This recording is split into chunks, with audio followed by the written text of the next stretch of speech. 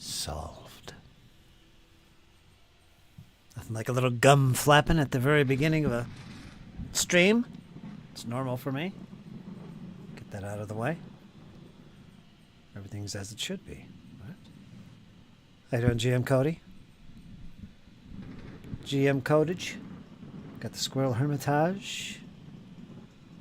Big Small Worlds. Padre himself.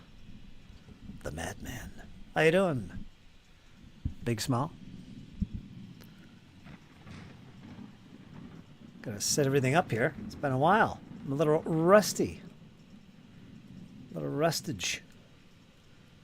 A little rustage going on here. Ooh, look at that. Let's move these guys up a little bit.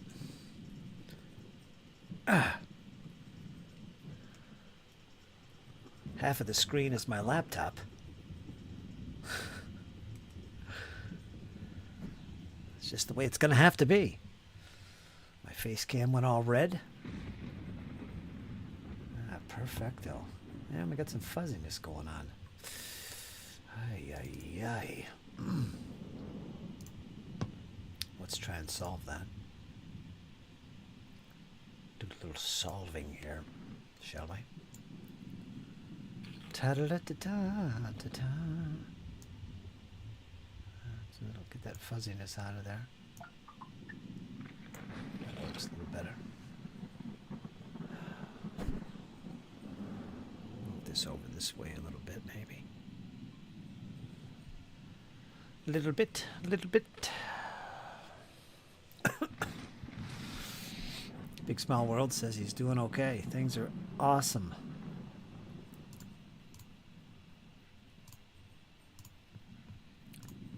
Let's see. Bunk. There it is. Doing good. Tapping down horses so that I can spray prime them tomorrow.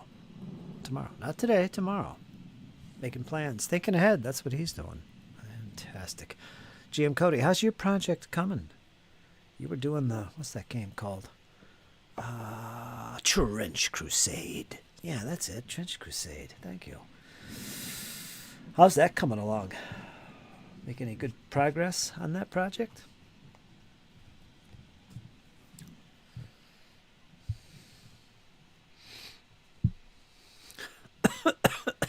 Squirrel Hermit. Yeah, I haven't talked to you in a while. I got your message over on Instagrams, I believe, or YouTube comments.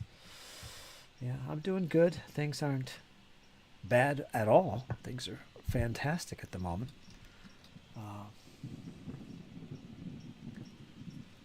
Getting things squared away here. There's a lot going on, man. A lot of good positive things. So, yeah. I'm enjoying myself, playing some games for a change.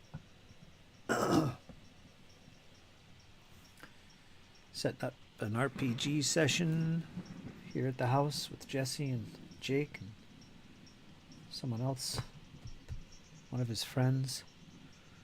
Little Tales of the Valiant, little epic fantasy,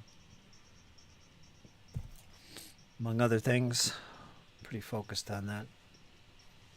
My 40K finally, because it's been a while. I got a battle set up right now I'm actually playing through. Got a copy of the 5th edition rules, I think a week ago for 40K. It's a version I didn't have.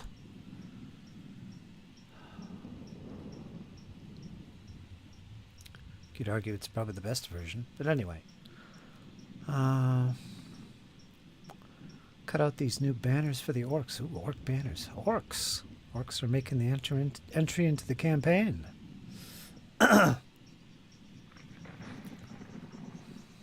GM Cody's campaign. You're not playing a campaign, though, are you? I guess we're always in a campaign mode. He's working on his orcs. Hey, doing Zadarock? You're late, Zadarock. Squirrel's ahead of you.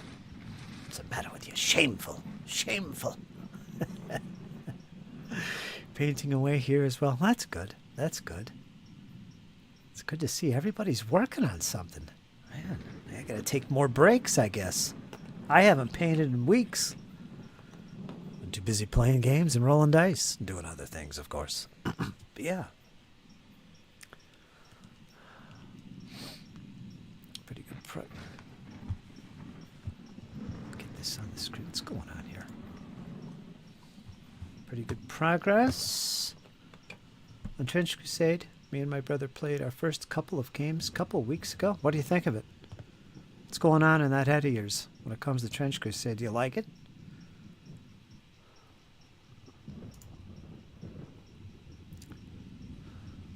Cheese it, fellas. It's the Zatarock.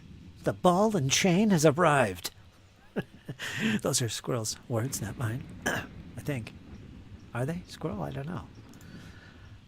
Ran Warm and Fist Roleplay First Edition for the boy and his friend.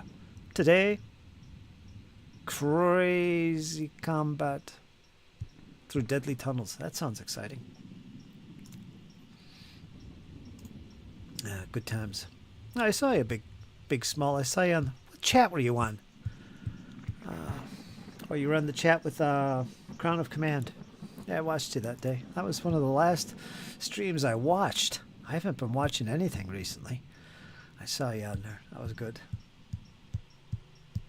Showing off your big flamboyant hats with feathers. Actually, I don't think they had any feathers. I can't get YouTube to notify me. I set it up and it doesn't work. Make sure your phone has got notifications on too. Sometimes you turn on notifications on YouTube, but if your phone is not doing the old push notification stuff and so on and so forth, you won't get them anyway.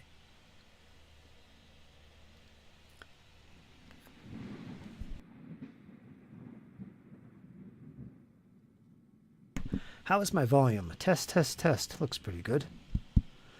Hello. Yeah, that's good.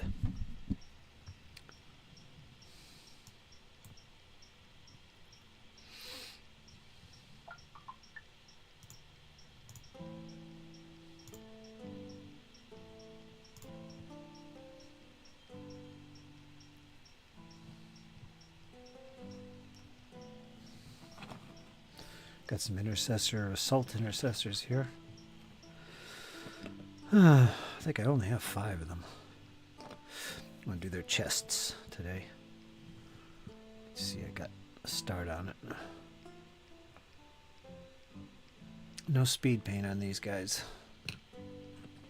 This is straight up layered painting. I've been looking at the bases, trying to figure out if I did these bases, because they're actually really nice. With texture, I think I did. Did a really good job. Ruins and rubble. Let me turn that on.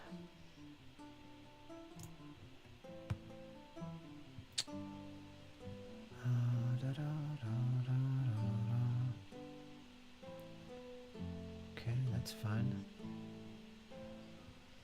Yeah, so a lot's been going on the past week, hobby-wise and non-hobby-wise. But yeah, played a whole slew of Dead Zone with Jake. He loves it. He's totally in the hobby now. So, there we go. He loves it. So, he's excited to see what else we got in store for him. And we're going to be playing Tales of the Valiant, because he wants so desperately to play with us an RPG, because he knows all the Sunday folks that I play with, and he's been in the chats with us, but he hasn't played. He's watched, and at the time we're playing Pathfinder 2nd Edition. We finished that campaign up last December or something. But so I've been plotting my next campaign that would be appropriate for him to be involved with. So Hyperborea is not a thing.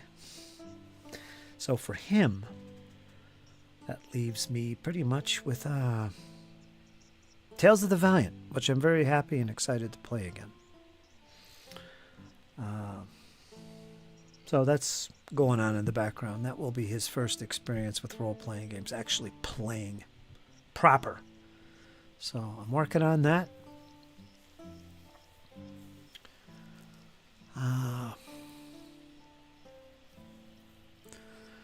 Now 40K has entered the scene. I'm going to be doing some 10th edition, which I held off on playing. I gave it a year because it had a rough start, which I wasn't exactly pleased with. And 9th edition left a really bad taste in my mouth.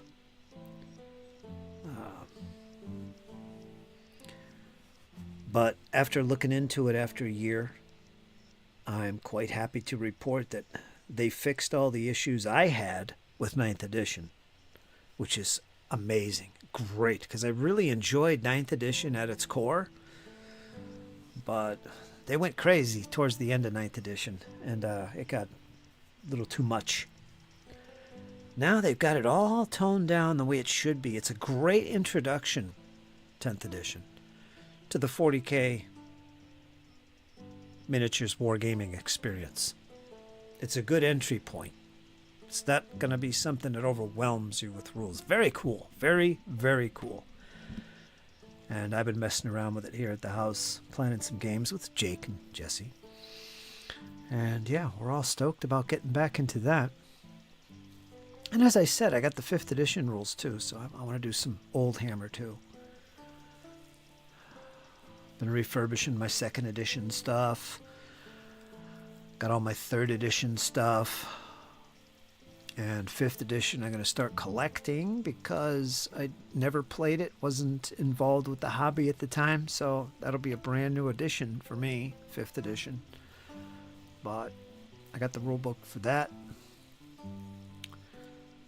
And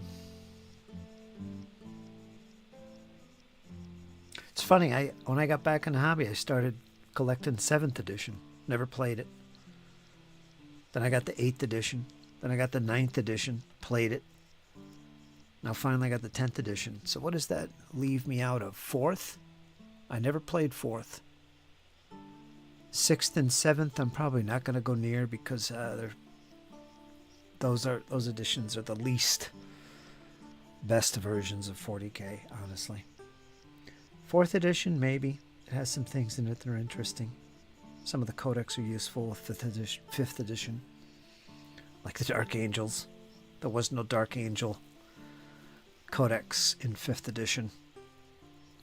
So normally what you did is you played with the old codex. Everything's backwards compatible. You're supposed to be. So you're supposed to play with the previous edition's codex if you don't have one currently. So yeah, I'd be doing that. I'd have to get a 4th edition codex. What is going on here, man?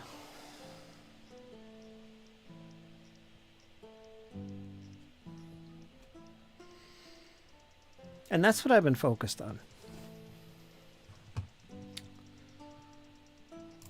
So I'm not all over the place doing all kinds of different things. Played a little bit of Void Admiral, though. I did do that. Got all my sheets and charts all printed out, ready to go. We haven't played that yet.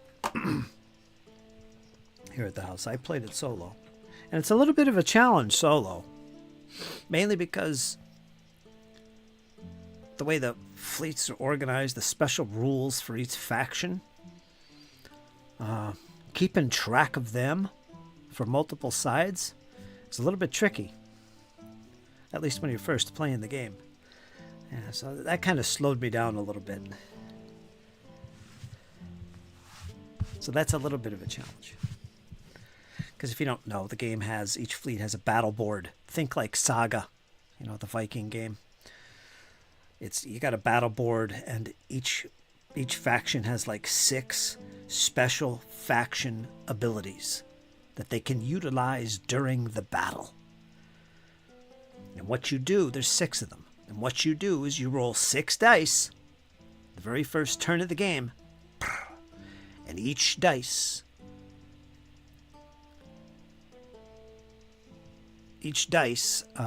result equates to a certain ability on the battle board. I can't talk for some reason. I went dumb.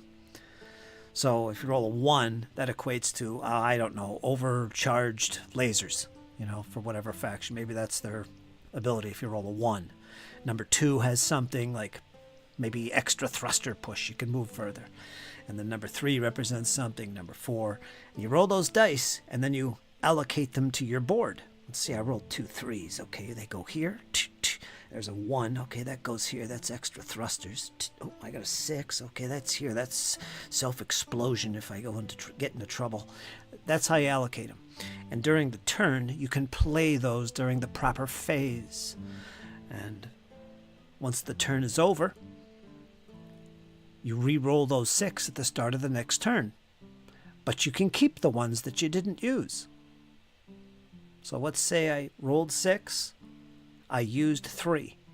So I still have 3 more sitting on my battle board. So at the start of the next turn, you always roll 6 dice. Or not. If I decide to keep those 3 on the battle board this next turn, I'll only be rolling 3 dice. Maybe I got a duplicate here and I'll re-roll 1 of them. So I'm rolling 4 dice this turn. Roll them, and then you allocate them again. So you always have like 6 going on. So doing that for multiple fleets during a battle is a little bit challenging because you got to keep track of, okay, this fleet does this stuff and this fleet does this stuff. But that's what makes Void Admiral so cool. It's those battle boards, and it doesn't feel as gamey as, say, Saga does. Saga's very gamey feeling. But this don't feel like it. It feels like what you're doing is natural for your factions. Just, I don't know, it feels right. It's hard to explain. Maybe I need to play Saga. I don't know. Maybe I'd feel the same way. But anyway, that's how that works. How you doing, Jeff Vesovich? How you doing, my friend? You had a birthday recently, didn't you? So a lot of folks having birthdays.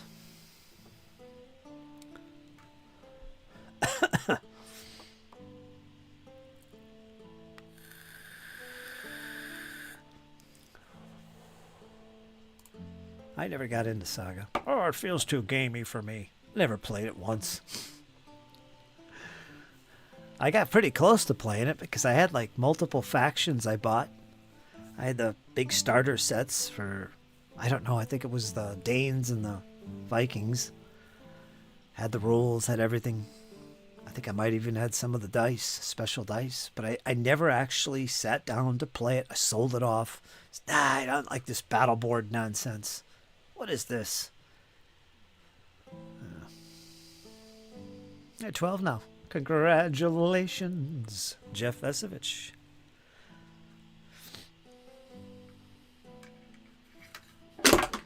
Oops.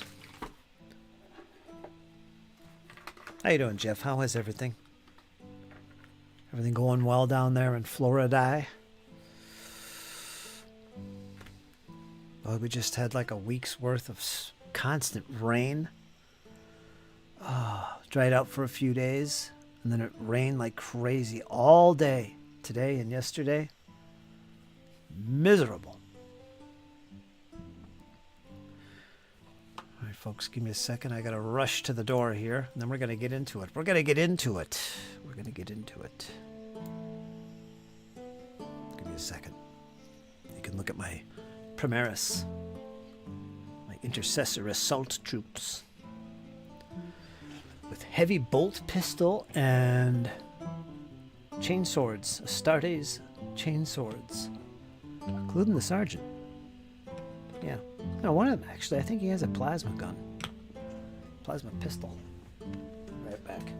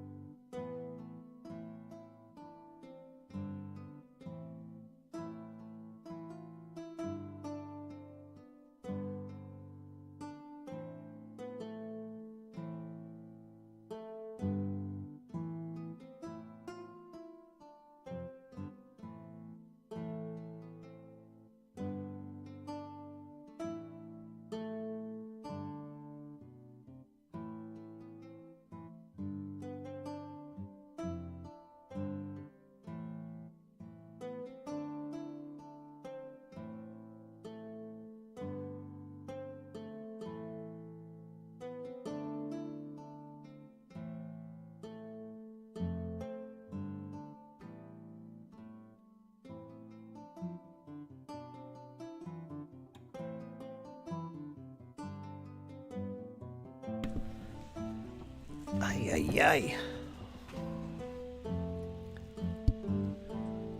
Just back from a Budapest to Prague river tour.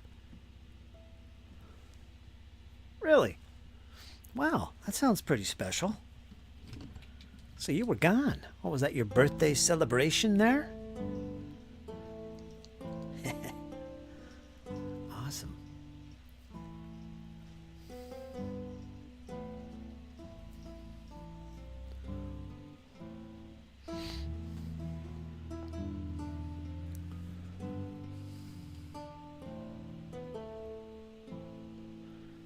So I don't know what else I've been up to. That's pretty much it, hobby related. I haven't really been doing anything. No painting. Oh, I got those Forge Fathers for Dead Zone, and I haven't done anything with them. Kind of setting them to the side. I didn't finish off my starships either. I mean, I could play with them, but they're not done. Wife wanted out of the house. I bet. Jump on the plane. Let's go to Prague.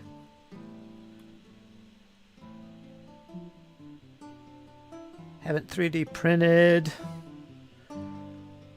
Honestly, it's been too cold. Man, I think it dipped down to the upper 30s there one night. Cold and damp. Jeez. Yeah, it's been miserable. As soon as June hits, it's like, boom, we're going right into summer. So it's like all the weather forecasts for the next few days are like, it's like going to be in the 80s and it's sunny and dry. You know, so it hasn't been like that at all yet. So yeah, we're going right into summer, it seems. Very mediocre spring. Better than last year and the year before. So I can't complain.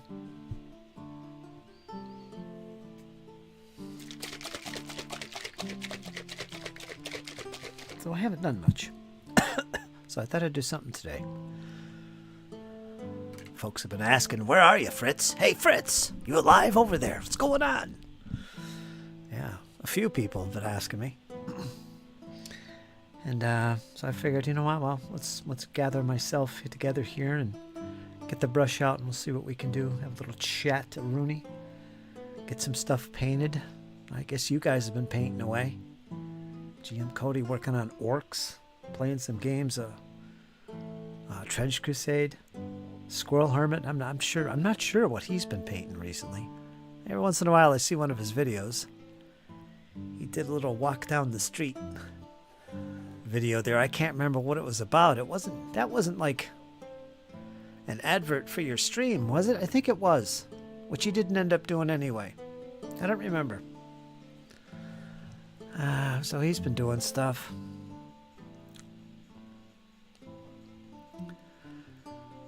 Our project game. Only the third gathering thus far. What time is it? 3:41.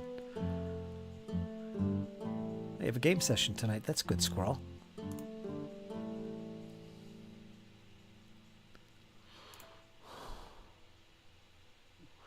I think I'm back on the Splatter Natter Crowd of Command painting get together tomorrow at 8 p.m. Does them on Sundays, if I recall. Yeah, I'll look forward to that. That'll pop up in my feed. I always see Crown of Command stream, and I usually go over there. The timing of that is good for me for some reason. So I usually listen in on that. We'll say Big Small over there. That's pretty cool.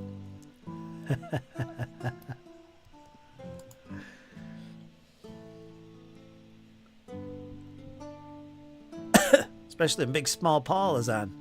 Big Small Worlds.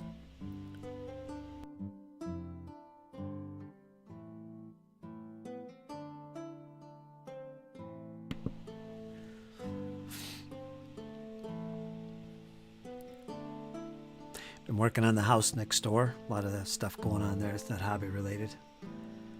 Cleaning it out. Taking out a lot of garbage. Getting rid of some old stuff. Old furniture, that kind of things. My nephew, by the way, is going to be moving in there this July. So, yeah, we're getting all set up for that. I was going to make that my studio at one point, but decided not to. Work on the game room I have. I actually feel more comfortable in here than over there. It's a little too small. But worked out because now he's got a place to move in. So yeah, I'll be seeing Jake a lot more. Running Star Wars tonight. If it works out, I will probably join in the Splatter Natter. Yeah, it'd be good to see you. I haven't seen you over there. Past few episodes, Cody. Getting a little concerned. What version of Star Wars are you playing?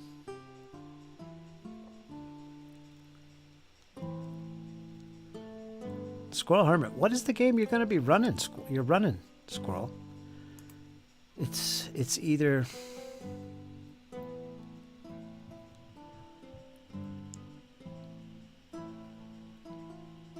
Dawn of Worlds. Huh. Okay. Well, there you go. Let me leave that up, actually. West End game Star Wars, of course, old school. You know, I've never played that. I hear people talk about, oh, Star Wars, the original, the West End game stuff. It's like unbeatable. D6 system. How does that system work? Is it just a D6 that you roll for your results? Or is it a 2D6 system? Like Traveler. Everybody rants and raves about it. I've never played it. I was never a fan of Star Wars. I'm still not really a big fan, but...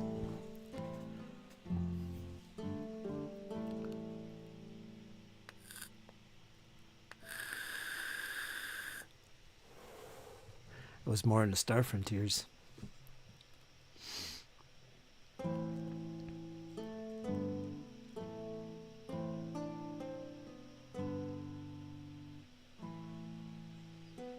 Yeah, Big Small, you're a fan too.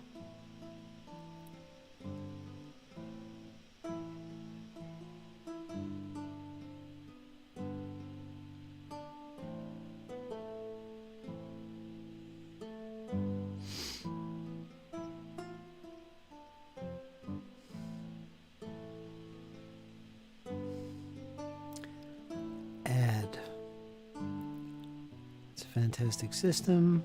It's a great system.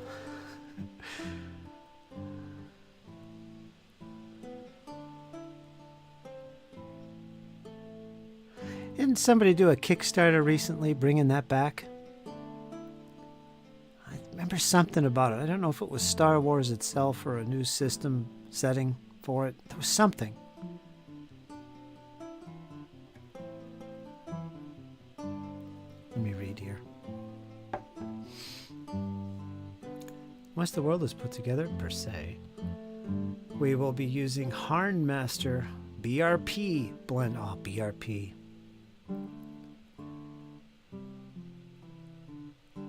I like the BRP system. I finally, after trying for months, got the boy to agree to try a few Star Wars D6 scenarios. And so I'll be climbing the stairs to the attic to find all the stuff. Ooh, that's fun. I will have repairs to do to some figures, model vehicles, and scenery. I bet. That's going back. Nope, I never played it. I don't know anything about it. I really love doing that sort of repair work. I will enjoy making some new scenery too. I'm in the process of refurbishing all my old Warhammer and 40k stuff from back in the day. Oh, I probably talked about this in the previous episode, I think. But yeah, I think I did. So I'm not gonna rehash it again. But I was on a search for all my, what edition? 4th edition Warhammer Magic stuff. All the cards, essentially. I had multiple sets. I had like 3 sets of everything of Battle Magic. And I had them all in one box in the attic where water had leaked on the box. And I've been looking for this box for a while, and I found it. Oh, it was in such bad shape. So I opened it up. It was just cards. I have all the books and stuff, but the cards were missing and I couldn't find them. I have all the 4th edition stuff. The 5th edition is what I'm talking about here. The 5th edition, where they introduced Lizardmen and Bretonnians.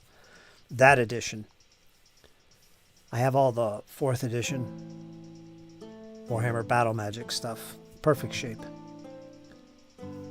But it's the 5th edition that I couldn't find the Battle Magic, and I finally found it.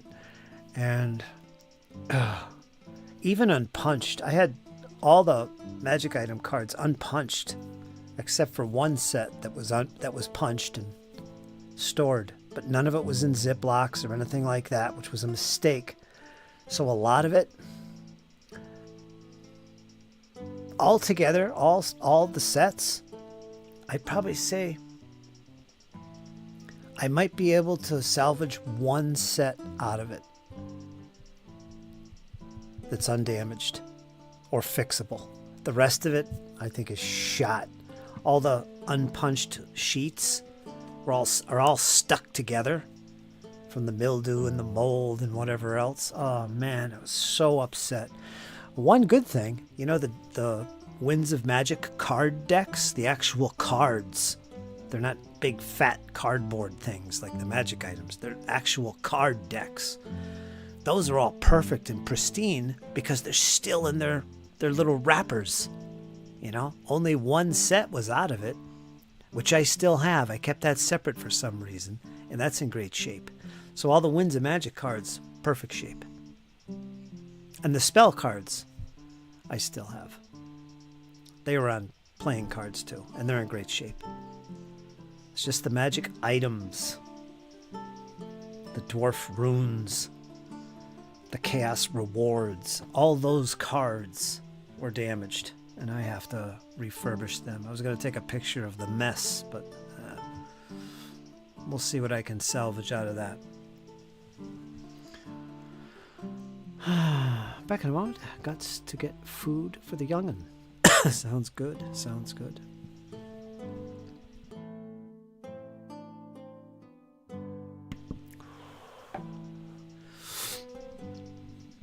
I've got my Hyperborea, which I'm so excited about. I love those freaking modules.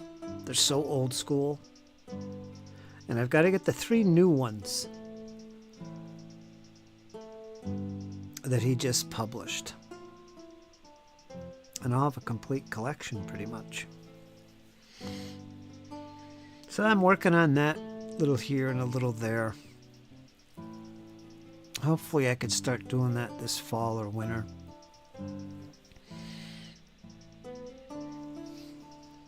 But the Tales of the Valiant, that's the only other one I've been working on. Got to keep focused. As much as I love all these other games like Warhammer 4th edition, I just love that. I'd love to play it, or BRP. Just you gotta prioritize, you know.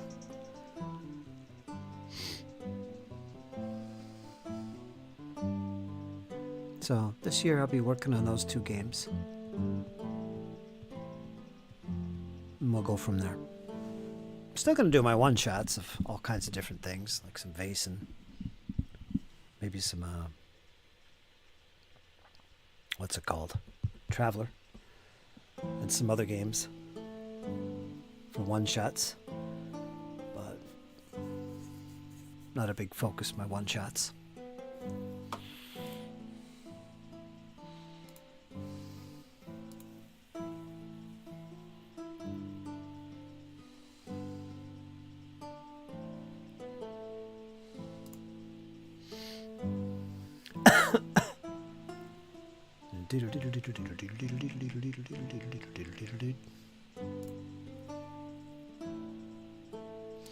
So we're going to do some paint today for sure. Nothing big. I'm going to use some off-white. I'm going to paint their chests. You'll see they have a nice Imperial Eagle on there in their chests. I'm going to... Well, it's not an eagle. That's from me painting Russians all the time. The skull with wings on their chests. I'm going to paint them real quick. And the kneecaps showing the company. I think that's a company marker. Their left kneecap. These guys are already done. I did a lot on these. But I want to finish them.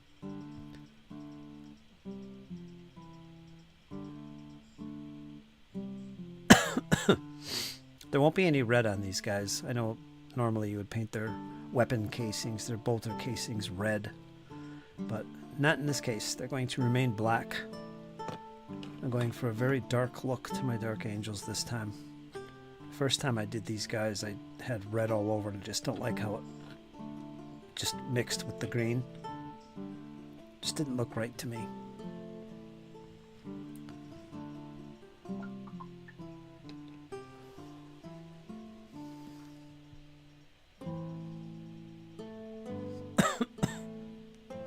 May 31st. Alright folks, give me a moment. I gotta go grab some stuff, bring them in, and then we're gonna get the brushes ready. I gotta get some water too for my painting. Here's another guy I've been working on. He's one of my firstborn Dark Angels. Let me put this on autofocus. This is annoying when I try to show things off. I can't. Let's put this on autofocus. Clink. See if that helps. So I got this guy. So I got this guy. Some of you folks might remember him from 3rd edition days. He's got a plasma pistol there. A bolt pistol. He's got a kick-ass sword on his back. He's a special character. Somebody told me, I think it was Ryan, told me what his name was. So I'm working on him. Now he's speed paint. I got speed paint all on this guy. In fact, that green on his armor is speed paint, and I'm glad I got it. It's a special color called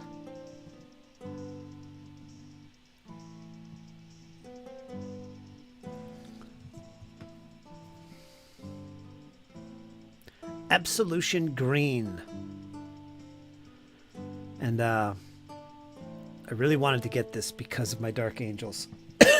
Because they're mostly dark green, as you can see. So if I'm going to be using speed paints on these guys, we got to have a nice proper green. This is the green I'm using currently. This is it's not speed paint. It's kind of a hunter green. Reminiscent of my Napoleonic Russians. And this, I don't know how well that's going to show up.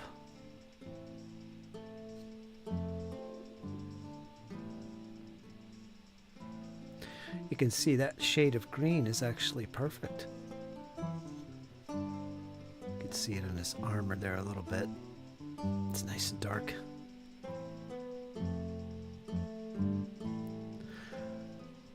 This is all speed paint so far. I don't think I used any acrylics on him yet. Including the chain links. I have some metallic speed paint I used on that. Yeah, that's all speed paint so far. And I'm liking it. Liking it very much. The only disappointing color was Satchel Brown, and I made it on his gauntlets there. You could see it. It's very dark, and it doesn't really leave any highlight or shade really that you can see. It's a little too thick. Maybe I didn't shake it enough. I don't know. I think I might have used it on his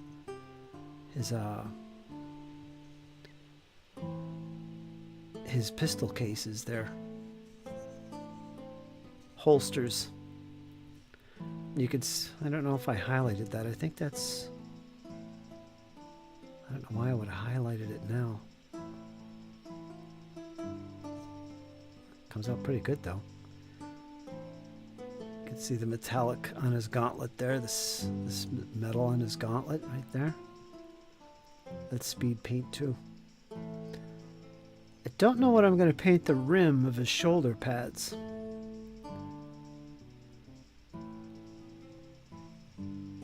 I left them white currently. It's got a scroll there that's going to be scrolled up.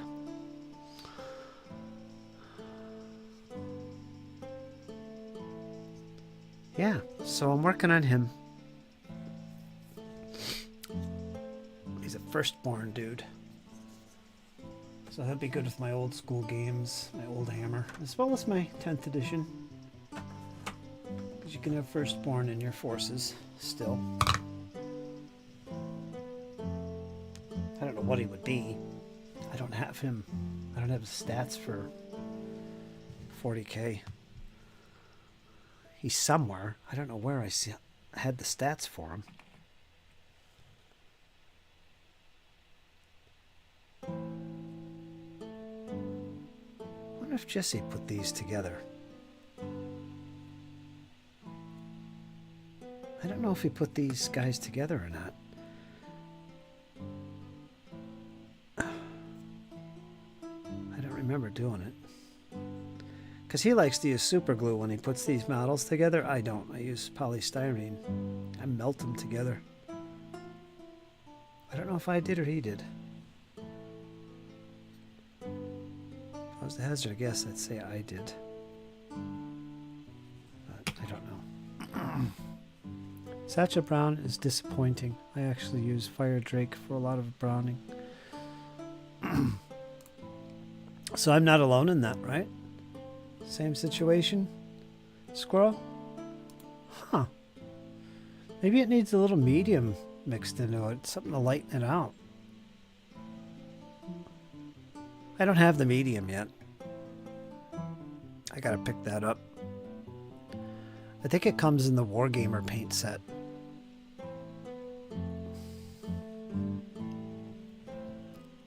Speed paint medium. I guess it turns normal paints into speed paints.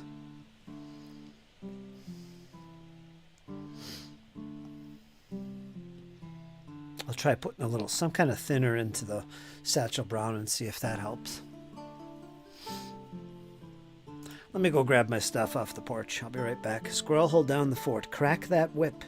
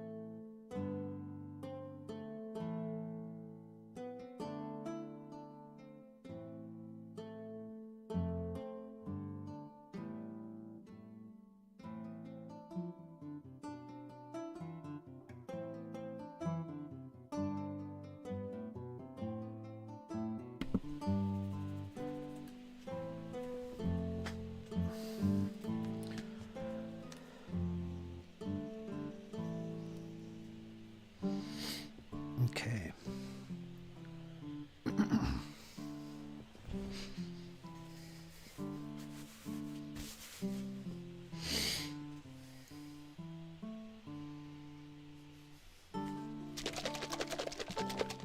But other than that, I am extremely happy with speed paints.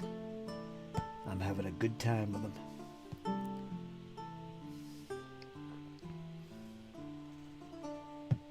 Glad I finally got around to trying them out. Man, where's my brushes? I forgot how to paint. It's been too long. It's been too long.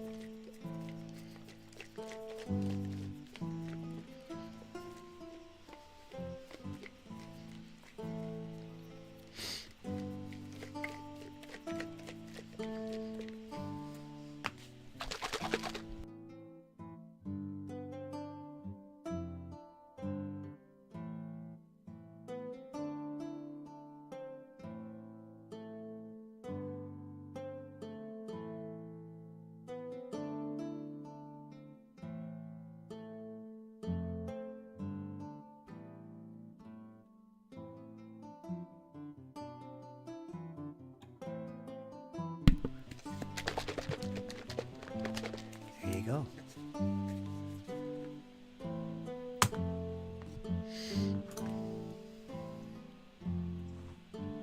Let's see.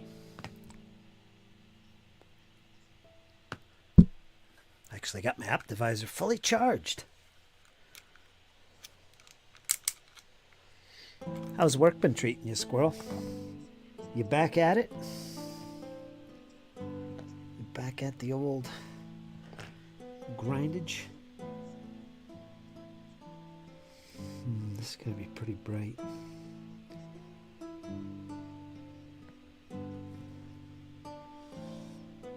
Do I want to do this?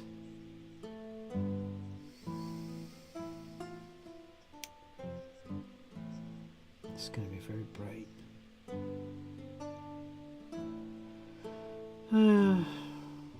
Whatever. I'm going to end up toning this down with a wash and then highlighting it again. Speed paint has spoiled me. Let's see, if you got the right sized brush, you could just kind of lightly dry brush this. I think I'm just going to do that. One thing I'm trying to do these days is I'm trying to be more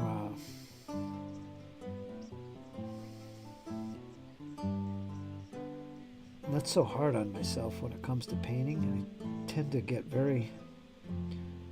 By the way, I'll move the camera down so you can see what I'm doing here in a second. I get very perfectionist with this, and it takes me forever to paint things, and I don't like that. So I'm trying to go easy on myself.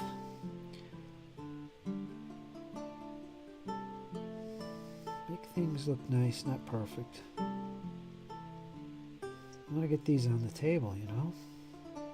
Especially me, because I don't have anything anymore. Starting over. Wargaming here, I got nothing really to do anything with. Like a noob.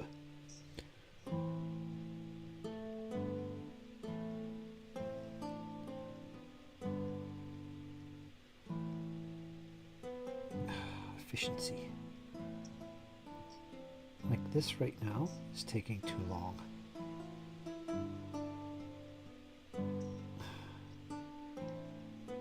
So what I'm going to do is I'm just going to throw on the paint. Try to be as gentle as I can and not get too messy. And we're going to use a wash over this.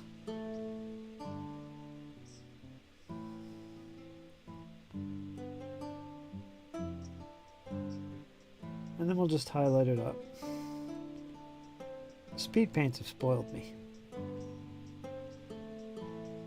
Man, you put that on there, one shot, boom.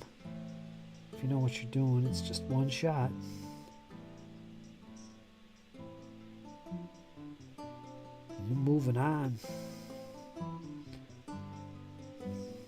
So that's not too bad.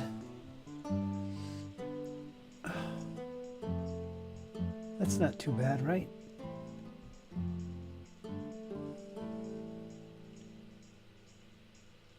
It's just an off-white over top of the darker brown. That's all it is. Still takes a little longer to do. If it was speed paint, you know, it would already be primed, kind of a white. And you just put on the... I don't know, what color would I use for that? Do I have a parchment color? You just put that over and boom.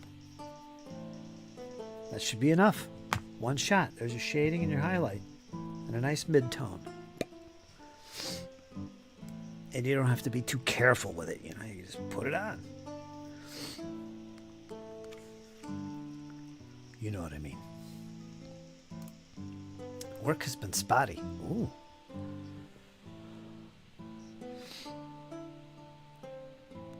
My work with the school has been very intense, which I'm grateful for, honestly. But that's another reason you guys haven't seen me.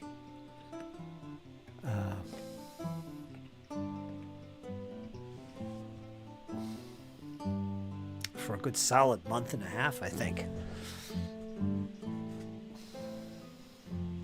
Which is good. Helps me financially. I get compensated quite well. Helps out a lot. Which is perfect when I'm now semi-retired.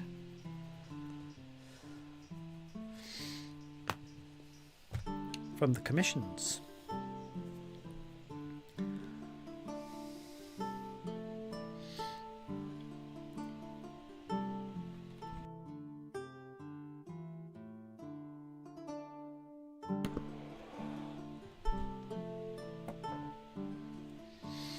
Got my coffee warming up.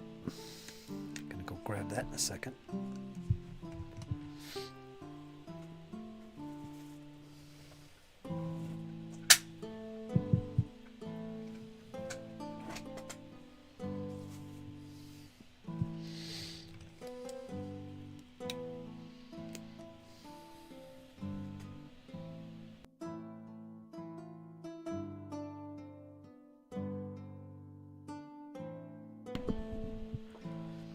Let's do one more, and then I'll go grab my coffee, I think.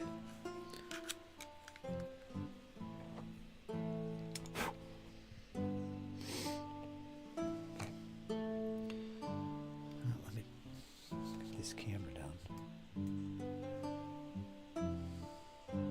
See, that autofocus don't work when I'm painting. It just does not focus on what I'm doing here. So let's fix that.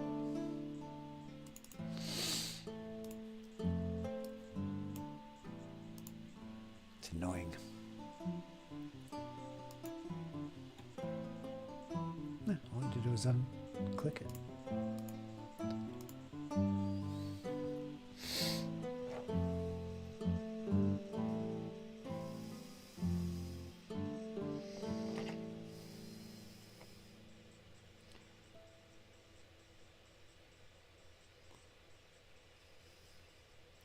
A lot of people are still talking about Trench Crusade.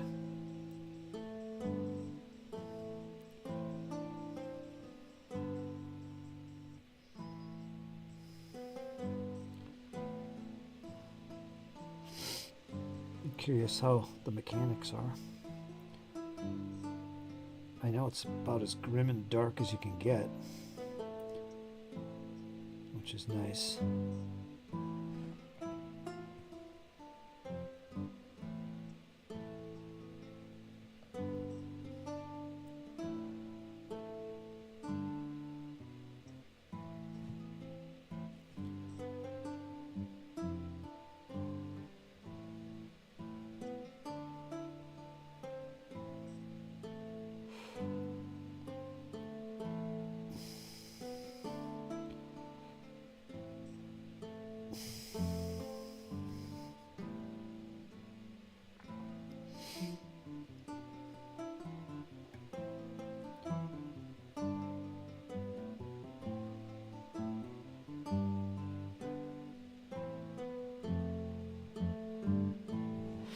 I remember the Dark Angels from back in the day. The original Dark Angels, the lore for them, they were based around Native American Indian cultures.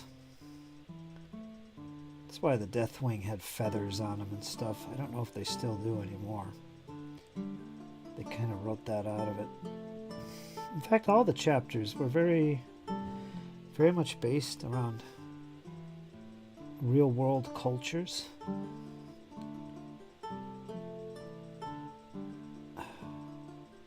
I think the Crimson Fists were based around South American tribes, Spanish, possibly as well.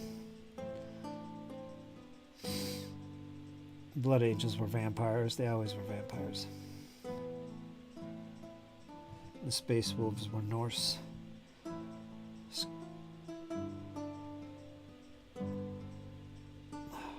But the Dark Angels had this theme of Native American Indian cultures, which was really cool. I like that.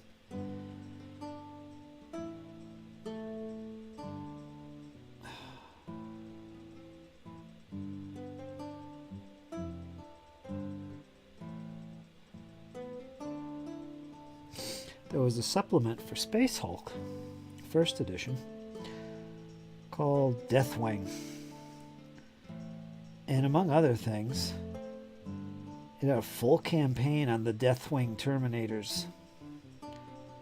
And it really went into their culture and background, coming from planets with this Native American style culture going on. It was very cool. I got into it.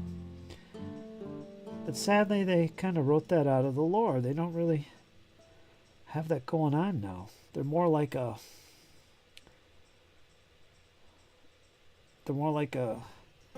crusader, almost like the Black Templars, knightly order type thing now. So they're definitely different. I still love them. So there's another one. Oh, I took the autofocus off. You can't see that. Oh well. But I must say I do miss it. Now you look at the new models. I don't have any of my old models from back in the day. If you don't know, I had a pretty massive Dark Angel army back in the 3rd edition of 40K. And I remember the Terminators, they had all the feathers on them and stuff. And I sold all that off, so I don't have them.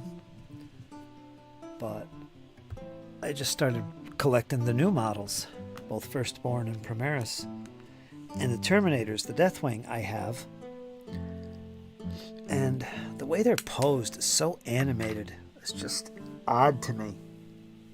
The old Terminators were these, very clumsy, not animated at all. They're just arms that just hung at their sides, that kind of thing. Not very mobile individuals in those big Terminator suits. But now, you look at the figures now, and they're all wild. They're spaced out and reaching out and grabbing you and all this stuff. Very animated posing in the Terminators. I don't think I'll ever get used to that.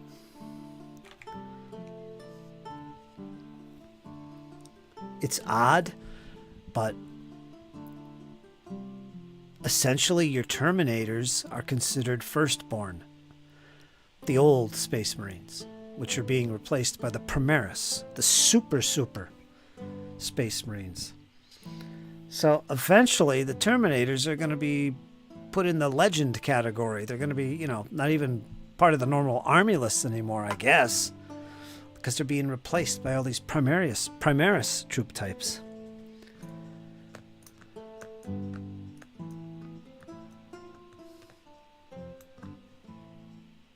Which is sad. Hey, a big smile.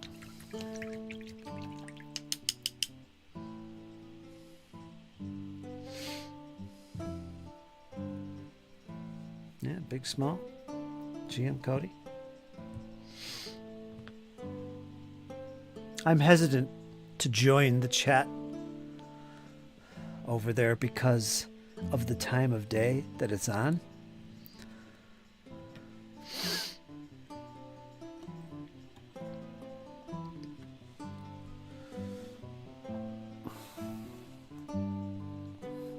But I probably would. Now and again, I think.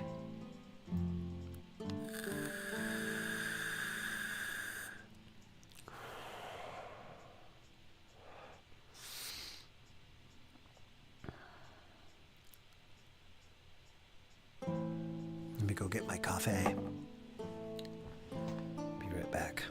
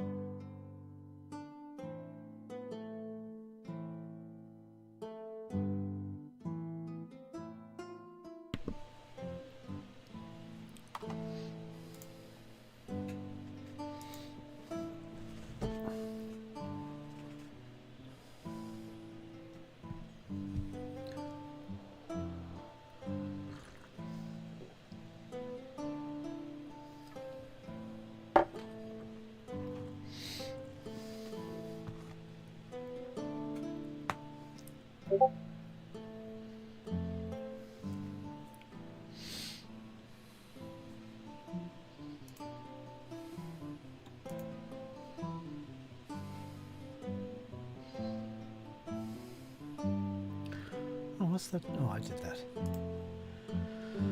Ah, small crossbows indeed. Teeny tiny. Good detail on them.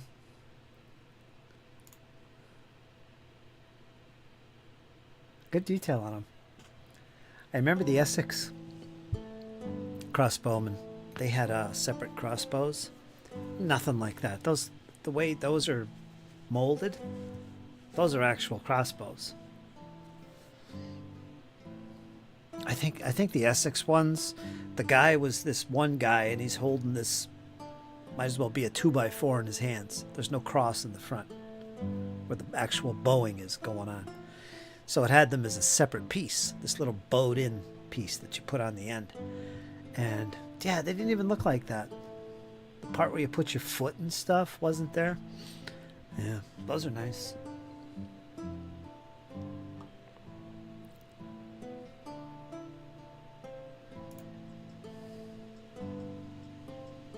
15 mil.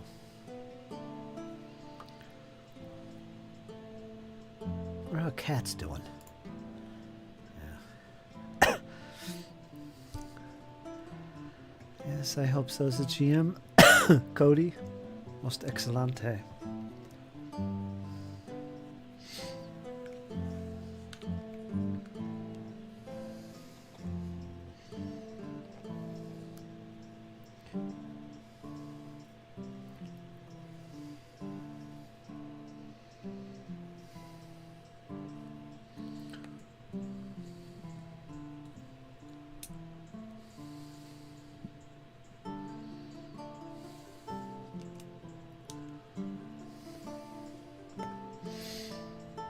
That's a good spot.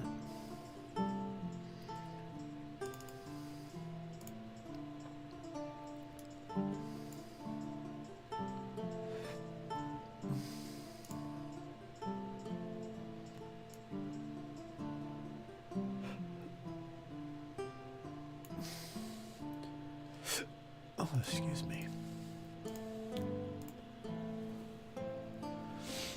Did you guys see my first edition Warhammer Fantasy Battle reenactment videos set in 1984?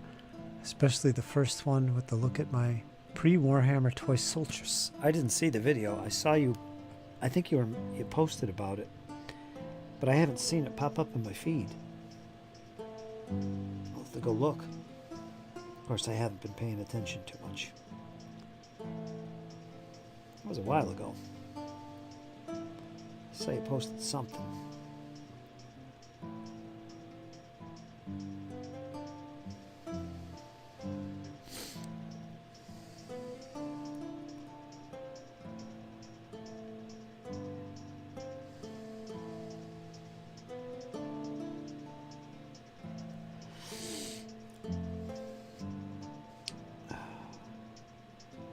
So, speaking of old school,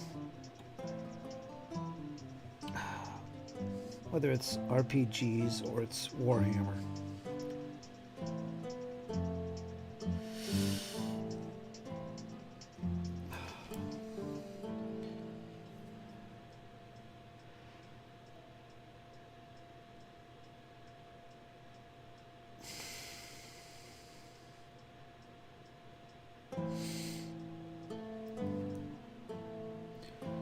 trying to think how I'm going to phrase this.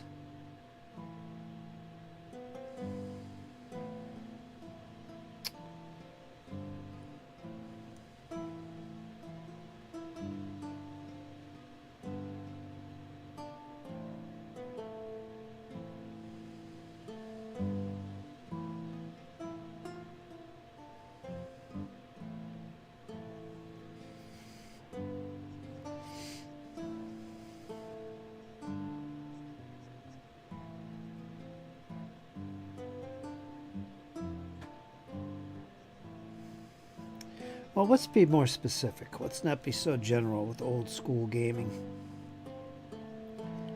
Let's narrow it down to specifically Warhammer. Yeah, specifically Warhammer or 40K. If you guys play 40K, I don't know. Old school, old hammer. The old games of the 90s. Or even the 80s. When it comes to doing that, collecting models, because it's its own thing, you know, it's fun to collect these old models from days gone by and playing the games.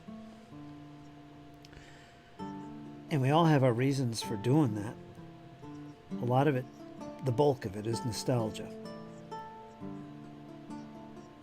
But some would argue, oh, the rules were better, or the lore was better, or whatever. But you've got some communities in the old Hammer world that go so far as to take the rules from days gone by and keep it alive by combining it with later versions that were rules that were better, you know, but still keeping the essence of the old games, say like 4th edition. Warhammer Renaissance is a good example. which is a big deal. But not everybody wants to get into that. They want to play the old original game as it was intended and so on and so forth. A lot of people do that. But my question is this. What is the future, if that's important or not? What is the future of that aspect of Warhammer? Old Hammer, we'll call it.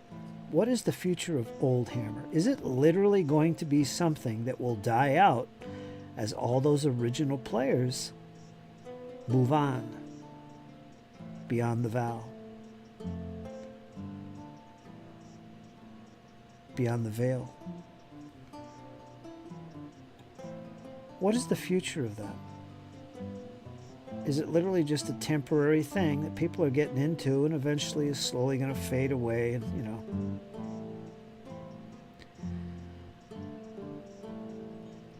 Because there has to be something besides nostalgia to keep it alive. There has to be. And I think that's why you have communities like that created the Warhammer Renaissance. You know, they're keeping the game alive, whether they realize it or not, by updating it in a way. So it's capturing the nostalgia, but at the same time, it's kind of updating the game, keeping it up to par in whatever way they can imagine makes it better. Because there's that argument. The reason why people don't play these old games, like first edition Warhammer, outside of nostalgia, the reason why people don't play them is because of this one phrase. There's better ways to do things. Old mechanics don't always work.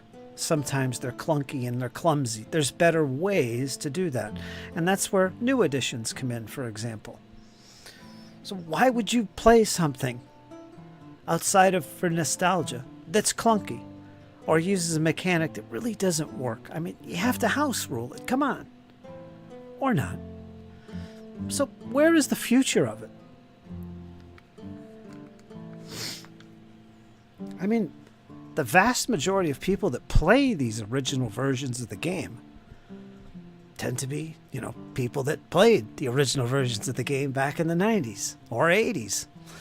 The vast majority, not all of them. Like Paul, for instance, he's got his kids playing it, you know. There's get-togethers, little mini cons and stuff that bring in some younger folks that are just curious or prefer the older game, whatever.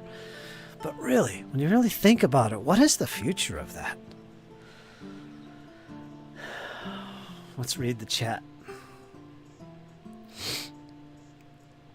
Now, with role-playing games, I think with RPGs, Scroll knows about this, GM Cody knows about this, old OSR, it's got its own thing. And that's one way to do it, and it will be alive. It's its own thing. That's I don't think that'll ever go away. But I'm focused specifically on Warhammer in this case. The miniatures games.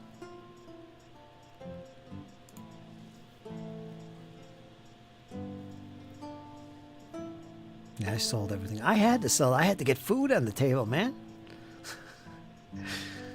It's terrible. I wish I didn't eat. Won't it die as the player's pet? Well, that's what I think. I kind of think that.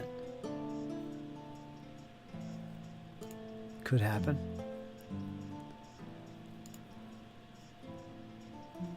As a record. But is that really useful, a record of something like this? I mean, that's only going to be useful for so many years, and then it's like useless. The first edition rules a big mess. Yeah, but you love it and you play it. And again, I think it's mostly nostalgia or necessity, one or the other, or both. But man, you can't keep it going with just nostalgia. You really can't. Because it's not going to be nostalgic for everybody, especially the younger folks. Nostalgia to them is 8th edition, you know? Never heard of this 1st edition or 2nd or 3rd or 4th.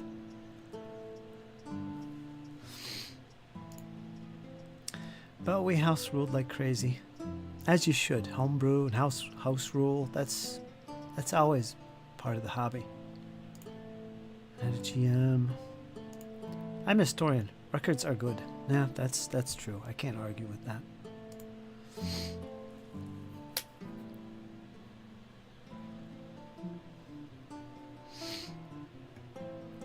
I'm talking 1st edition 83 battle rules, not 1st edition 86 Warhammer Fantasy Battle. The 86 ones are great.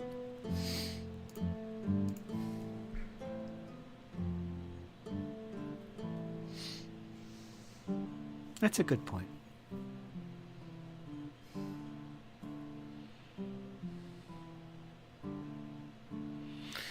But is it going to be... Would you be happy if you were the only person in the world that played this set of rules? I kind of think you probably would.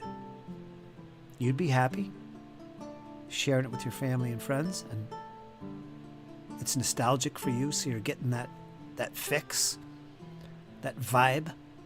And whether or not other people are playing it, who cares? I'm recording history, baby. We're rocking and rolling on my table. That's right. Bill Haley and the Comets. Remember them? So there is that. But, and, you know, I guess that would end with you in that case. And that's okay. Do we have to, you know, expand our interests and share them with other people anyway? Do we have to do that? I don't know. I agree. I think it's good to have some kind of record to show how the hobby has progressed. Okay. Well, all right. There you go. I mean, even if just one person or two people are doing it, you know, you're achieving that goal. It's not so much about longevity and keeping it going and keeping it alive, right? You're preserving it.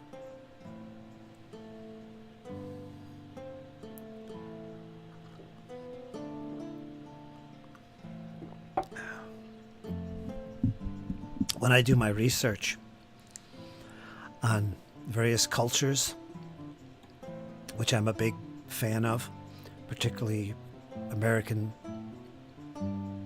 tribes in America and Scandinavian cultures, the Sami and all that stuff. I love that stuff. And back in the day, they had this thing called oral tradition. And it's not as valuable in this modern day and age for research. I mean, it is, but it's not really something you can depend on. I don't really understand why, but that's the way modern science looks at oral tradition.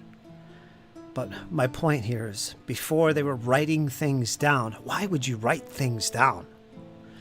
They had what was called an oral tradition, and select people within the communities were picked, and I guess you can imagine, well trained at the art of preserving history through stories and tales. And they created this oral tradition and would pass down these stories to record their history through this oral tradition to others who would hear this story and preserve it. So there was this oral tradition of preserving the past. Something we don't really do a whole lot of in this day and age. We like to write things down and hope that that's enough. But in my research, I put a lot of high value in oral traditions.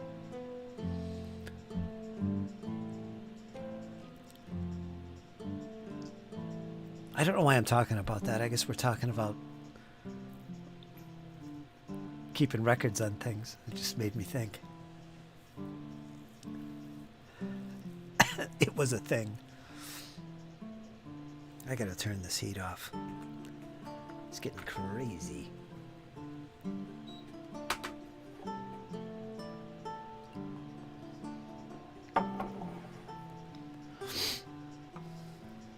So yeah, there is a purpose to it. Have to remember what came before. As far as keeping them alive for play, well, I just play what I enjoy and really enjoy the games I grew up with. Yeah, enough said. Not really worried if future generations keep playing the old game. Just glad they are playing anything. Alright, so that's one way to look at it. So you're like one of those preservers of knowledge that passes it down, perhaps. Right? The old oral tradition, or in this case, video. Yeah, it makes sense.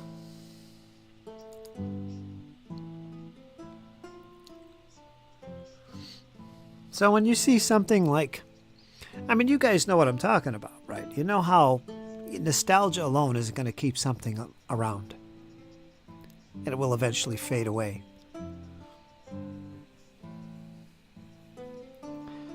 But I'm sure you recognize the value of something like Warhammer Renaissance, or that War Master one, or even one-page rules, which is essentially building on 40K.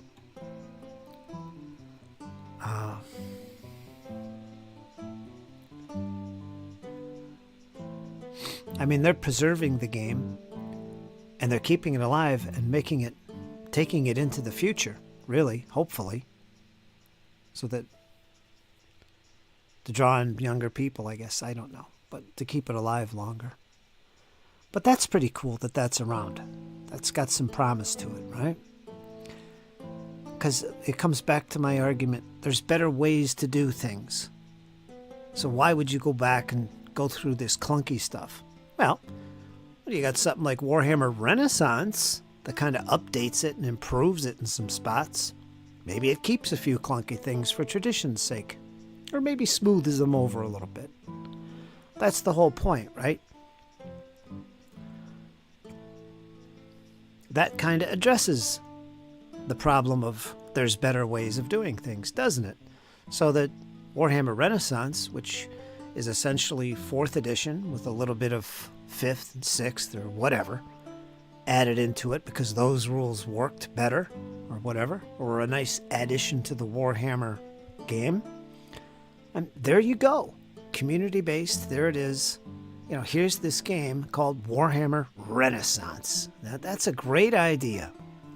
And preserves it, gives you nostalgia, and keeps it alive at the same time. Oral traditions pass stories on, but they don't preserve the story. It changes all the time. It changes all the time. I know, because I tell stories that learn 10 or 20 years. Then, when I read the original version I realize that the story I've been telling recently is greatly different. The teller adds details and side stories and jokes over the years. Well, you see, that's not what I'm talking about. I'm talking about, I know what you're saying, because we learned that in school. Sit around in a circle and tell a secret to your neighbor there and whisper in their ear. By the time it comes back around, it's a totally different thing. That's just the way humans work. But what I'm talking about is Iron Age and pre-Iron Age. Humanity has entrusted certain individuals to an oral tradition where stories were preserved. Everything was done through story, but those stories weren't changed. In fact, it was important that they didn't change. Do they change over time? In modern age, yes. But back then, that was the whole point to having select people do these things. This wasn't a bunch of people sitting around a campfire telling stories. These were select individuals that preserved the stories as they knew them, as accurately as they could, and passed them on. To not just anybody, but to the next oral tradition that it was entrusted to. That's the way cultures wrote their histories. That's what I'm talking about.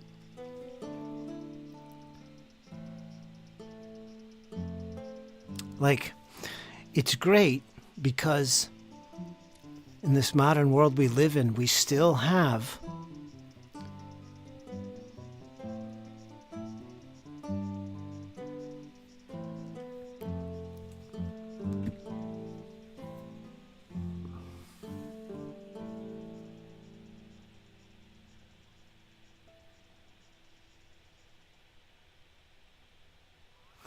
animistic cultures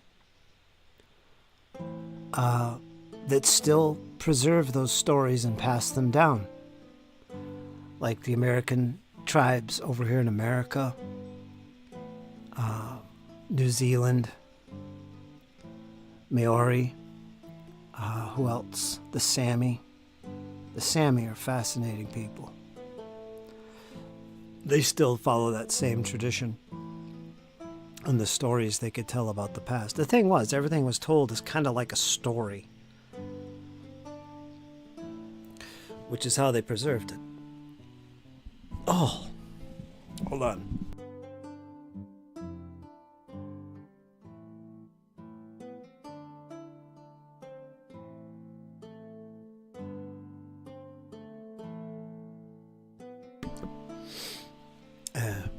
But modern cultures don't do that anymore. The oral tradition isn't high value, I guess. Well, in our current technology, why would we, right?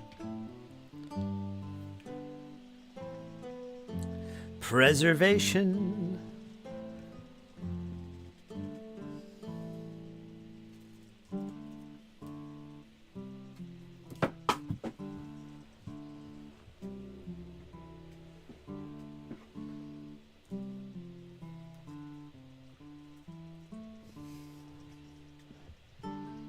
Preservationists.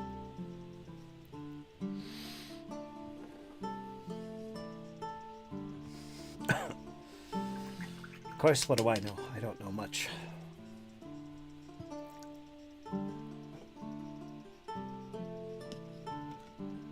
It's coming out white. Looks white. I don't want it white.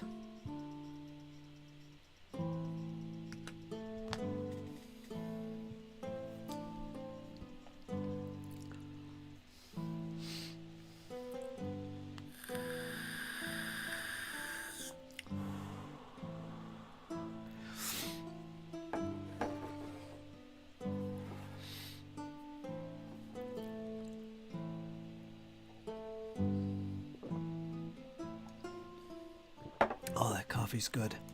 Are you a coffee or a tea man? Big, small? Let me guess. Tea.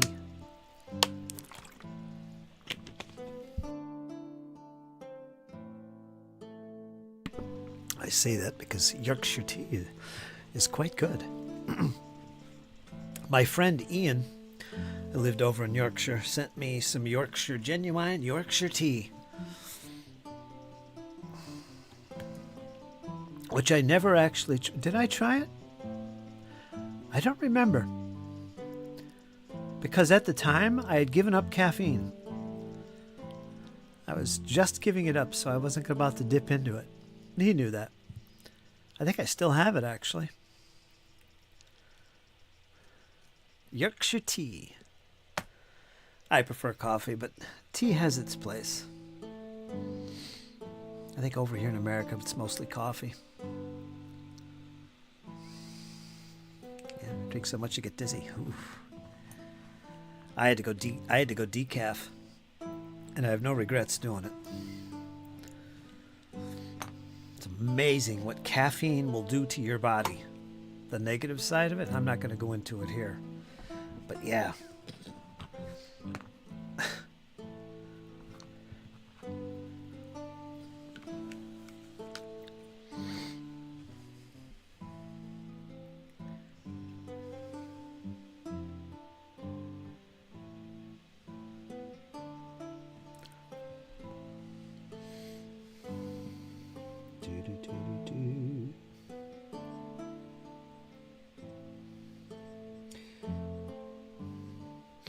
Like for me, when it comes to old school Warhammer,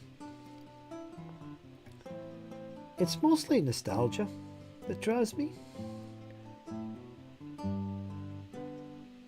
I mean, I wouldn't sit there and argue, oh, 4th edition is the best version. And that could be argued back and forth. But that's very subjective.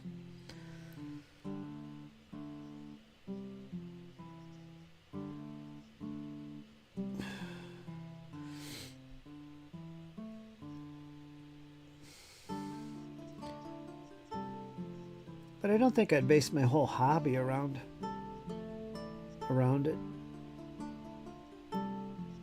I mean, yeah, it's like GM Cody, he plays other things. I think most of us do, but it's nice to play the old game or to get deep into it and collect stuff and preserve it, as you guys were talking. But it's not your whole hobby. You do other things. I don't know, Paul, you don't really do other things, do you?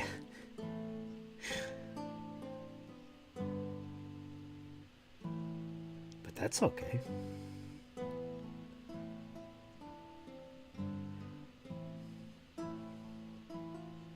But for me, it's mostly nostalgia. In fact, it's entirely nostalgia. And that's why I still do it. But it's not my hobby. It's just part of it. It's kind of cool.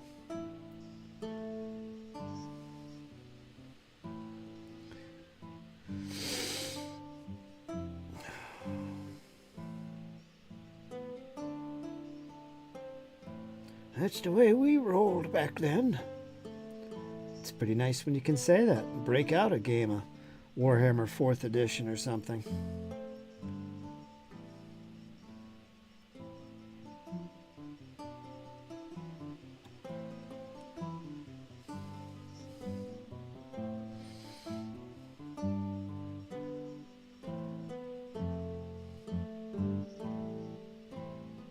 Right?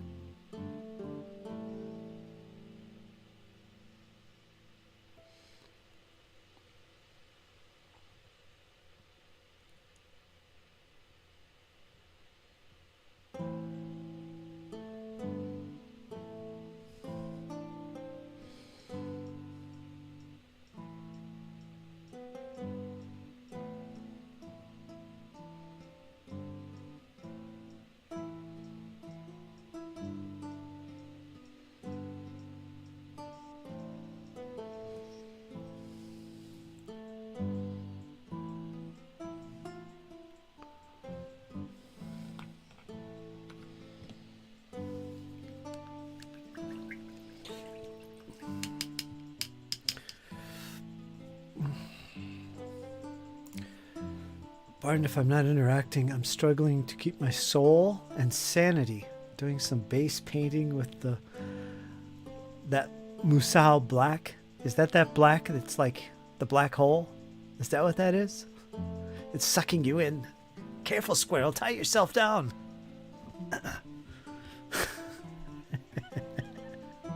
Oh, that paint is crazy. I think that's what that is. I play 8th edition Warhammer Fantasy Battle for the campaign, and the 84 version was a one-off experiment I did in 2012. 8th edition was pretty fun, I thought. I played it like a couple times. The big fat hardback book.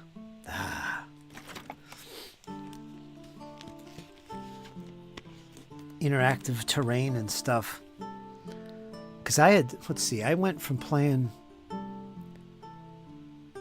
5th edition to 8th editions. I never played 6th, 7th editions. I skipped them completely. Never played them. So 8th edition was kind of cool, coming from 5th.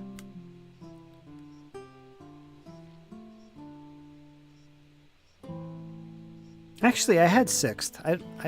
I think I played a little bit of 6th. So I only missed one edition, 7th. Oh, wow. I didn't know that.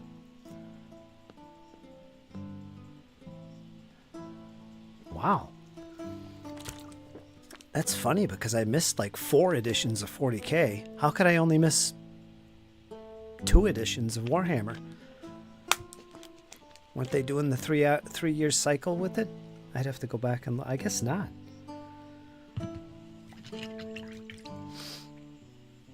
We didn't use the terrain rules. Too high fantasy for us. Oh, of course.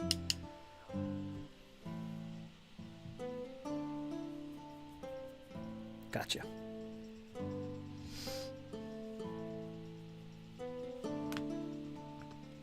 I got one more of these.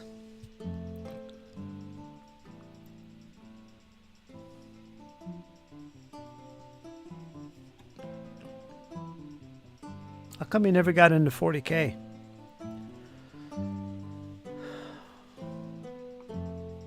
Or why didn't you get into 40K?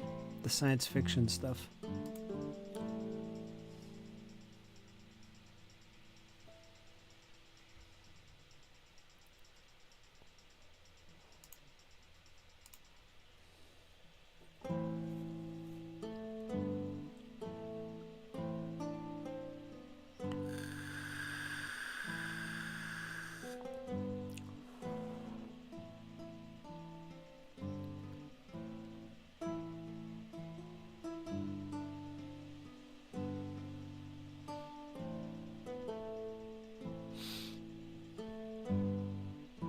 Sci-fi.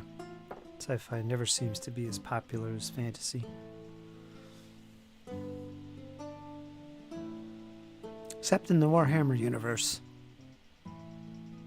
40K outsells the fantasy stuff. Always has. And I had no spare time and cash. Oh, I hear you.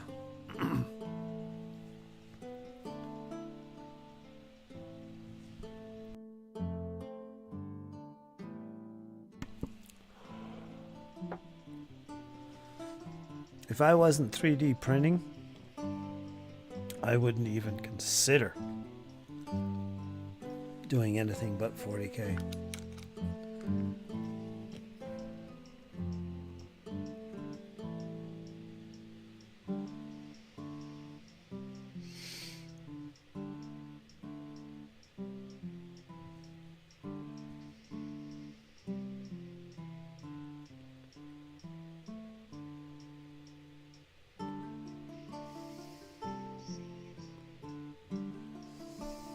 Because it's just too expensive. Although I will say 40K is probably easier on the wallet. I know that doesn't even make sense. We're talking about GW. It's easier on the wallet than, say, Warhammer Fantasy Old World. The Warhammer stuff is hugely freaking expensive. I don't know if it's because of the models being in bigger packs, which they are,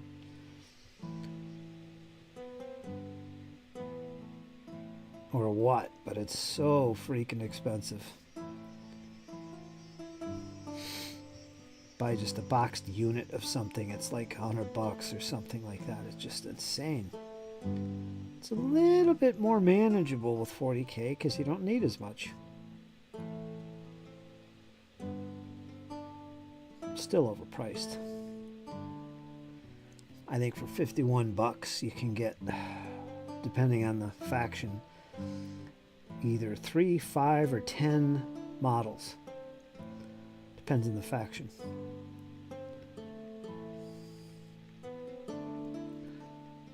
That's not bad for like $50. But I don't think you can do that with Warhammer. It's like $50 will give you what, 4 nights? I mean, what is that? That's...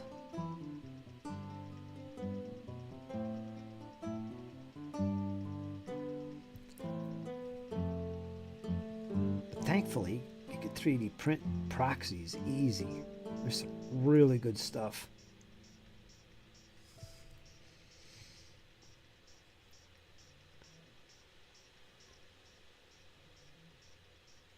I think Jesse is really interested. His next faction, he's really interested in the Drakari, which are the Dark Elder. And the 3D prints you can get are way better than what GW has offered in the past or what they're currently offering for Drakari. And that's the route he's going with that.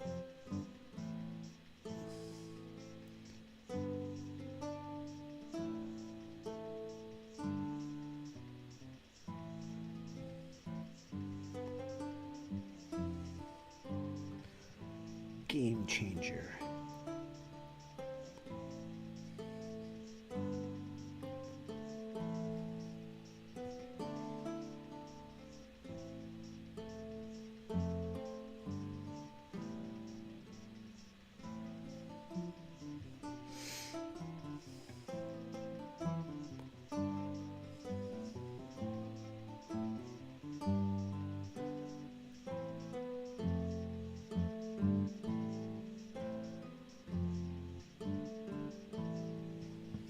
Okay, that's the last one.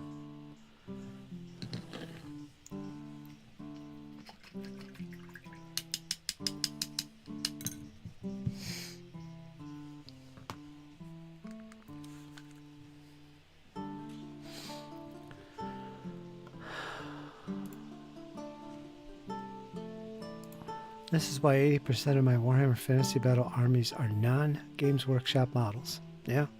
Yeah, you don't have to 3D print either. You can just buy other models from other companies. Perry Miniatures, Victrix, Gripping Beast, War Games Foundry, and so on and so forth. You can just buy them from other companies and they're guaranteed cheaper. If you like plastics, you can get plastic models. Like from Perry's. 100 Years War stuff, War of the Roses stuff is perfect. So yeah, there is that. Some of these companies like Victrix, I think, are making head variants for fantasy figures. In fact, I think Victrix has got a fantasy line now they're working on. Is it Victrix? I think it is. Could be Gripping Beast. I think it's Victrix. And War Games Atlantic. So yeah, there is all that, which is very cool.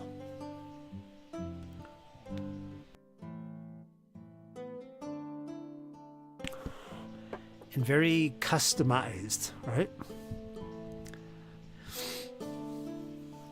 Like your Bretonnian army would be different from Joe Blow's down the road, who also plays Warhammer Bretonnians. Which is so different from folks involved with Warhammer in general, because you're almost mandatory, have to buy figures made by Games Workshop, period. You can't play in the tournaments, you'll be shunned. It's heresy to do otherwise, because that's the mentality they breed in the community of Warhammer, Games Workshop.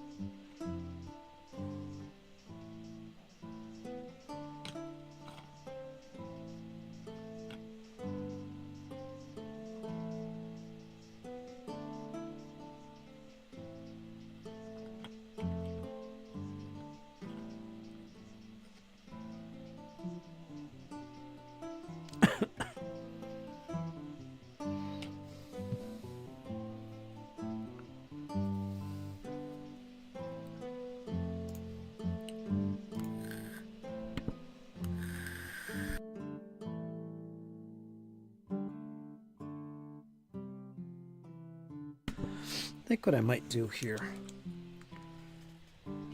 is actually paint off-white on some of these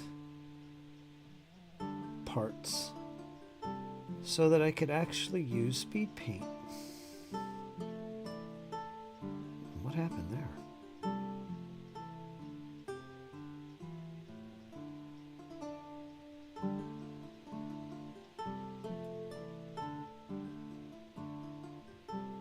There's a gap on this guy. I think Jesse did put these together. Left a big freaking gap in this guy's waist. I think there's a piece that's missing from him. Huh. Might have to use some filler for that. Set him aside.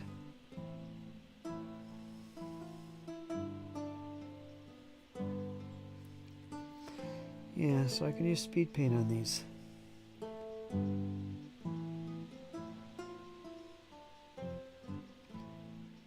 Maybe. These purity seals, that's what I'm thinking. So let me just cover that with white. And we'll use some speed paint on that.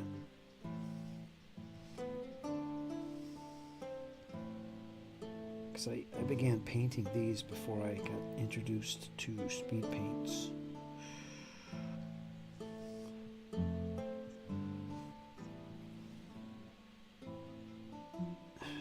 So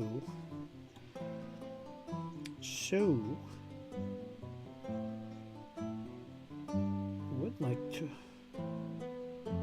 use speed paints on them, speed it up, maybe.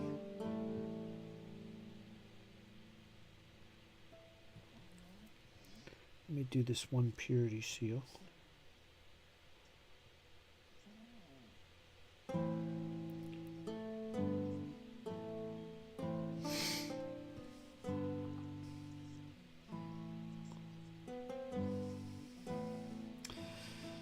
As someone who's been in the hobby, hold on, I gotta sneeze.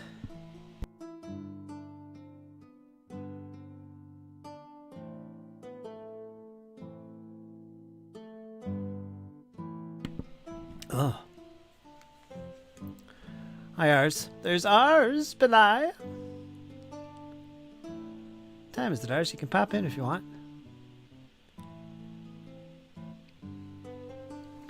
As someone who's been in the hobby for as long as I have, which is too long, let's see if I can remember my point here. Oh, I've really, really grown to appreciate people like Big Small Paul here, and a lot of folks. I could name some names. My good friend Nicholas Spiliotopoulos, the medieval wargamer, he's another one that I really have grown to respect and admire. And hold on, I think I gotta sneeze again. And the reason for that is you guys know what you like. And you're very focused, almost hyper-focused on what you're doing. Which is something we don't see a whole lot in the hobby this day and age. Maybe in the past, because there wasn't as much out there, really. But not many people can sit there and be so dedicated to something. Whether it's Warhammer 8th edition, or whether it's the 100 Years' War, or whether it's Napoleonics, and it's like all you do. In some cases, it's all you do. In others, maybe, you might do one or two other things, and that's it. That's still highly commendable. Because what you're doing in the hobby is you're actually getting more enjoyment out of it than most people that are in the hobby get. And it all comes from focus. You're playing something you really enjoy. And you're really getting into these games. And probably know more about the game, or the rules, or the genre, than anyone else that's in the hobby. Bar, some historian. Which is highly commendable. And I like that. And it's an inspiration for me. And I think we all need to take inspiration from individuals like this because, like I said, they're experiencing something in general we're not. And that's the immersion and the depth of being focused. Hyper-focused even.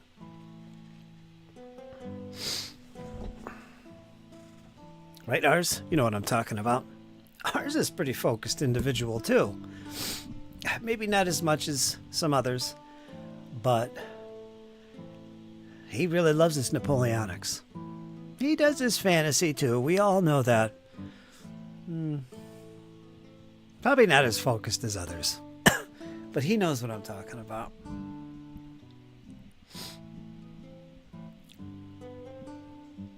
And I strive to be that way every day that I'm involved in this hobby. And it's so frustrating because, oh man, this new game come out. And hey, it's part of our modern society. Our culture is built around this materialistic stuff and the hype surrounding a new game release. They're coming out every day, it seems. The new game is released, new line of figures. And it's distracting. And you want to get pulled into it because it's designed to distract you. It's designed to pull you in. But it's difficult. You know?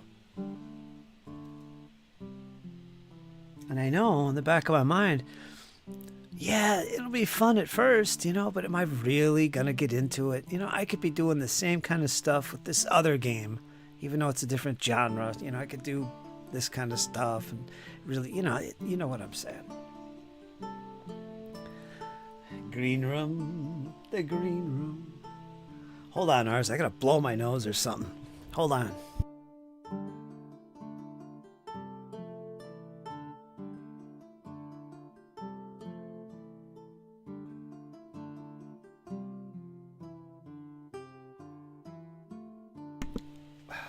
Do the big clear out of the schnoz. Pollen is in the air.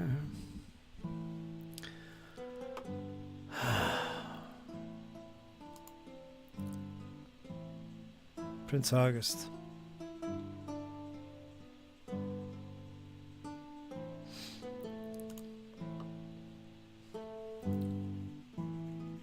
Okay, Paul. Have a good evening. Enjoy yourself. Hope to see you again soon this week.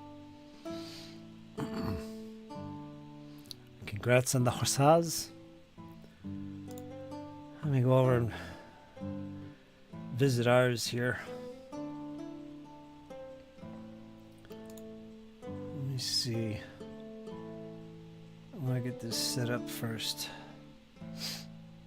Discord screen, I think that's it. I think that's it, Discord screen.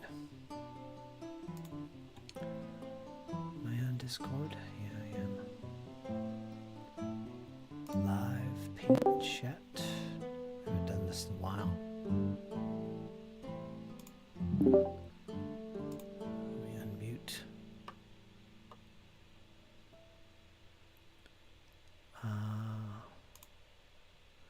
Camera.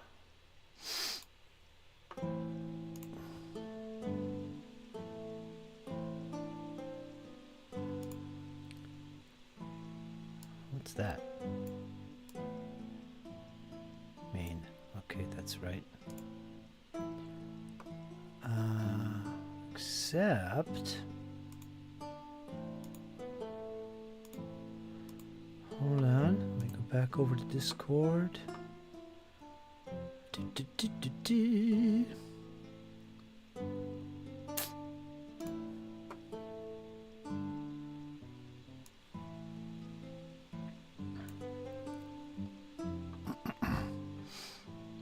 Yeah, that doesn't look right. Let me drag ours in here. Hey, how you doing, Ars? Hello. Ars. Long time no see. Hello. Let me turn on my camera. Do I camera on? Yes, I see you over here in Discord. Alright, let me get that off the screen. There you are, you're up there in the corner. That's me in the corner. Losing my religion. Yeah. Right there. There we go. How you been, Ars? How is everything? Pretty good. It's intense time in Poland. We have elections tomorrow. Presidential elections, so half of the nation hates the other half. But otherwise it's okay. I'm busy painting my Bretonians. because in 2 weeks I go for a tournament. Ah, okay. Yeah, I undercoated the Tristan. The what? I undercoated the Tristan, the Oh, just hero. okay. Yeah. Unfortunately, I cannot find his lute, his instrument. Mm-hmm. There is one on eBay, but it costs like $50. I wish I could find the one. I was up No in the. problem. Go ahead. I I gave him a little box on his back and a sword with keys hanging around. So he won't be the Tristan le Troubadour, but he will be a questing knight with some relic in his precious box. Mm-hmm.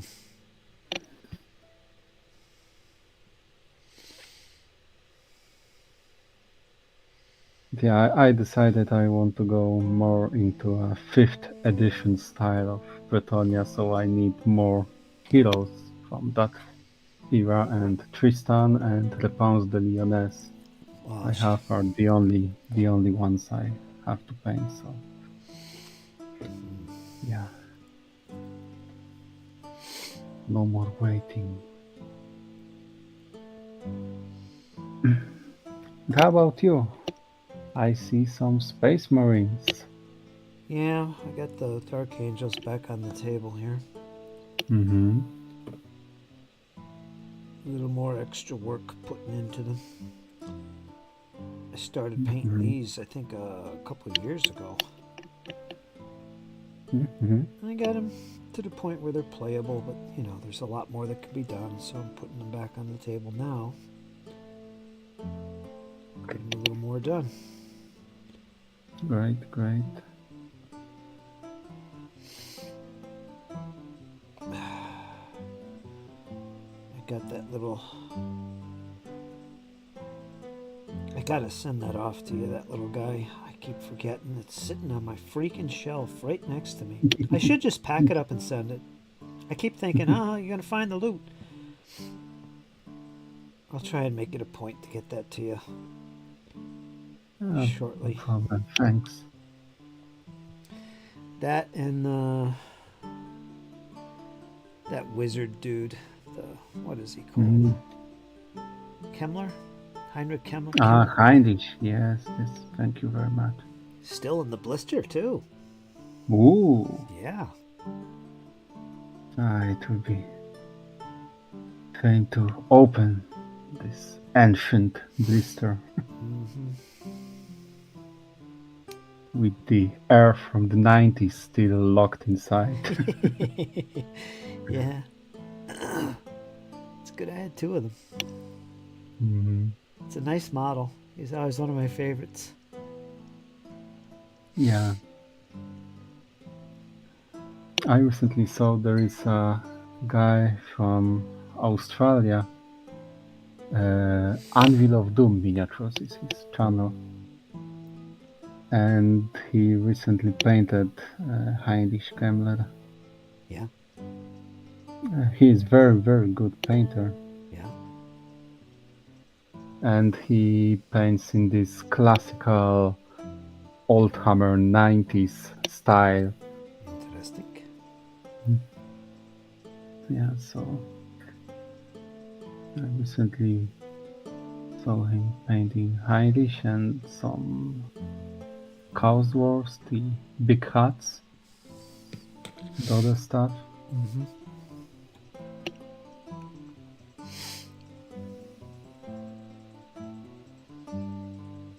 Yeah, if I get him, I will try to do my best with him. He will be the general of my vampires. Is your address you sent me still good? Is your address you gave me still good? Hasn't changed? Yes, it's the same, yeah. Unfortunately. Yeah.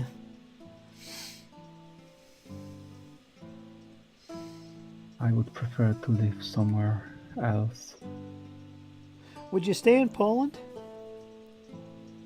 Yes, but we had a long holidays at the beginning of May, Mm-hmm. and we went for these holidays to, of course, Silesia, my favorite part of Poland, Yeah, yeah. and a friend of mine who was the commander of my Napoleonic reenactment group. He lived my dream because he sold everything he had in Warsaw, and they moved down to Silesia, and they bought, excuse me, they bought a ruined farmhouse, Mm-hmm. 300 years old building. No one knows how old it is, and they basically made a sort of hotel in there. They live there, and they have 5 rooms for guests. Wow. It's amazing place. It's very, very peaceful, beautiful views. There is a hill nearby. When you stay at the top of that hill, when you look at different directions, you see 4 different castles Wow. on other hills. Yeah, so it's beautiful place, and I really, really rested over there. And yeah, they live my dream. I wish I could live like there. Yep. So yeah, that's why I wish my address would change. Mm-hmm. I get you.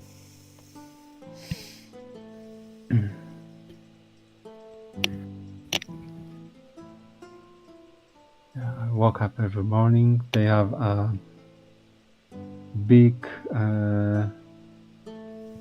not a farmhouse. How is this English word? Not stable. Let's say stable. A building on their property. And they change it. It's not stable anymore. It's like a zone for relax. They have a table where we play board games. They have a huge chair and sofa over there. Yeah. So every morning I walk there. I sat in the sofa drinking coffee, smoking my pipe, and looking at the amazing view that opens behind the gate of this table. It was amazing. I guess so. Yeah. You won't forget that. Well, that's Mm, kind of what you plan to do, don't you? Your ideal is yeah, to buy some property and have a yeah, similar thing. exactly. The only thing extra I would like to have is, of course, a gaming room. Mm-hmm. Making, Silesia wargaming holidays. Yeah. Right.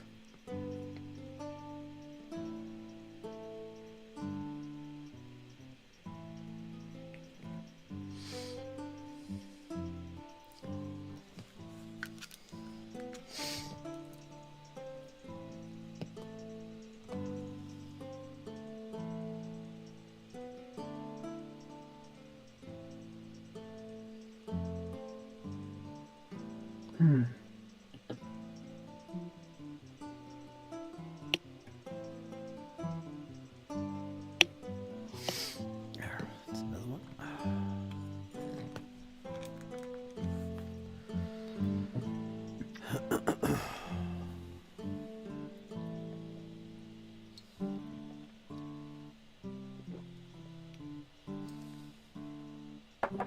I need some cork.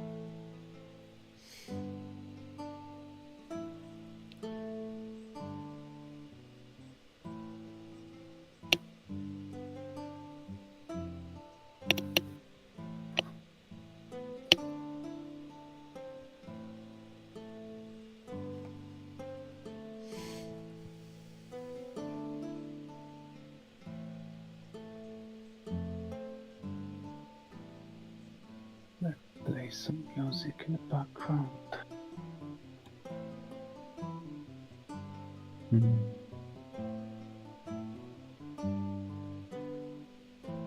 Candle.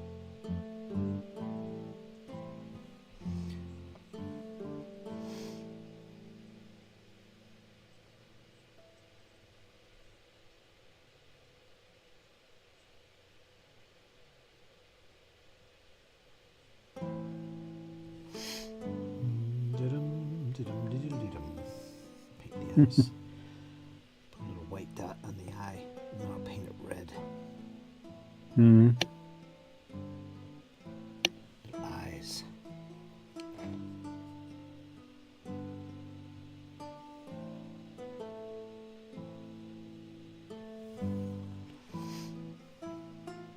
Oh, there it is. He's got a little purity seal on his backpack. I didn't see it there.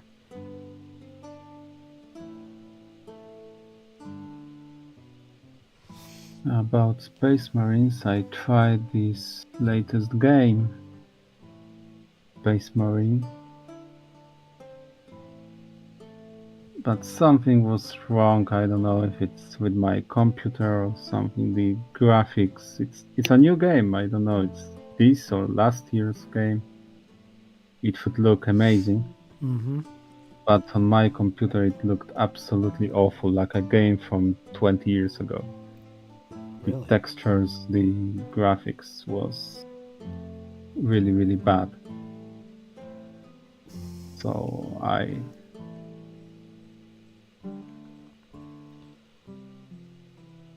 ordered the refund and they gave me back my money. Huh. Yeah, that is funny.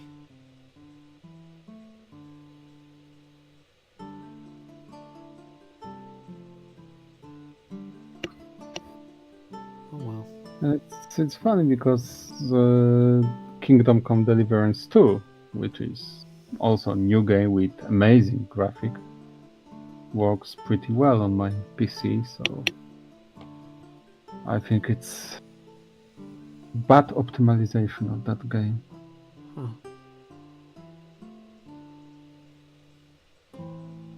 Something was clearly not right.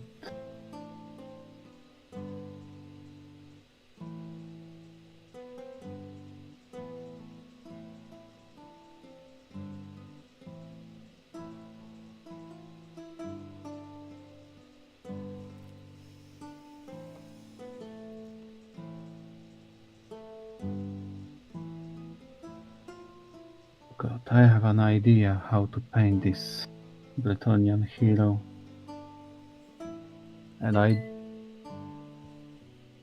like the idea, but it will be a lot of work.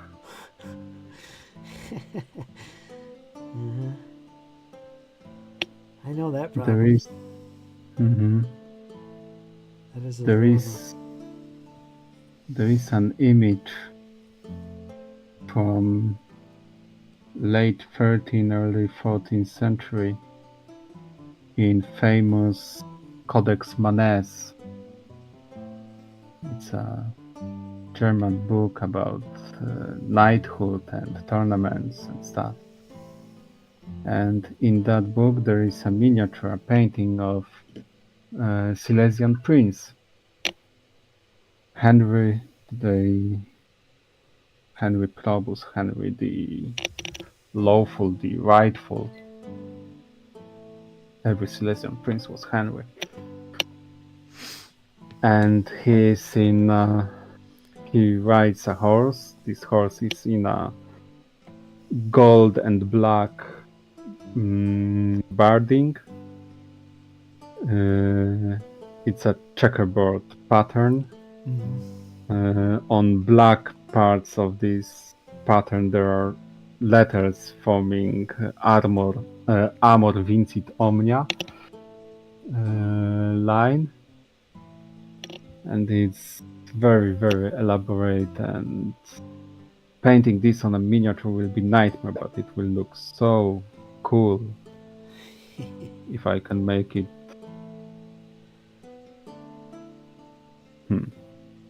That'd be a long-term project, or would you really try and focus and get it done?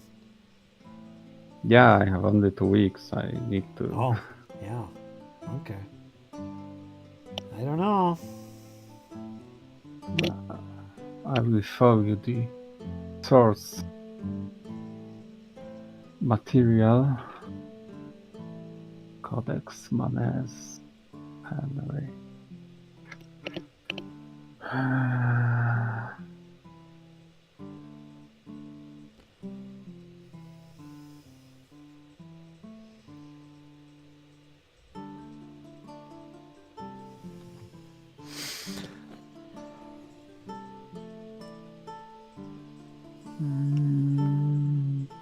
Art memes music, that's where I put it. Excellent. Yeah, I posted it in art memes music if you want to see what I'm looking for Okay. to paint this guy.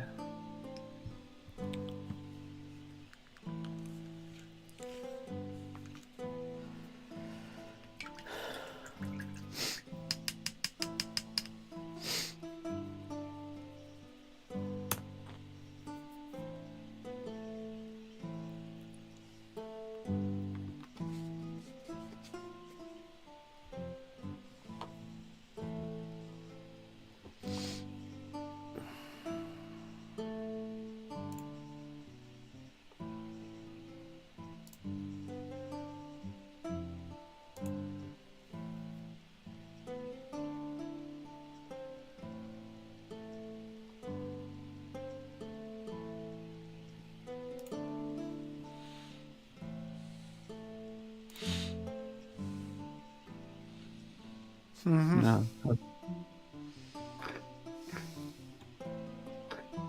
Yep. and this little eagles on yellow parts and letters on black parts. It will. I don't know if I can paint like that, but I think I will try.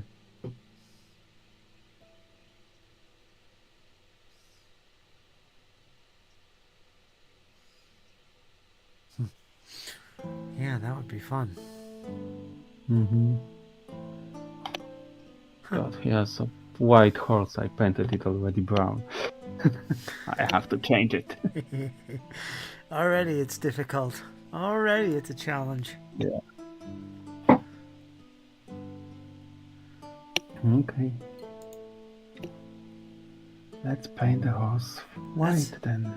That's why we're in this hobby, right? To do things like that, be Mhm. creative, and that's part of the fun. That's a lot of the fun Yeah. is the painting and this research and inspiration and imagination. That's awesome. So why not?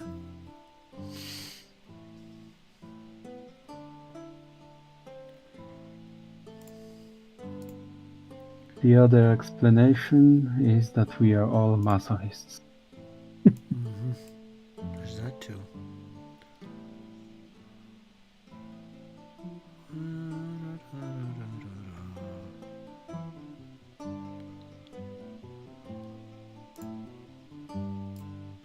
What is this on my screen here?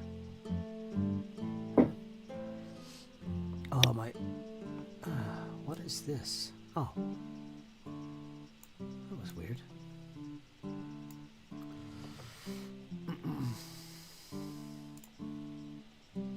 Square Hermitage. I have survived the void yet again. That's that paint. Mega black paint. Mm. He's using it as a primer on the bases, on the figures, and he's trying to paint the figures with this black staring at him in the eye. This black hole. Living on the edge he is.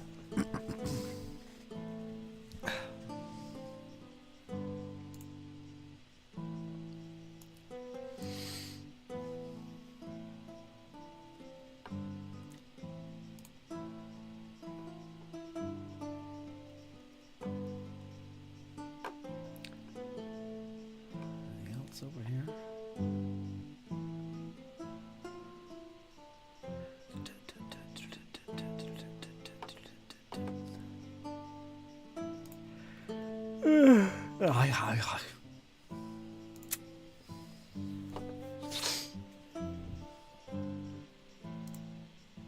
What am I doing here? I can't focus. Chat. Get to the chat. There we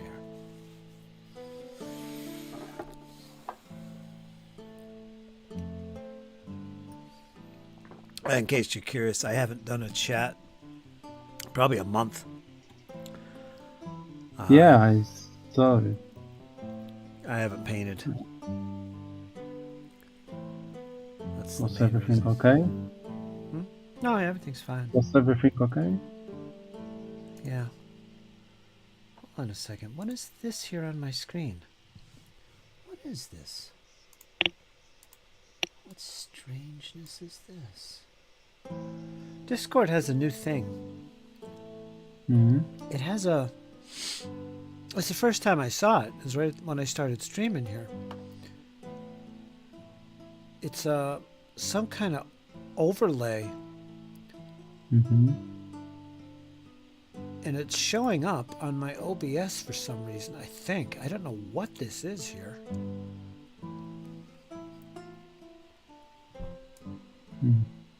I don't see anything over here. No, it's on my end. And then there's this little picture in the bottom left of my screen on my computer here that's... It's my screen that I'm broadcasting to you. Mm-hmm. But it's a separate little screen in the bottom corner of my laptop. I don't know what it's for, and I can't move it. Let's see.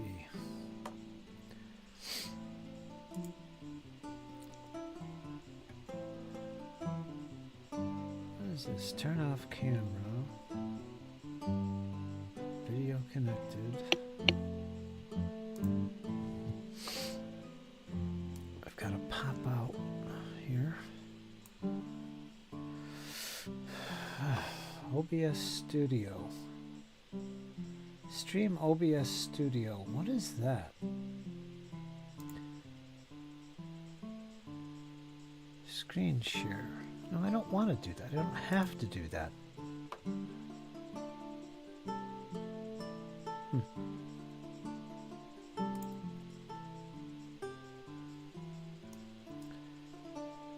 I think it's causing problems with my OBS too. See, now it's gone. What did I do?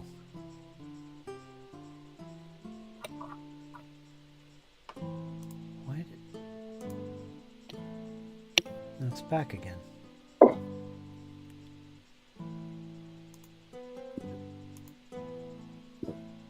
It's overloading my OBS thing. I need to shut this off. Whatever it is, why it's on here, I don't know. It's overloading my encoder. How you doing, Ryan? Huzzah! I have arrived. That means the stream is ending now. And 2.5 hours into it. Ours joined like 15-20 minutes ago.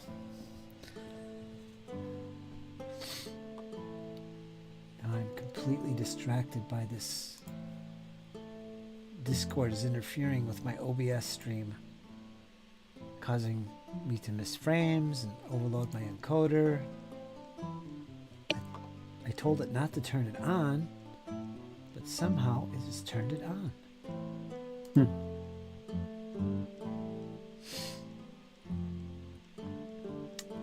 Let me try something. I'm going to leave the Discord for a moment. Don't leave. Stay here. I'll be right back. Okay. I'm going to leave it and see what happens. No problem. Okay, I'll be right back. All right. Playing OBS Studio, it says.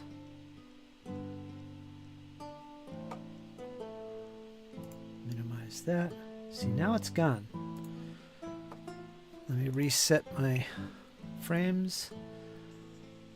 Everything looks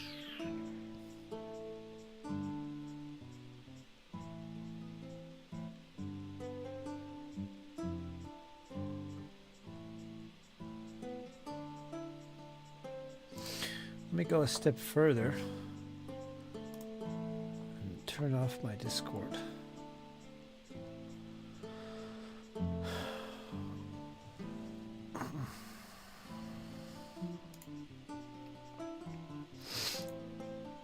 I'm taking a little break from mowing the lawn, finish the riding mower. Next is the push mower for edges.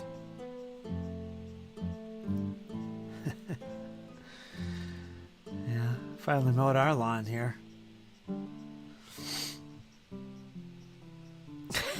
We didn't mow the grass here for a year. You can imagine. Just mowed it a couple days ago. That was fun. Couldn't. Mower died. I think it died last year. Alright, let me see here. Let me get back into Discord.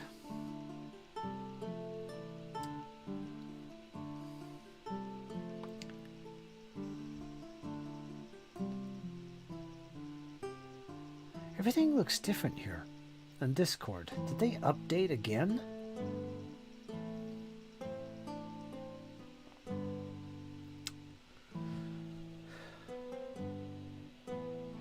I don't want to log out of Discord. Let me go to my settings here. Do I have streamer mode on? Streamer mode! Streamer mode! Oh, it's not enabled. Let me do that. Automatically enable disable streamer mode if OBS or XSplit are running on this computer. I'll turn that on. Hide personal information, hide invite abs. Something else. Hide invite links. Now disable sounds. Yes.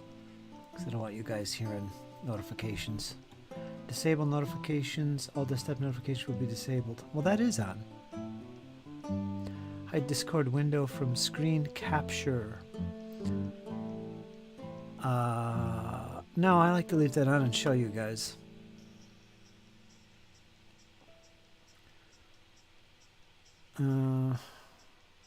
Okay, maybe that's what it was. For some reason, streamer mode was off. I like to keep it on. Alright, let me go back over here.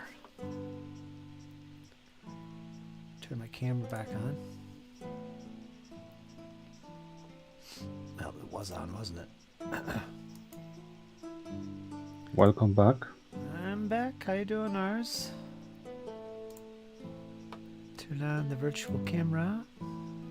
Mm-hmm.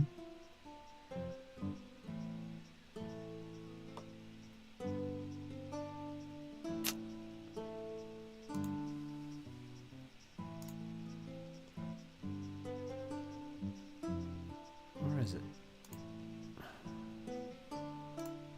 Why is it not on?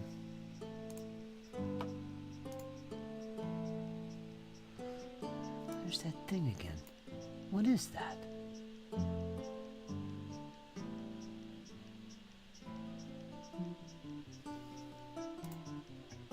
Mm-hmm. There it is.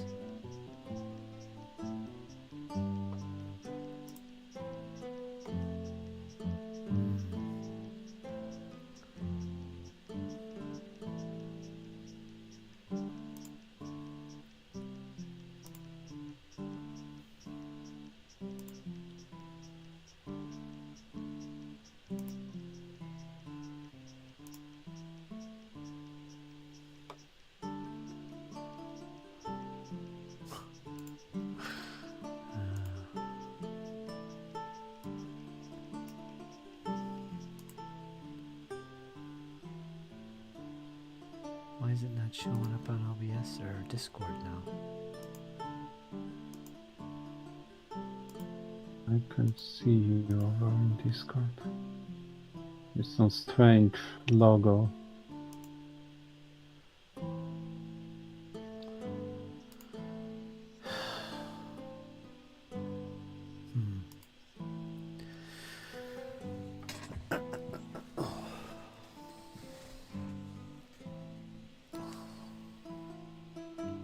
OBS virtual camera is selected in Discord, so it should be showing my OBS virtual camera in Discord.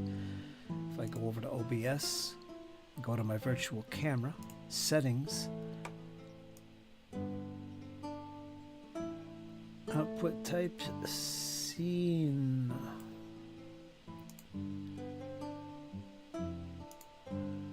Scene, main. So it's basically my screen that I'm showing on YouTube. You should see over on Discord, basically what was going on. Hit OK. And it's not showing for some reason. I think it has something to do with Discord's, whatever they just did. This integration with streaming. Because as soon as I came on today and launched OBS, in Discord it said to me, oh, guess what? We got something new today. You can stream over here too now. Automatically. Click the button to turn it on. And it said something about an overlay. And that's what's happening right now. I'm seeing an overlay on my laptop from Discord. Yeah. It's showing my camera, which for some reason isn't showing. You can't see it. In the bottom left corner, this little tiny square, like a preview thing. And then it also, it's showing our chat avatars. You folks on YouTube could see it right under my face cam, right here, right underneath. See those little names? The little avatars, GM Fritz and ours Belli. I'm seeing that duplicated, but bigger, and it looks like Discord. So I've got some issues here I'm going to have to look into. It doesn't affect you guys on YouTube. You don't see it, but I see it. And ours can't see my camera now. Yeah. And it's causing me it's causing me to lose frames as well. It's causing rendering issues. Go ahead, ours. No problem. I will look at you over on YouTube. Legion of Myth, you madman, you. What are you doing, Max? Let me try something else here, man. Nope. All right.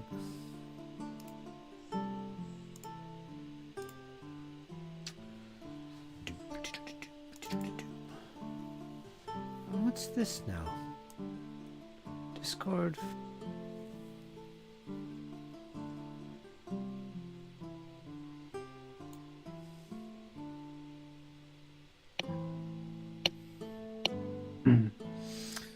Discord participants.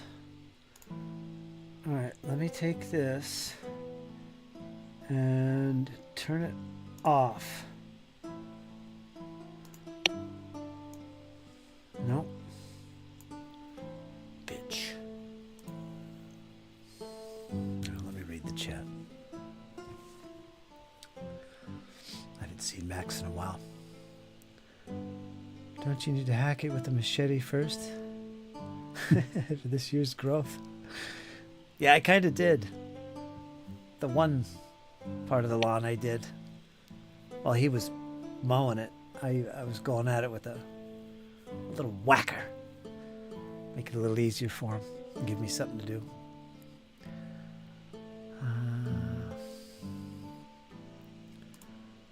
Max. Not sure what the heck these guys are doing. Went upstairs to grab a bite. Now here we are. Fritz is quiet compared to ours. I'm always quieter. I got my mic away from me.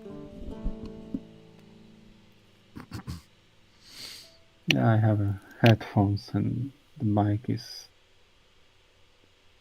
close to my mouth, so I try to speak quieter. Oh, don't do that. Whisper. Painting some 15mm miniatures, says Squirrel, waiting for the other participants to arrive. Third session, Max. Third session for Squirrel. we'll be going through the second age of collaborative world building. There you go. Right now, Max is taking a break from real life. There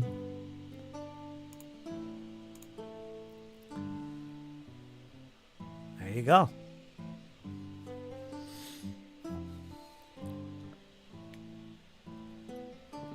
Glad to have you. Certainly not real life over here.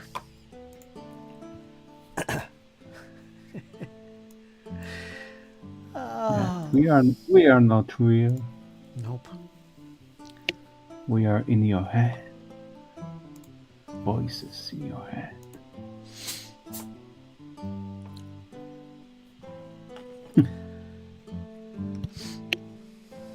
I get so distracted by these things in Discord, and I could do a whole stream of me just sitting here fighting with this technology.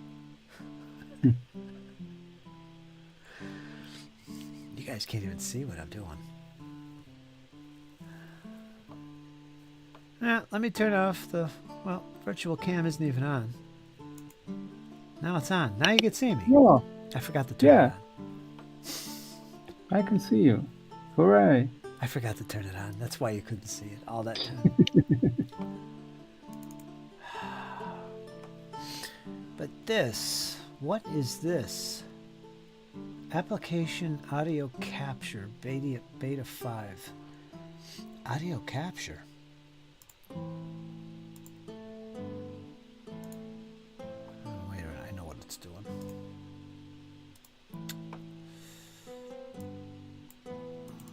Leave that technology, Fritz. Go back to painting miniatures.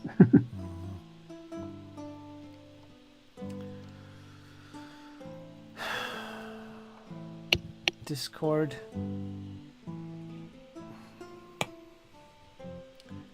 They did something funky to my setup here. I don't like it. I don't like it a lot. Anyway, how are things, Max? How has life been treating you?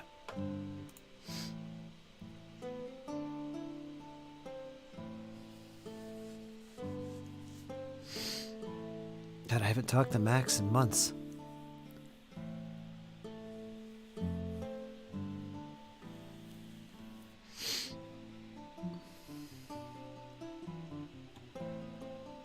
Probably a good thing. Max don't need to be hearing me and my mumbling.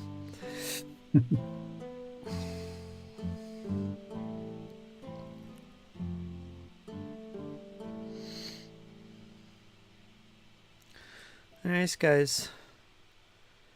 We're all prepped. I don't know how I'm going to paint this. Oh. And the weapons. Leaving black. I just want to put some metallic colors on them.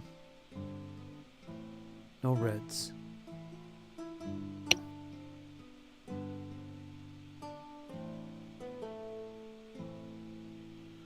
What am I listening to? Sounds like Nyetland.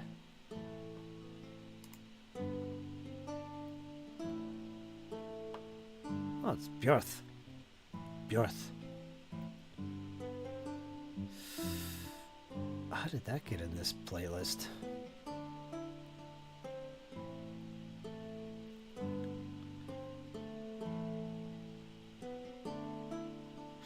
Björth, the Dark Folk Project, led by German producer Bjorn Hoppen, combines Norse and Central European folklore with modern cinematic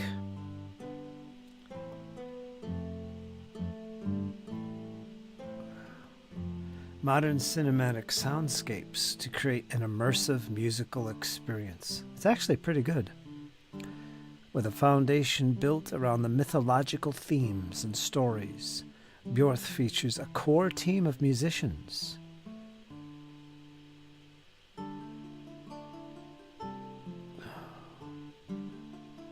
They're going to be in Warsaw.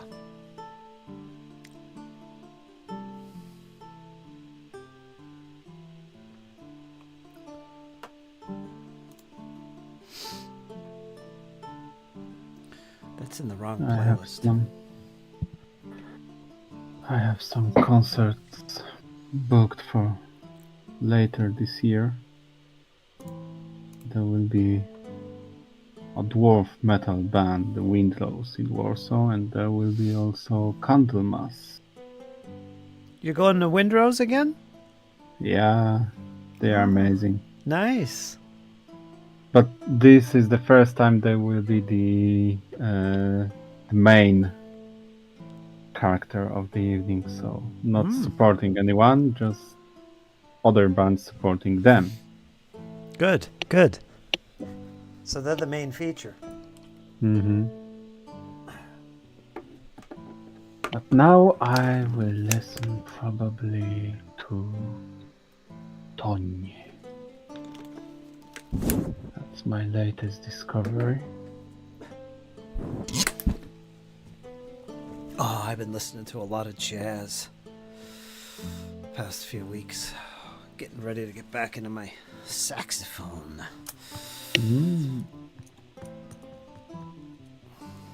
It's good stuff, though. I love it. Went to Minnesota for 2 weeks for my stepdad's funeral. Sorry to hear that, Max.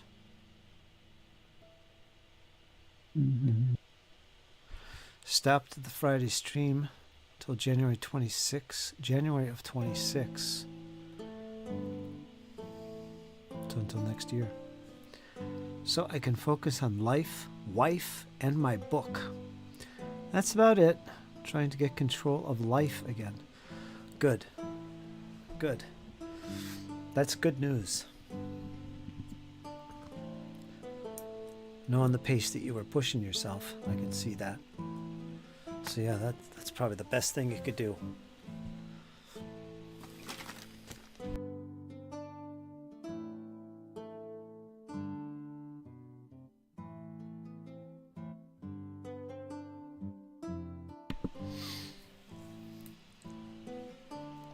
Right, Ars? I think we all need that every once in a while in our life.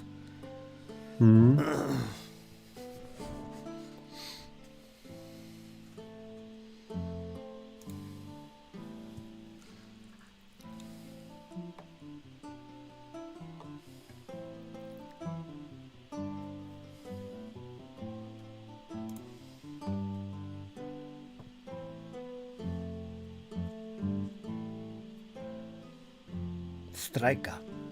What in the world is going on? Did I just cross into another reality?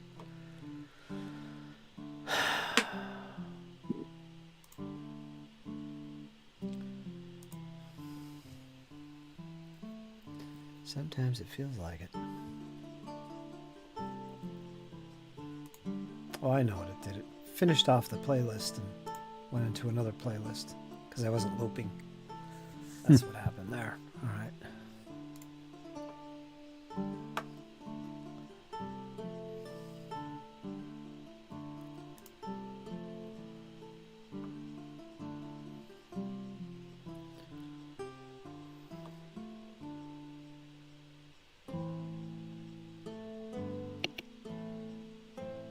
If you want to hear some Polish music, I posted one track on Discord.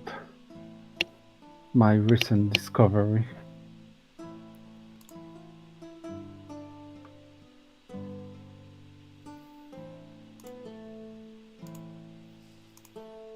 They sing in Polish, of course.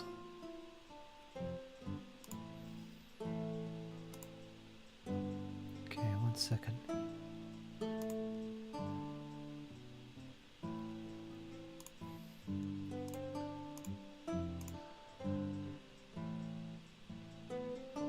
Okay, I think I figured out what's going on here. In let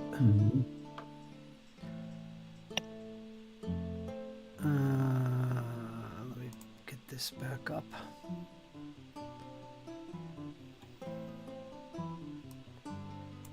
Okay, let's go back to OBS.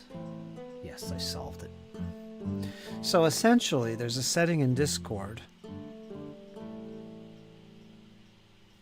for your overlays. Game overlay, it's called. It's its own little thing.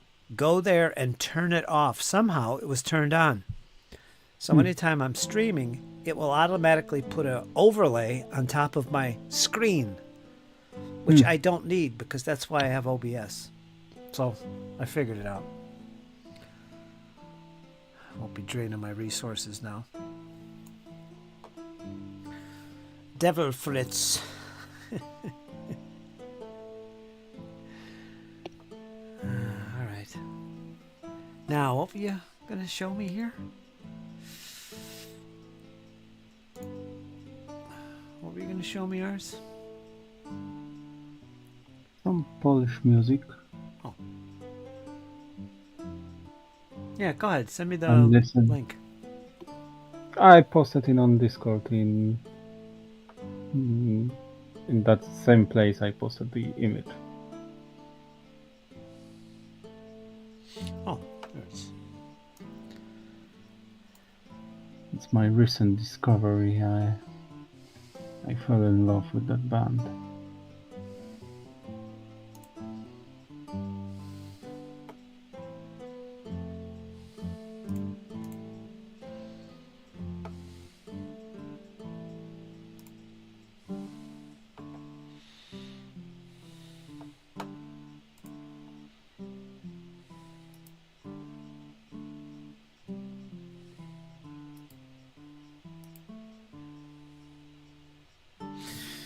Darn it, it wants to open up in Microsoft.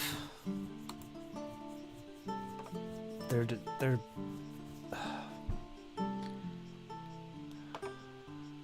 browser. Whatever it's called.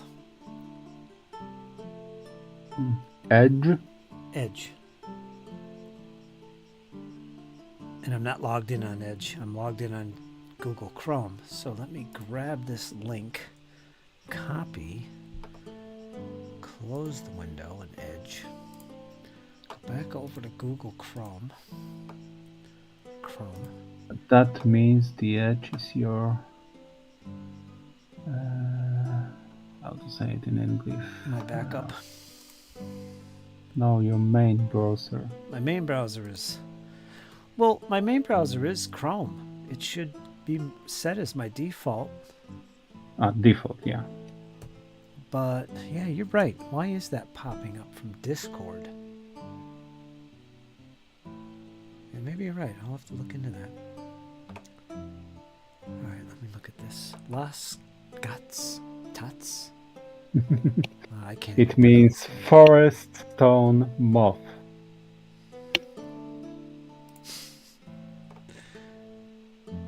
Las Guasćma. Is this just a song or a playlist? Just a song? It's a song, just a song. Okay, I'm gonna listen to it.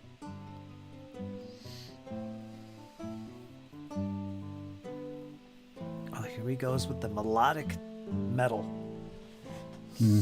Is it? I'm not a fan of melodic metal. I'm not. I never was. But I'm listening. I'm listening. I want to hear about this moth.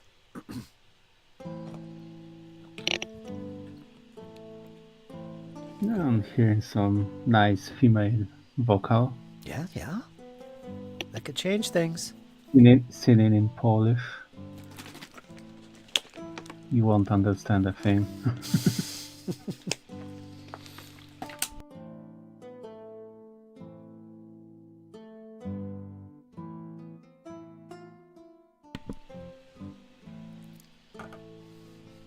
Turn it up a little bit.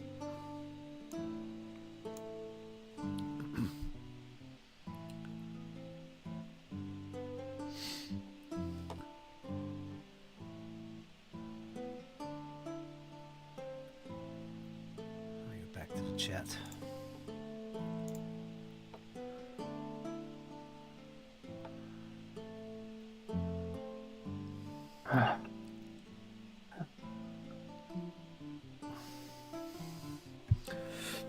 I did shave since last you guys see me. Got my hair cut. Mm-hmm. Did my side shaves.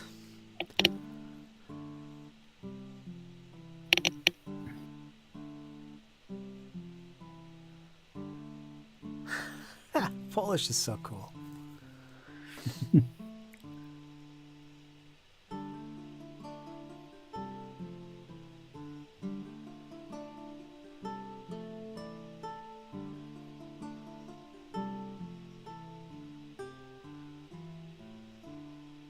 Yeah, it's good. Her voice reminds me of somebody.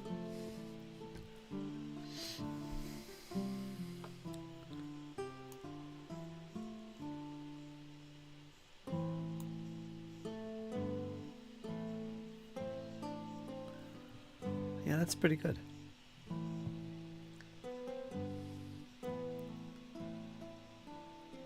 You just discovered them? A couple of weeks ago. And I'm basically listening to them and one other Polish band with a little breaks for Candlemas and Windrose. Occasionally.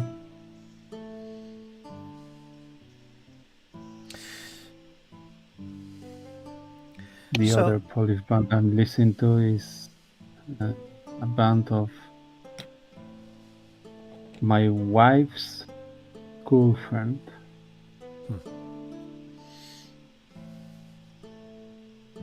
She sings over there, and it's really, really good music, but not in the style my wife likes, so she doesn't listen to it, but I do.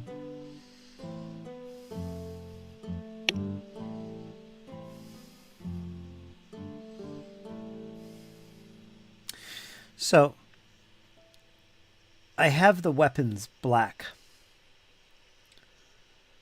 Mm-hmm. Now, what I want to do is I want to predominantly leave them black. And I want to take some metallic for the barrel and the clip and little spots that I'm going to make obviously metallic. So they're going to stand out from the black.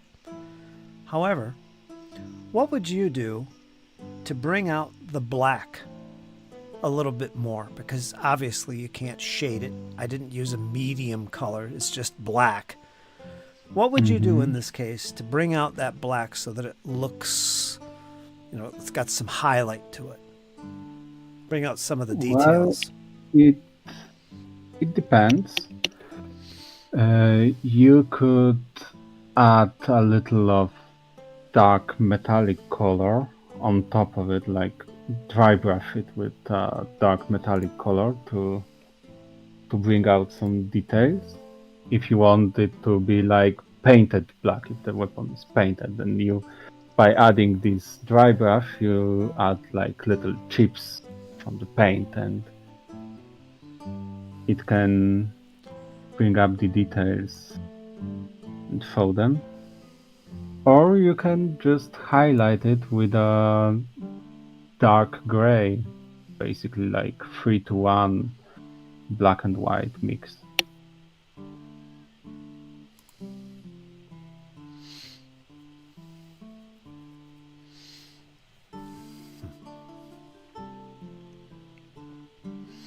So it depends if you want it to look like painted black and used a lot, then just go with a little highlight of dark metallic color, a darker metallic than you will use on the barrels and other stuff.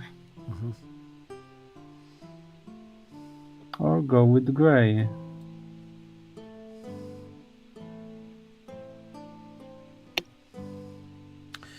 So, one thing I like to do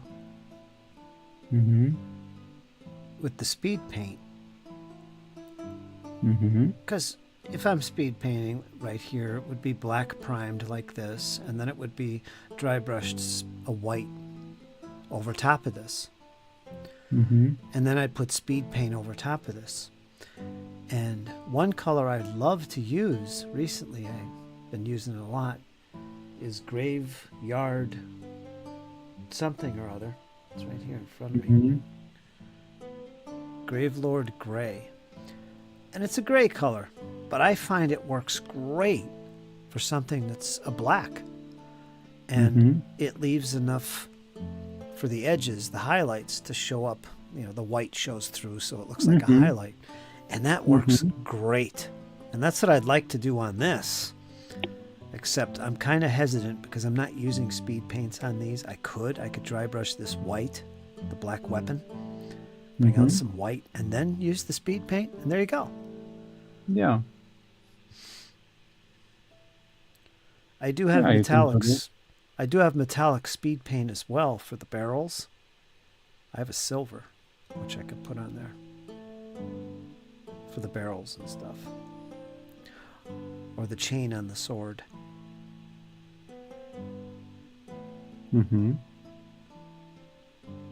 I could do that. Maybe I'll do that now. Just give it a little dry brush of white on here Yeah, go ahead. and try that. That might be a good idea.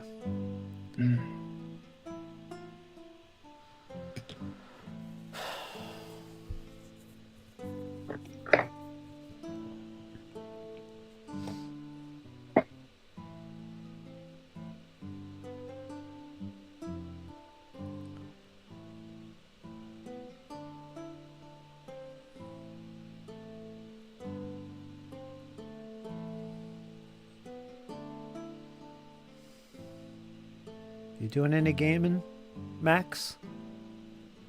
If you're still there, you doing any gaming at all?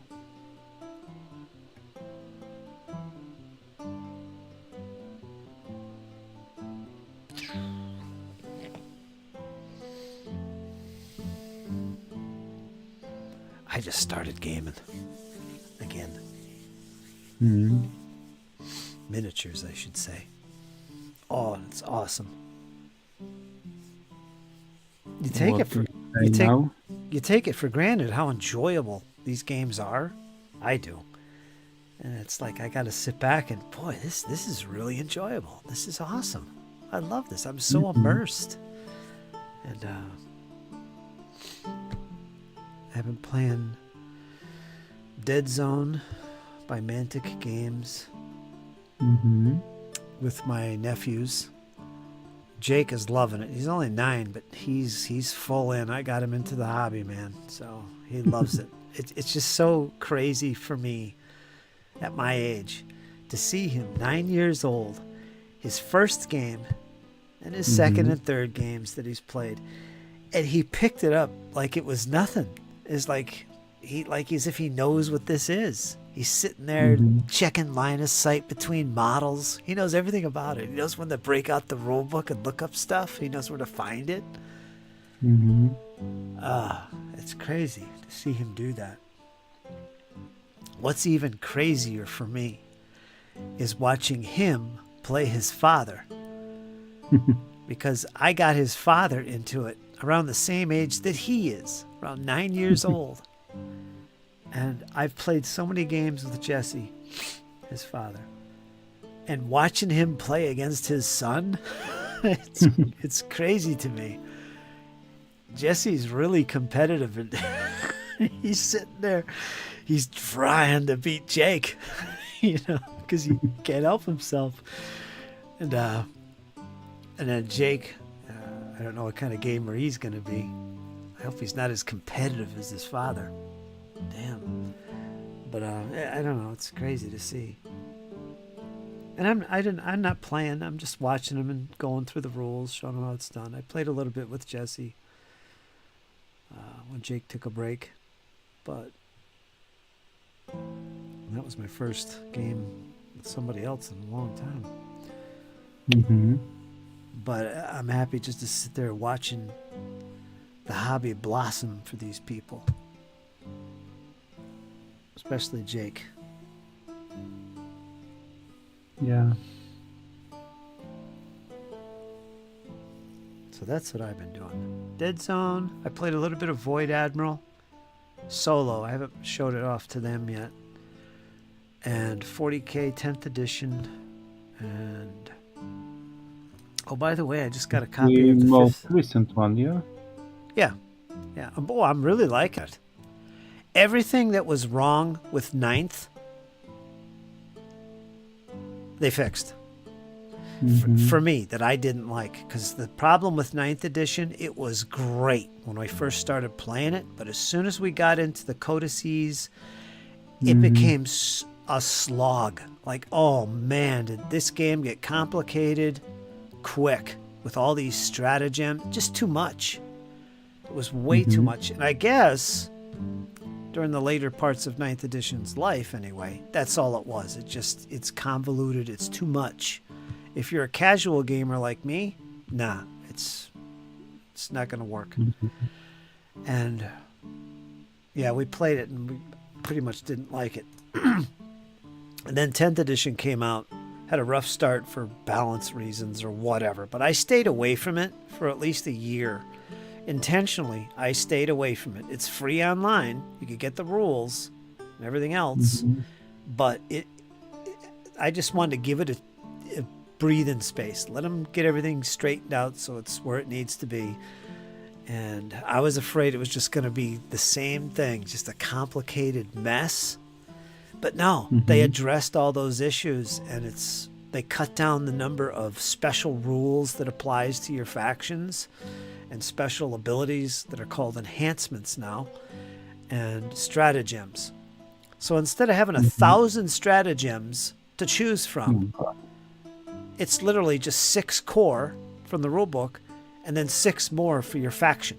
That's it. So 12 stratagems from 60 to 12. It's manageable. Very much so. So they definitely addressed that. And the rules are pretty much the same, really. Little tweaks here and there outside of that. And I'm liking it. I'm liking it a lot. And I went... My friend... Go ahead. Go ahead. You go ahead. No, You're the go guest. ahead. You're the guest. Speak. Yeah, but I want to change topics a little, so go ahead, finish yours. Oh. Okay, well, hold on then. I just got a copy of the 5th edition 40K, which is a version I never played, and it's probably one of the better versions of 40K, in my opinion. So I got a copy of that I'm going to be able to try out, too. Okay, go ahead. Topic change. Just a little. About simplifying stuff in rules and etc.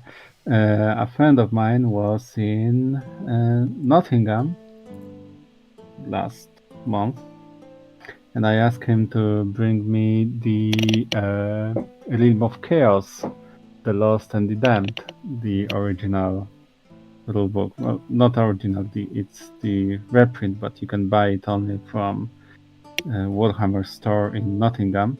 Gotcha. And I look around this book, read some stuff, and you have tables. You roll basically when you create your character for a game or unit. You roll on tables, and these are not a D6 table, D10 table. No, it's D1000 table. So when you choose mutations and attributes from your god to your champion, you have a D1000 table to roll. That's a simplification for you. Yeah.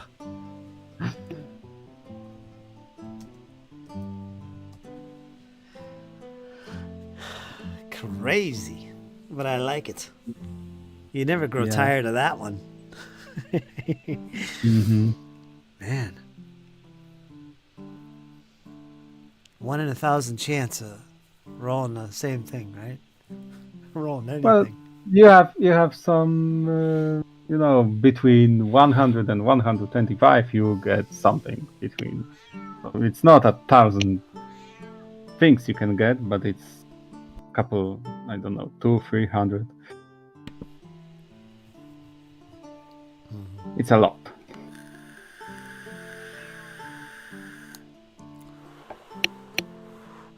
Cat joins us in the chat, and my cat is going crazy.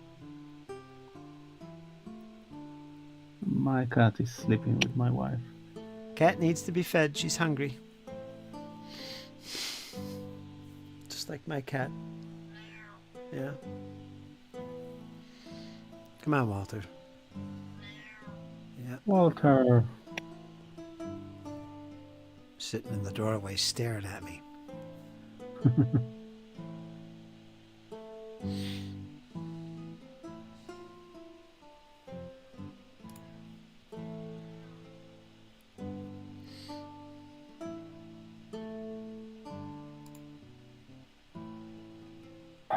Okay, horse is ready now deguarding. And I'm thinking I will use some express colors for this little experiment. What do we have here? How you been, Kat? In- How was everything? Got me and ours in here chatting away.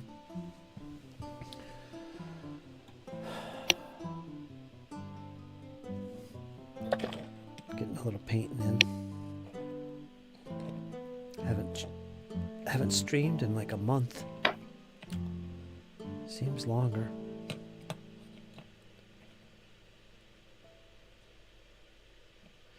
What color is this? How does it look like?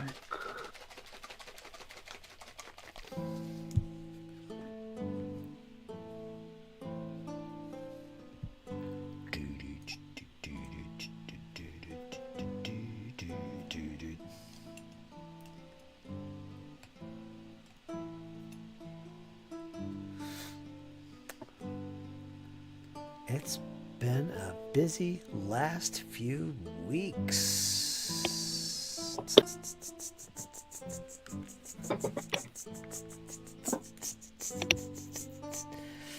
Yeah?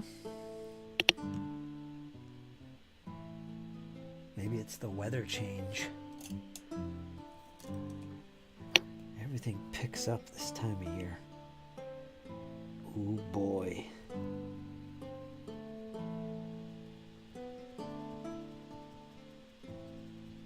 Seems to. At least for me it does. Yeah, let's get some dry brushing going here on these weapons. Dry brush it some off-white right over the black, and I'm going to use the speed paint on this. I don't care. I'm going to use speed paint because I enjoy the speeders. Just be a little careful here not to get it on his hand, which I probably will, but that's okay because we'll speed paint his fingers with some of that new Absolution green I got, which is perfect. It's perfect for the Dark Angels. So see, there we got a little dry brushing going on the weapon there. I think that's good. We'll leave it that way. Not for me. I hate going outside during this weather. Too warm. Too warm. What are you kidding me? Are you kidding? Oh. Cat. I understand. I'm a winter Oh, person. stop. What's the matter with you guys? You love the Arctic.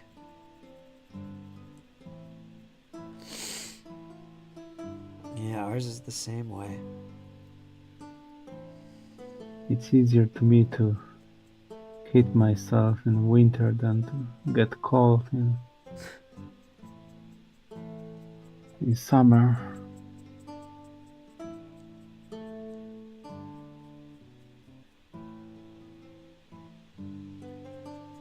I'm totally opposite. My wife too. Yeah.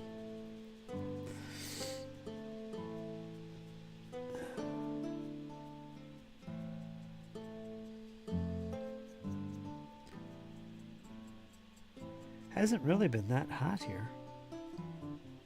Not yet. It's gonna be.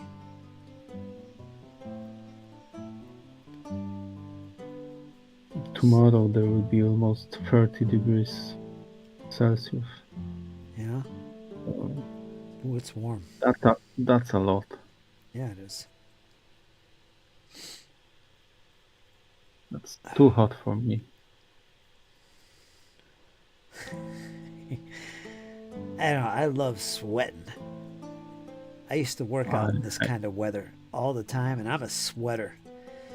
It just comes dripping off my forehead. My body is just dripping. I love it. I hate it. Yeah, you do.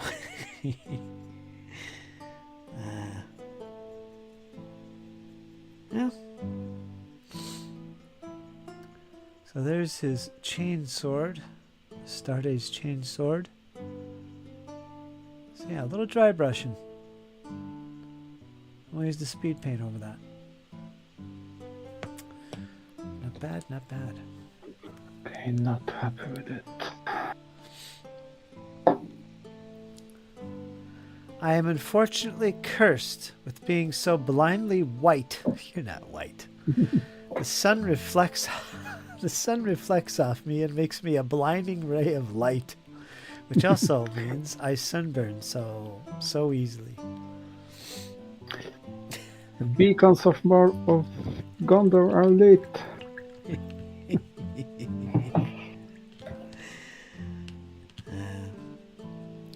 Cat is fair-skinned. So yeah. Mm-hmm.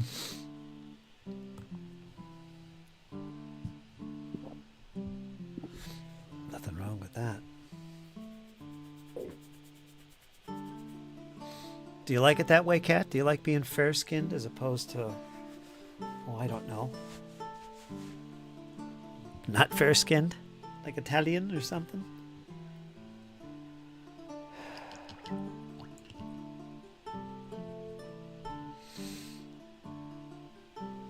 Got some ginger in you?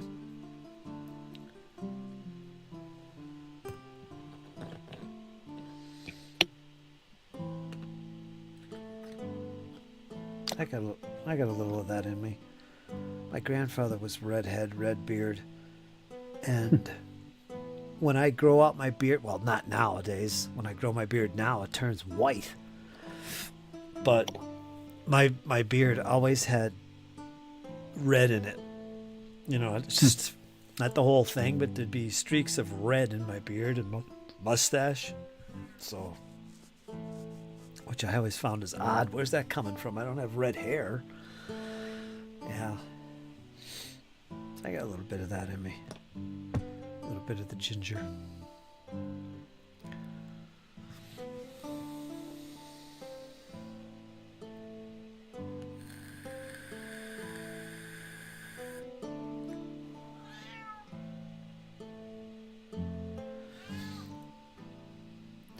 Opposed to being able to tan, yes, because I can make plenty of jokes, especially the fact dry erase markers work on my skin.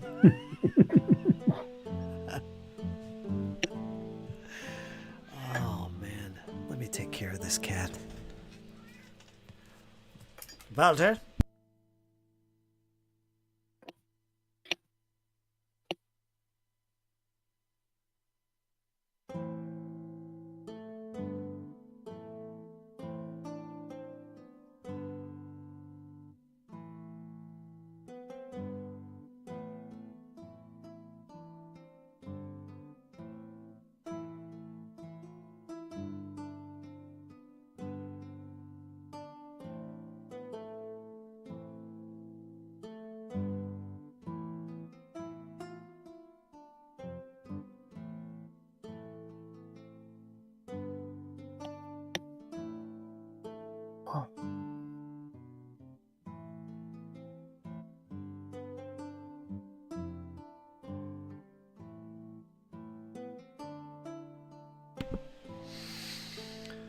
There.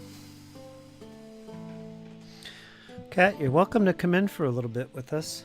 Just keep on topic. Say hello.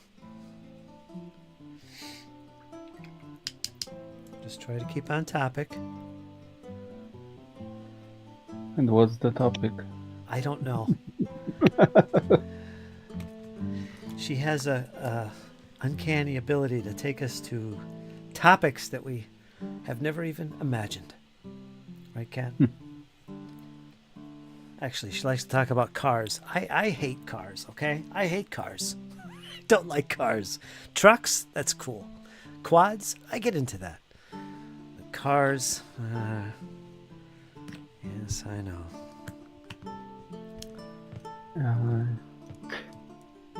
I like listening talking about cars, if it's Top Gear or Grand Tour. I mean, Jeremy Clarkson and stuff. I'm not a huge fan of cars, but when these three crazy Brits talk about them, it's just funny. And they have these adventures when they go to other side of the world and say silly things to people. That's funny. That's the kind of car talking I like and I enjoy. But I don't have driving license even, so. Yeah, same here.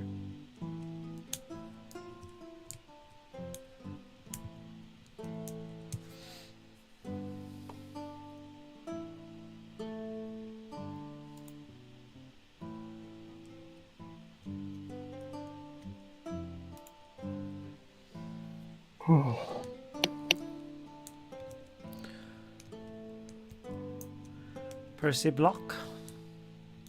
Curtis, you're alive. Yeah, see, I haven't been on in a while. That's right, that's right. A lot of people have been asking. I could get messages. I figure it's time to kind of get on here. People might get concerned. Crawl out of your cave. Yeah. you think you guys would be grateful. I'll give you a break from me. I'd be hearing me every day. Gotta get your dose of Fritz. Mm-hmm.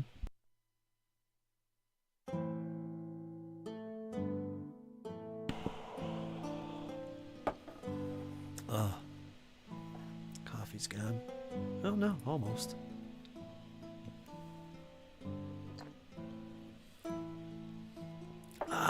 Now it's gone. Your streams are proof of life. Okay? There you go.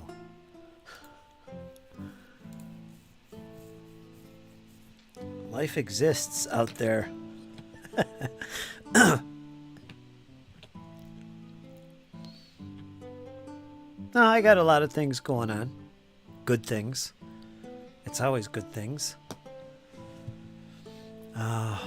Hobby and non-hobby, so it's good, man. It's good. I had to take a break. I wasn't painting, honestly. So, you know, I'm probably not going to come on too often. In this case, not at all. But I wasn't doing any painting. Spending some time with my RPGs, prepping some games for here at the house and online. And playing some miniatures games, which I haven't done in literally years.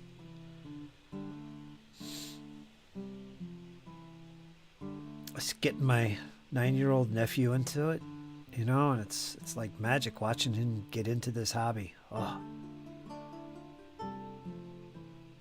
So that's great, man. I'm stoked.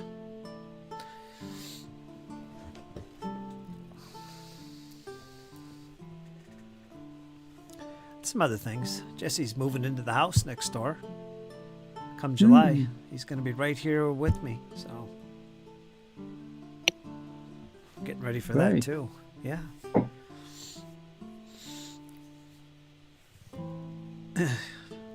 Probably see a lot more of him.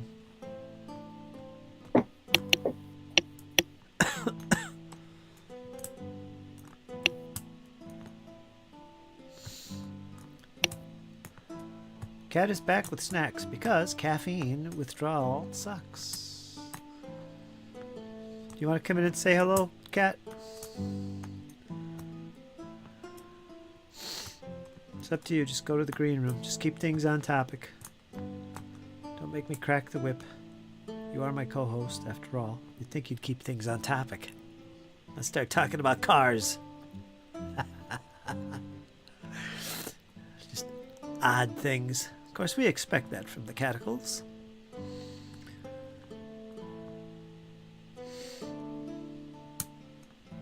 Go on, Kat. I will leave soon, so someone has to keep company for Fritz. Yeah, keep me on here for another 3 hours.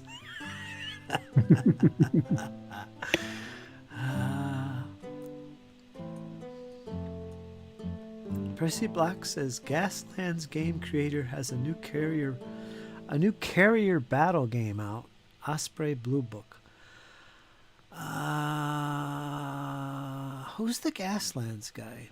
I don't remember. Yeah, you're probably right. I think I saw that. Guerrilla Miniature War Games, I think. Is the... Yeah? He made the Gaslands, if I'm correct. Yeah, I heard about that carrier battle game. I heard about it.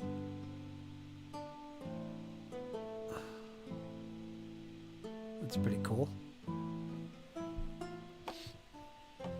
Let's go see if Cataclysm is around.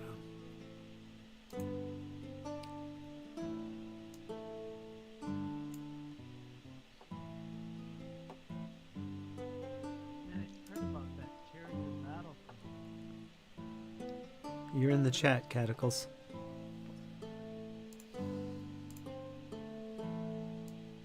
I didn't even see. I've been over here snacking up popcorn.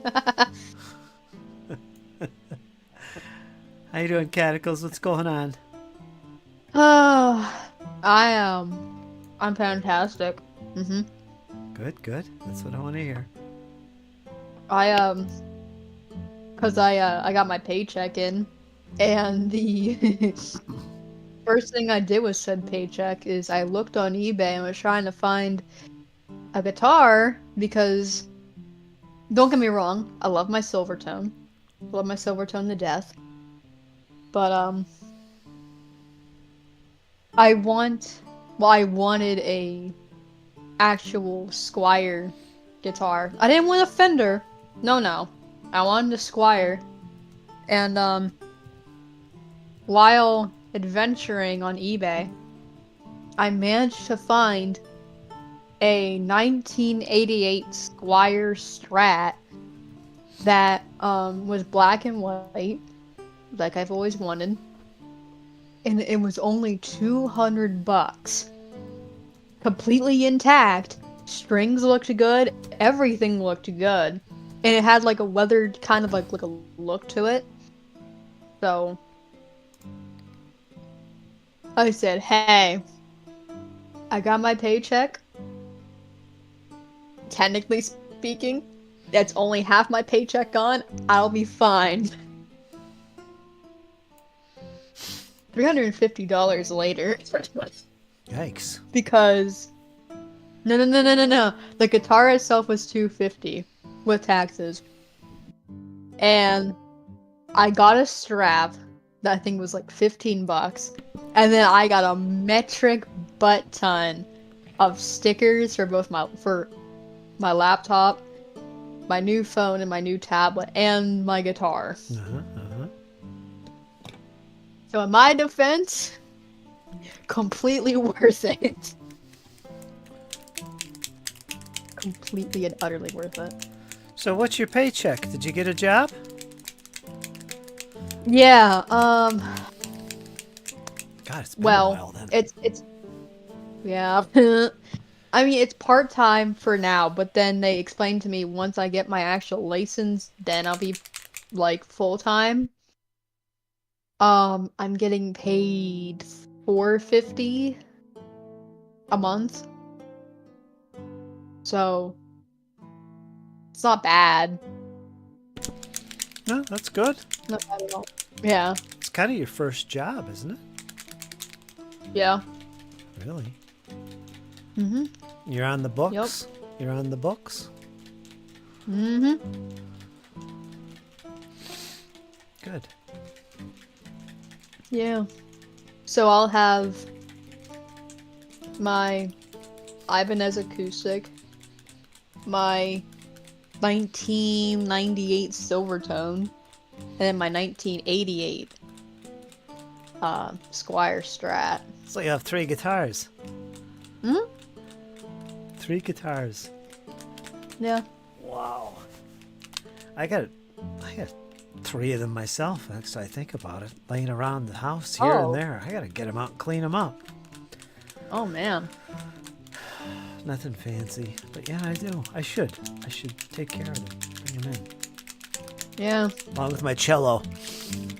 Oh man, I love cello so much. So do I. I love it to death. They're such a cool instrument. I mean, I wish I had the patience to learn how to play one, Oh, it's easy. but man, they... It's 4 freaking strings. Come on. If you can learn a 6-stringer, you can do a 4-stringer. So you mean to tell me it's just a bass, but you play on the floor with like an actual violin bow? Yeah. Essentially, it is. I think it's a bass clef instrument. Well, I know what I might do when I move out. Yeah, I don't know how expensive they are. They're probably pretty expensive. Probably. Yeah, I've never priced them. The one I have came from it was a school rental from school. Oh. Not mine. It was Jesse's. And I don't know how he wound up with it, but he never gave it back. He ended up with the damn thing. Complete mistake going on here, but yeah. He had, you know what it was? He had lessons at the house, private lessons for school at the house. Mm-hmm. So he had to have a cello here. And I guess it was a rental and stuff, and it was always here. He got out of school, and the damn thing remained. So now I play it. Wow. Yeah. So there you go. Wow. I know when I move out, what I want to do is, my goal is to get the 2 big Gibsons, which the Les Paul. Mm-hmm. Doesn't matter if it's a custom or if it's a classic. I know I want a 1970s Les Paul and a I don't remember what the exact model of it is.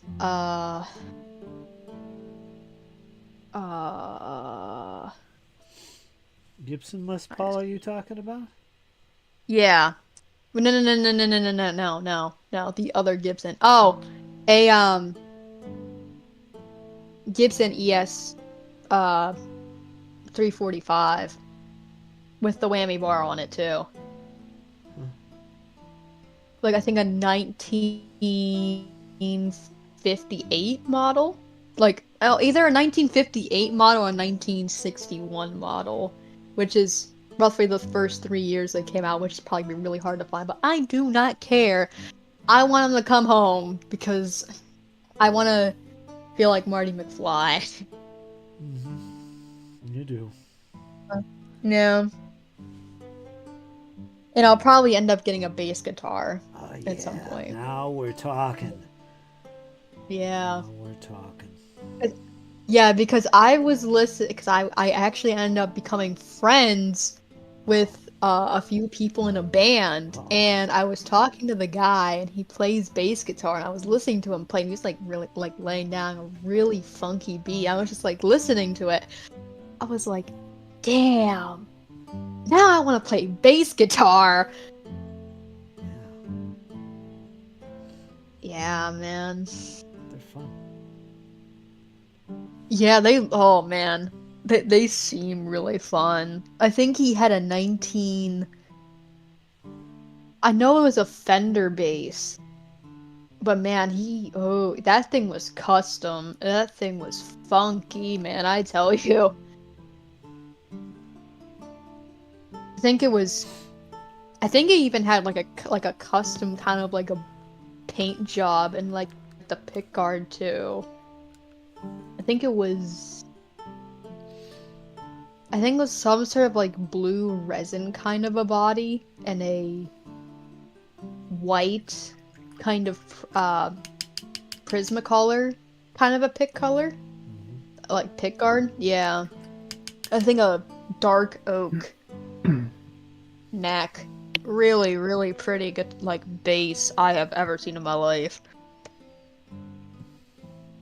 I think he told me he named it Layla. Like after the song by Eric Clapton. Yeah. Yeah. Layla, you got me on my knees. Yeah, man. It's a gorgeous guitar. Well, bass, but... As for my new guitar, I'm naming him Vaughn after, Stevie Ray Vaughan. Because he's cool. Okay. Yeah. He was cool. Okay. He was cool. He died really young. Like, I thought he was still alive. I was like, oh man, I should write him a letter. Only to find out oh man. He was only 35 when he died, man. That's tragic. Because he was at like the height of his career, if I remember correctly, and he got killed in, I think, an airplane crash. Helicopter crashed into a mountain. Yeah. What is with some of like the great like musicians dying in airplane crashes or even like helicopter crashes? Like, what's with that? That's why I won't ever fly a plane. Or just don't get famous, you one or the fly- other. No, I believe if I will ever succeed in a plane, that plane will crash. So Yeah. I won't crash. I won't crash if I won't fly. So There that's you my go. solution. There you go. I'm with Might you. just go on train. Yep. Mhm. Look at Leonard Skinner. Yeah, Most of the band died in plane crash. yeah. Yeah. Ronnie Van Well, that's Sant. all. That's what I was saying. They said when they looked at his body, the lead singer, Ronnie Van Sant, looked at his body after the crash, didn't have a mark on him. But he was dead. Killed him. Wow. Yeah. That was a Damn. crazy story. But you can watch about that on YouTube too, Kat, if you didn't know much about it. Plane crash, Leonard Skinner, I think in '77 or something. They went down in a freaking swamp, man. Alligators and everything else. Gator Town. And the drummer, what was his name? Something, I can't think of his name. Well, anyway, Oh no, I know who you're talking about. the drummer ran through the swamp in the complete darkness to find help all by himself. Wow. Can't remember his name. Something Pyle? Artemis Pyle. I think that was his name. Artemis Yeah. Pyle. Artemis Pyle. I think he's still alive. God, not many of them are alive, actually. All the guitar players have Yeah. passed on. He's still alive. He's 76. Who? Which one? Artemis Pyle. Yeah, he's alive. I think all the rest of them are dead except his Ronnie Van Zant's brother, Johnny Van Zant, who was the singer who picked up singing after he died. His younger brother, Johnny Van Zant. He's still alive. Wow. And I think that's it. Maybe one of the singers, one of the women singers. There was 3 of them. One died in the crash. The other 2, I don't know what happened to. The piano player's gone. The 3 guitar players plus Ed King, the 4th one. They're all gone. The Ricky bass- Medlock. Yeah. Ricky Medlock from the original squad is the only member that is still Oh, he's alive. he's alive. Wow. yeah. The bass players died. Oh man. Anyway. Waylon no. Jennings. Gary Rosington also survived. Who? Well, he wasn't Gary Rosington, the guitar player. Yeah. He died 2 years ago, but Yep. he I think was the original member too. Yep. I saw him when Leonard Skinner went to Warsaw 10 Yeah. years ago. Nice. Wow. Gary Rosington was still the guitarist. Wow. I think he was the latest one to die. Wow. Waylon Yeah, Jennings gave up he died. his seat on Buddy Holly's plane to a more senior band member. He dodged the crash. Yeah, I remember that. Yeah, so do I. I remember like reading the story. That was. Isn't that what I think that was what American Pie by Don McClellan was actually about. I think it was about that specific crash. Maybe? I'll have to double check.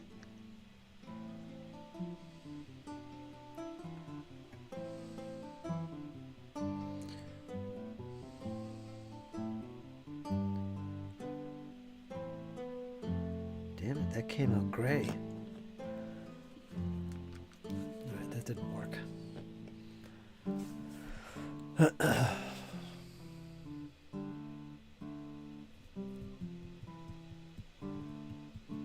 Percy says, yeah. Yeah. Yeah, that was about. Yeah, because I'm reading an article here and it says, yeah, the day the music died, it's about the Buddy Holly plane crash. Factoid incoming. There you go. Another factoid. Yeah. That was tragic.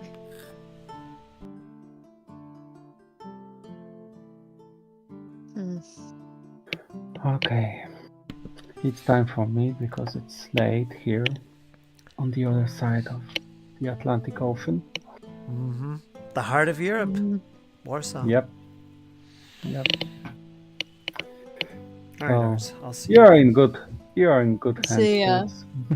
Yes, I am. Take Don't care, guys. worry. Yeah. Take care, guys. Good night. Bye. Toulouse. Bye. Schlam. There he goes.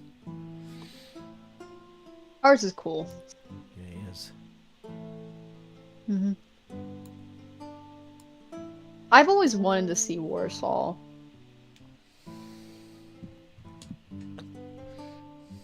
I've always wanted to see Europe, period.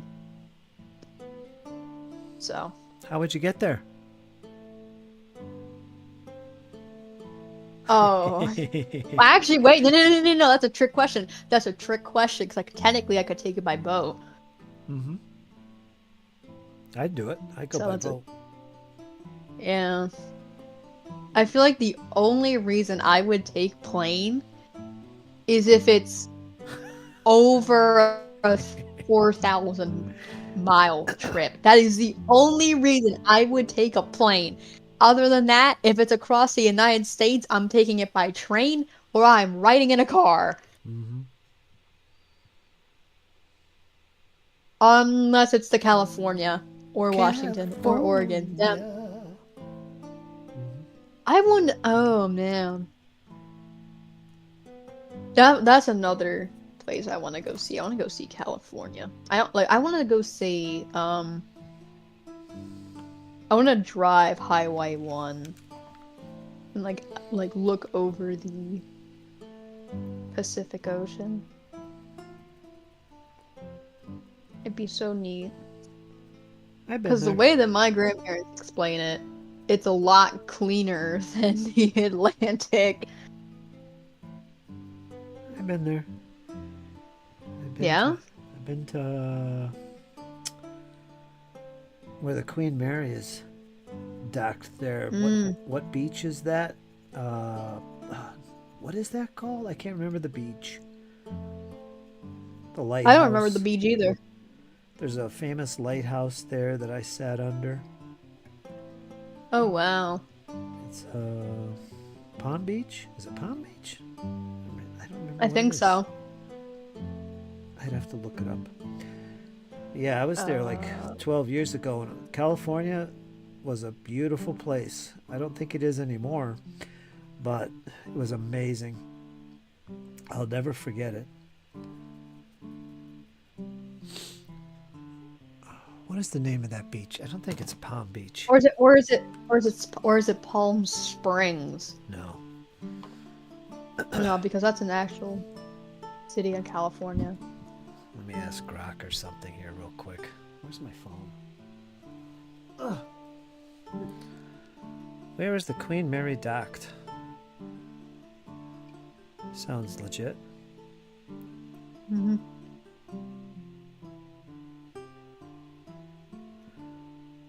Where is the Queen Mary docked? What beach?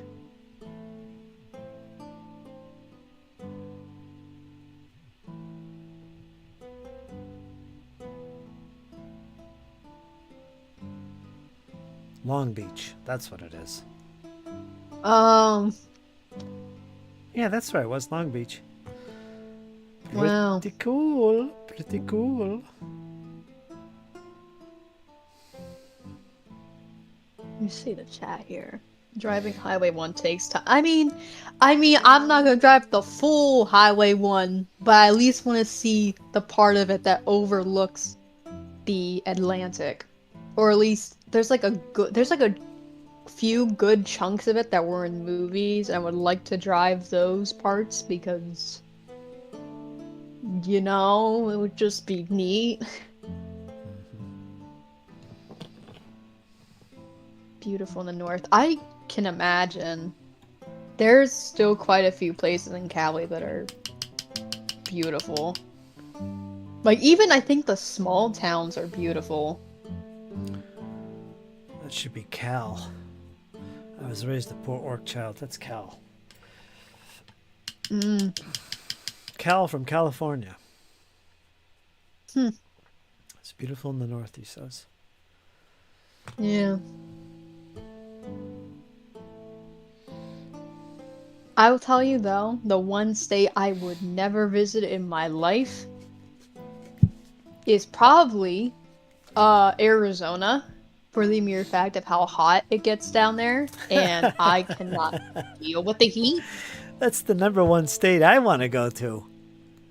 The only reason I would visit Arizona is to go see the Grand Canyon. That is the only reason I would go to Arizona or even touch a foot in it.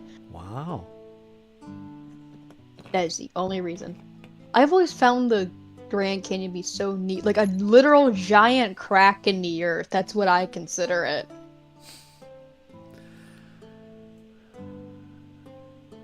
Pacific, much of it does. Watched an entire movie and you guys are still here. Should I go back to painting and listen again? Yeah. Yeah, because with in me time. here... Yeah. Yeah, with me here, it's probably gonna get really interesting. But, trying to think. So most of the West has hot the Tucson last and 3 Scottsdale. days. Yeah, Arizona's like Oh, the Scottsdale is nice. Arizona's the place #1 on my list. My #1 place to visit is, I know it's not exactly, like a state, but going to go see Chicago would be cool, because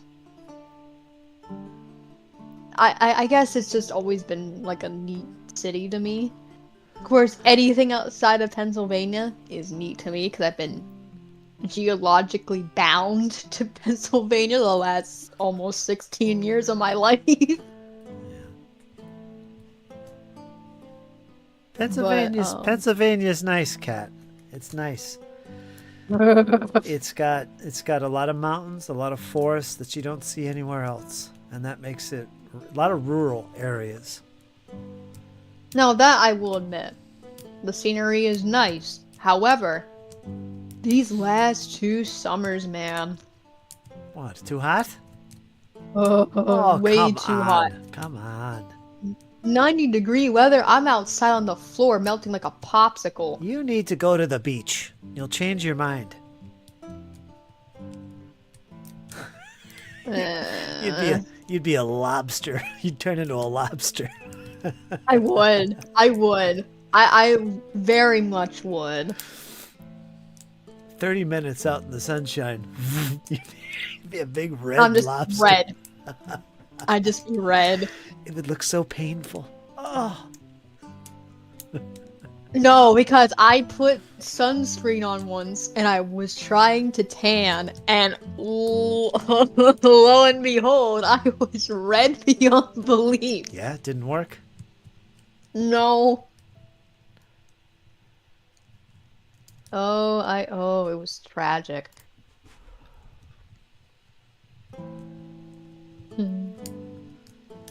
Bada Reno and Lake Top. Oh, yeah, that's nice, Percy.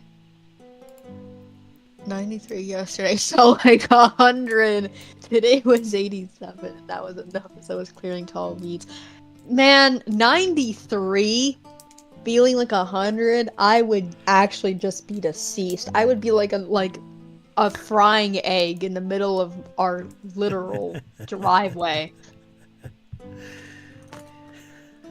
You'd be cooking. Never been. I would literally be sizzling like a piece of bacon.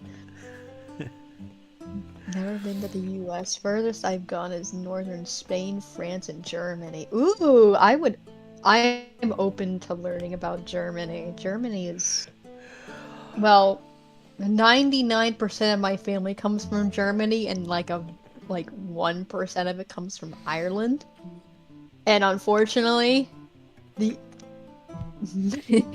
the worst part of the Irish genes I got was the fact that I am so white. I literally can like ever so slightly tap my leg against something and I will have a giant bruise on my leg the next morning. Or even a few hours later. It doesn't matter. I will have a bruise. You're not that white. Come on. Yes, I am. Yes, I am. I You have got a little woken up ginger in you. That's all. Just a little. Man. We've all had heat indexes well over 100 this last week. Everywhere in the UK, though. Scotland and Wales and Ireland are all over England. Yeah. Scotland's also really neat. California's so large, it's as big as Spain, France, and part of Britain. I mean... it is.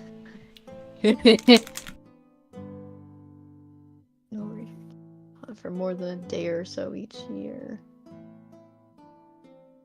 My perfect weather day is like 70 to like 60-degree weather. That is perfect temperature for me. 50, beautiful. I will be outside and thriving. Anything above 75, I am writhing on the floor.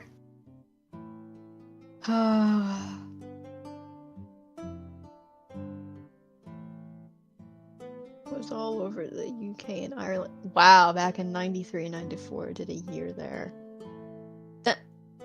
Honestly, man, there are a lot of places in Europe I want to see. Because most of these countries, or even cities, I want to go over to because like of how neat they are to me, and I did a giant research paper about Ireland, and because of that, I want to go visit Ireland because I want to see the Emerald Isles. I want to go look at the beautiful trees. So I get to spray in the heat with gloves on. Oh man, I feel bad for you. I genuinely wish you luck. He's a landscaper out there. Oh. I don't remember Germany though because I lived. Oh, the Royal Air Force. Oh man. Oh man, that's like that's a flex. Like imagine being in a conversation with somebody and casually bringing up like your dad was in the Royal Air Force. Man.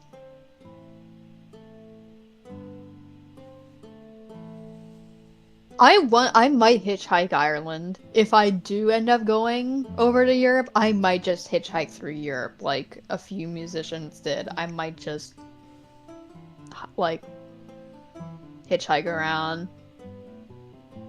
So that would be neat. Get hot, and when it's hot overnight it sucks. I mean, this last summer we had hot days and then we had really warm nights, and it was terrible because when I had my fan running, it would only make the humidity in my room worse. So when I tried to sleep at night, I had to literally sleep with no blankets on because it was that bad. And it was, pest control, I garden on weekends, so I'm, oh, okay. That's fair. Cork was Murphy's good time. I did a lot of research about Cork, actually. That was one of the, like, big cities I wanted to visit. And I've also wanted, like, when I'm legally able to, I want to try Irish coffee. I've been told it's bitter beyond belief, but I'm willing to try. I went to a wedding once in Stirling Castle. We walked up to the door and we knocked and the little door within a huge door open. Oh man.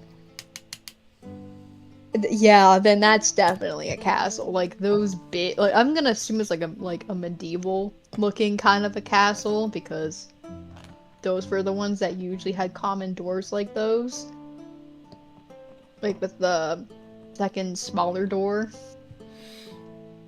Which I think that's where we got peoples from. Cause that's the only thing that makes sense to me. But yeah.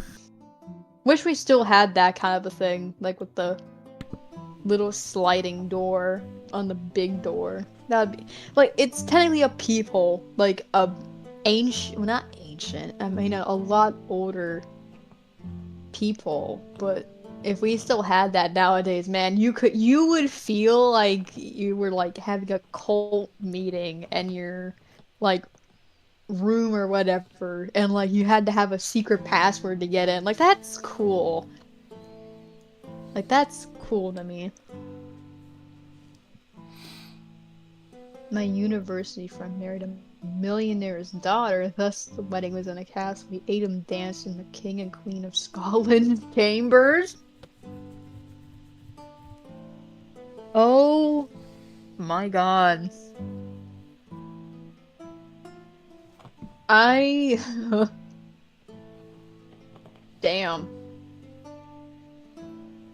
I bet your millionaire I met your university friend, my bad. Felt like he was on top of the world at that moment.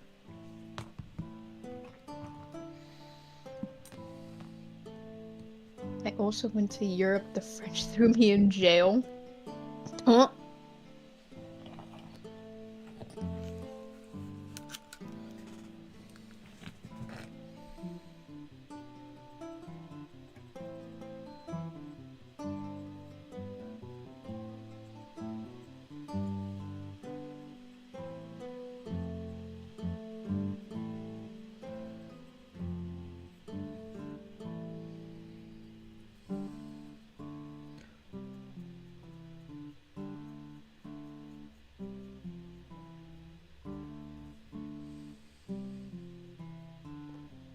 I'm still over here just casually munching on popcorn. Yeah, is it good? Marrying money is usually a good idea. Yeah, it's really good. I haven't been getting the like movie theater popcorn anymore. Which is sad because I love butter. But I've been eating the like slightly like the like plain salted popcorn. And it's really good. It actually tastes a lot better. So, you know.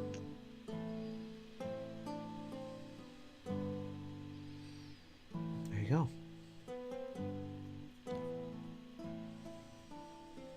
You're a force now in modern life. Oh, man.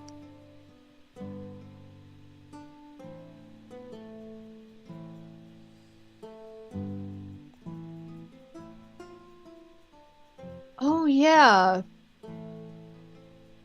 Because I noticed you were painting Black Angels. Man, those, oh, they look cool. They're like one of my all-time favorite factions. Who, me? Yeah, I noticed you were painting the Black Angels, and those are like my all-time, like one of my all-time favorite Dark Angels. factions. Yeah. Dark Angels in the Black Templar Guard. And Sisters of Battle. Yeah.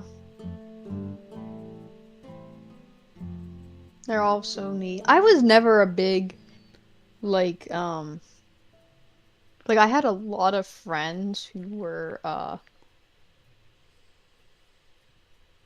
of thing. Gamers? A lot of them were, yeah, well, not only that, but a lot, like, half of them were, like, super big fans of the one orc species. And then the other ones were,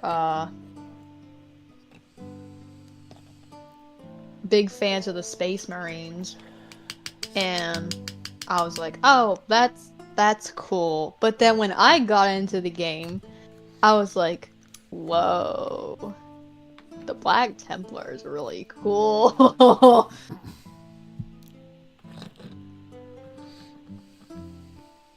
Yeah, these guys See look ya, black, orc. don't they? They do look black. Yeah, they do. They're actually a dark green. Wow.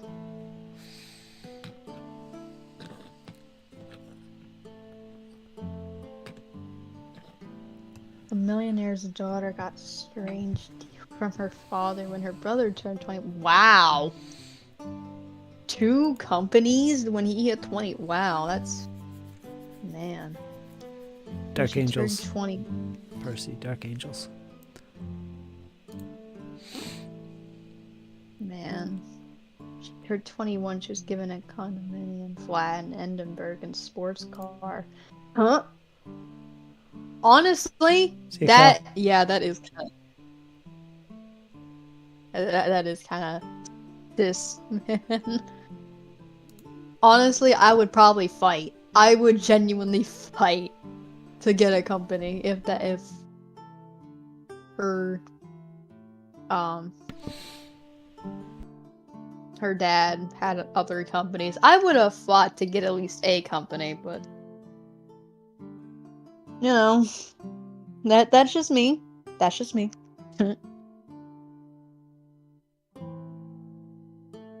Oh, speaking of which, Fritz, I have such a problem. I mean, I have a deeply concerning conundrum here, and you disappeared. I didn't even realize. Man, saw a good YouTube video on painting Dark Angels with a sponge. Painting Dark Angels with a sponge. If it were just one sponge they were using, that would be very, like, interesting to watch. But if they were, like, painting it with, like, sponge brushes, that would make a lot more sense. But still, nonetheless, would be really neat to watch. Although I may not be as much of a nerd as probably the most of you are, I'm not saying... What does that mean? Nerds. You're nerdier than me. Kid me. I think you're the biggest nerd of the whole community here. Oh. Come on. Although I am a history nerd. What I was gonna say was, before I was so rudely interrupted, was I was gonna rephrase and say, like, wargaming and, like, those kind, like that specific genre I may not be a big nerd in. However, Warhammer and Gaslands, which I got my hands on, are my favorite things. You got Gaslands? Yes, I did. Get out of here, really? Yeah. What do you think of it? It's great. I love it. It's genuinely, like, the most fun thing, and I'm, like, just waiting. Like, I have a few friends who want to play with me because they're also big nerds like me, like car nerds, like they're big car nerds. Jeez, here we go. Yeah. And we're like there's like 5 or 6 of us. Huh. And we're all just gonna sit down, we're just gonna, you know, play. How'd you get it? I ordered it Amazon? offline. Yeah. Offline or on Yeah. Amazon? Yeah, I think on it was either on Amazon or I found one off of eBay. Either or, I didn't pay very much for it. But Wow. yeah, I think it was eBay. But yeah, I got my hands on it and yeah, it's really fun. Okay. Yeah. Let me see here. I've painted scenery using sponge but never figures. Honestly, I might do that. Like, maybe if I'm like too lazy to paint figures, which, well, actually, Fritz, I will openly admit when I get my next paycheck in, I will most likely get a few large figures to paint. Like I had found a model of Agent J and Agent K from Men in Black that I want to paint. Nerd. And also there's oh Wow. Go ahead. Go on.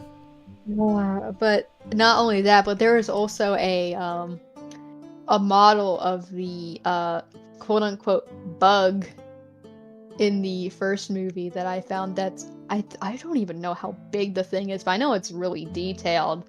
And I'm probably gonna get that to paint as well to put it like behind the two of them because in the first movie, you know, the whole reference and everything. It's man, the more I talk, the more I do sound like a nerd. Holy hell. Oh, man. The nerdiness is strong with me. Glad to know the nerdiness radiates off of me. Cat has friends, good to hear. Yeah, believe it or not, I have friends.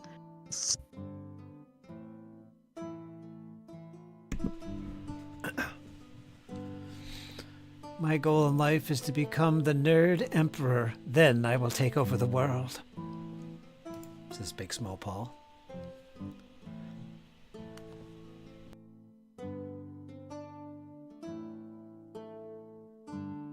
Everybody's got a nerdy side to them. Everybody does. But some people take the cake. Take the cake. There's icing and the cherry too. Little cakeage.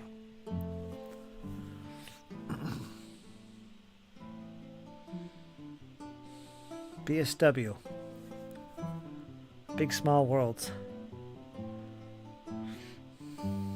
Yeah, he's pretty entertaining. Got a chance to actually watch him on Command. Crown of Command. I think he might be on tomorrow too. It was good. Yeah. That was fun watch. Good sense of humor.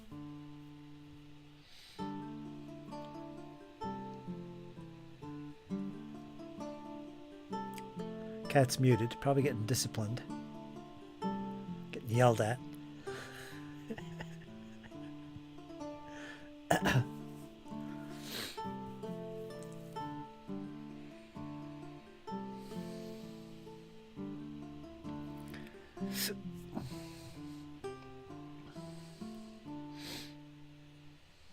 Yeah, these are Dark Angels. I'm going with a very dark theme to them too. They're not going to have any red on them. I hate that. So they're going to have black weapon casings. And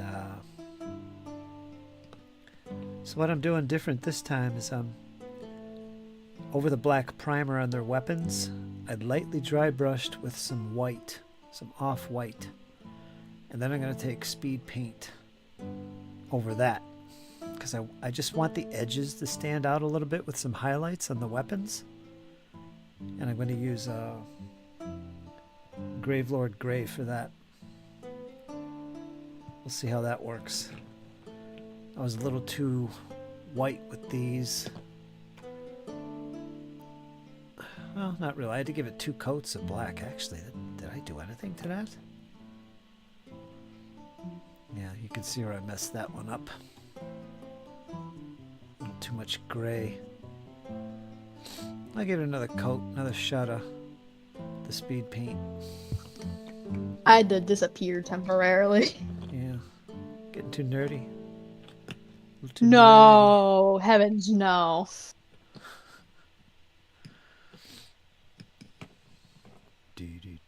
No. Simply surf to the nerd class. Archduke Cool. I have royal nerd blood.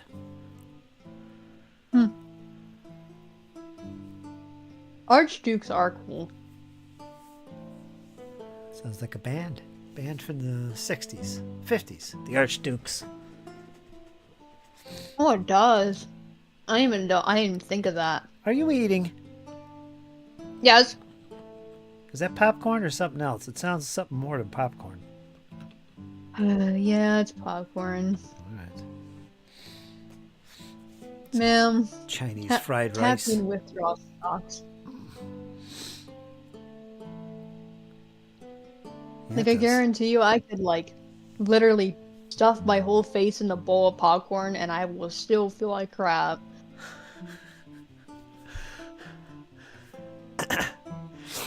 Pick your head up and you got popcorn kernels stuck to your forehead and your face.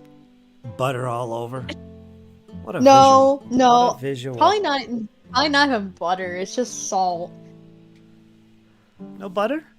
Gotta have butter. No. Nah, man. Why? Butter is overrated at this point. Really? Give you a lot of energy. I mean, don't get me wrong. When I go to a movie theater or something, yeah, sure, I'll get buttered popcorn. But, like, at home or anything, or just as a snack, nah. Just salted butter. Not just... salted butter. Salted popcorn is my preferred thing. There's salted butter. Yeah, I know, but I meant salted popcorn. Oh, well, would you look at that? My own cat decided to make an appearance. Dun dun dun dun dun.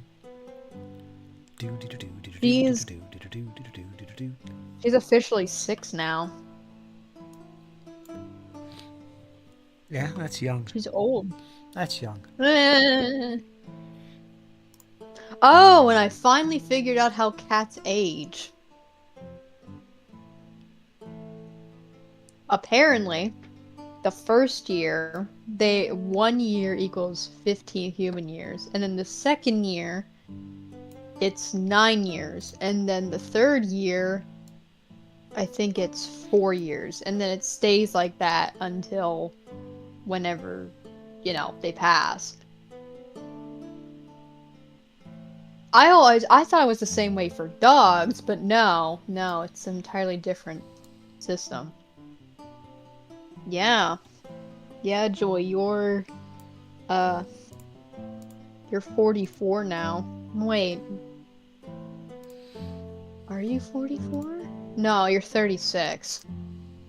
You're 36 in human years. You've had your midlife crisis already.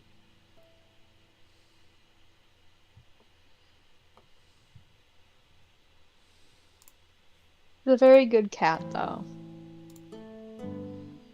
She's the, miniature mascot.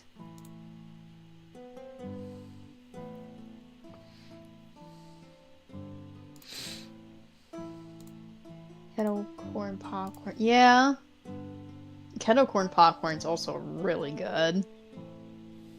Cats last year is the same as 4.2 seconds for a human. Really?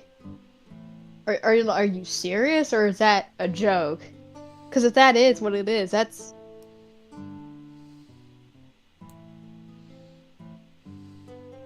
Yeah. 36 is midlife. Because apparently when you hit 30... When I've been told when you hit 30, that is like the middle part of your life. And I'm thinking about having my well, you know, I think it's like a software update, and you can like postpone said midlife crisis as long as you want, and it's not gonna affect you any. I think. I've been known to be very wrong. Come here, Joy.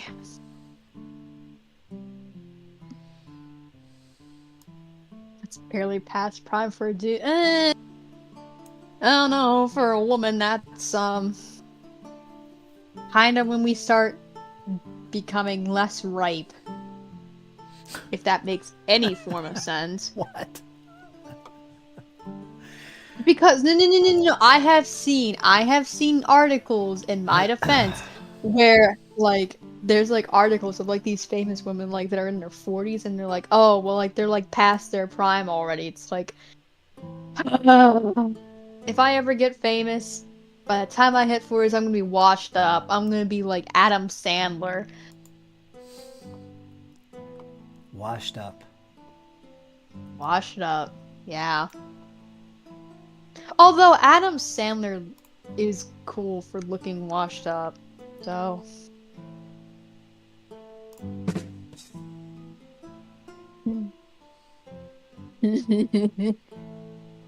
I have my middle-age crisis penciled in for the week commencing July the 9th next year.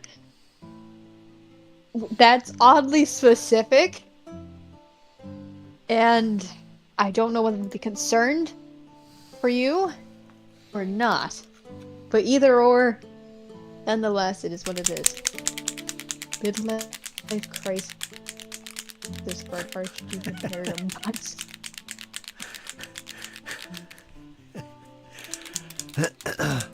I should shamefully admit, I actually have that on my list of things to buy. Oh lord. Oh, but Fritz, Yes. I think it's time to say I have a problem.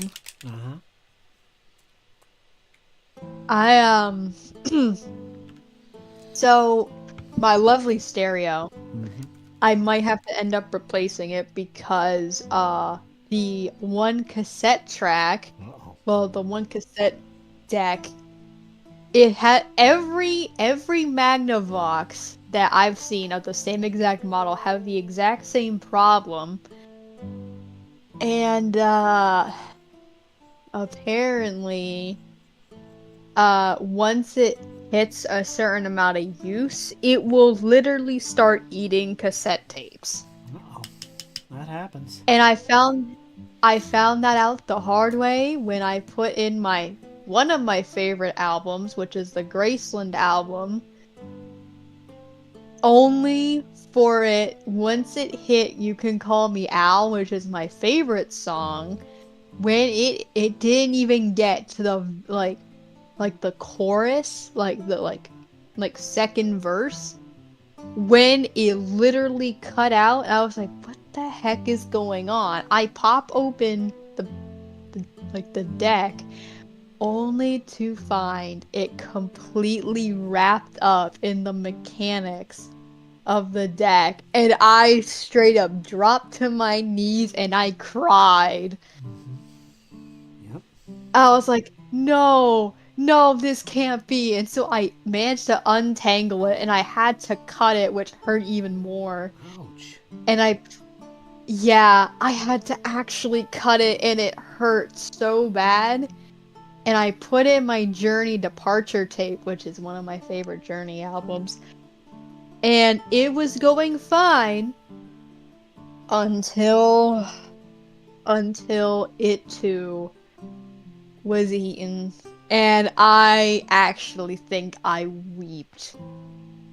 And I was just like, oh my god, this is not just a one-time problem. This is a real thing. They'll do that.